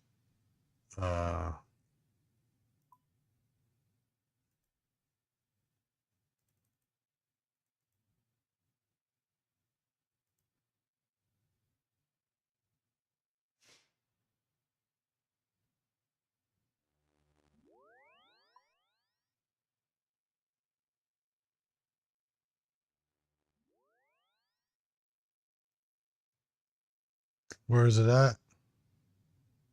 AJR. All the way at the motherfucking end.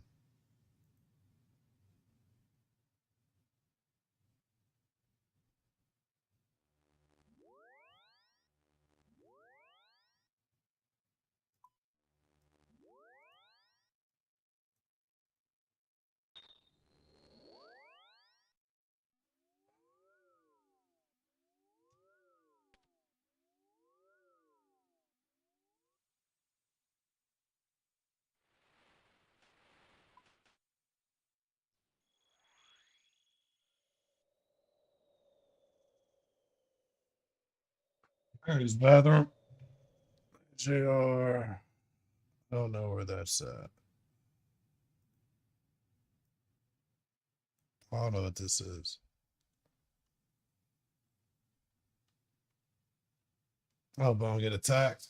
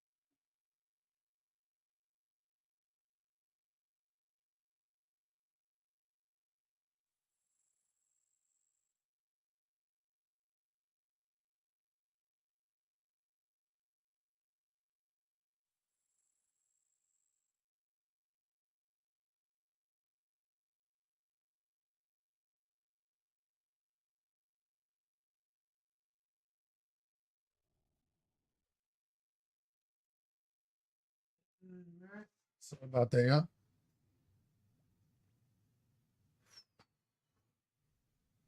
Had a piece so damn bad.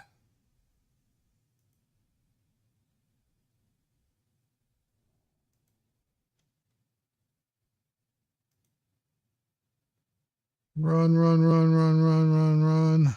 Contracts manager nicely. Let's It feels kind of fun to use, like when you get a new device in real life. watch. Going into the character creator, except to say it's nice to be able to build a character that more reflects yourself or your creator. Yeah. Experience for you. EVA is a blast. I'm It's only so excited about the change that my buddy has been slowly swaying me to feel it's a bit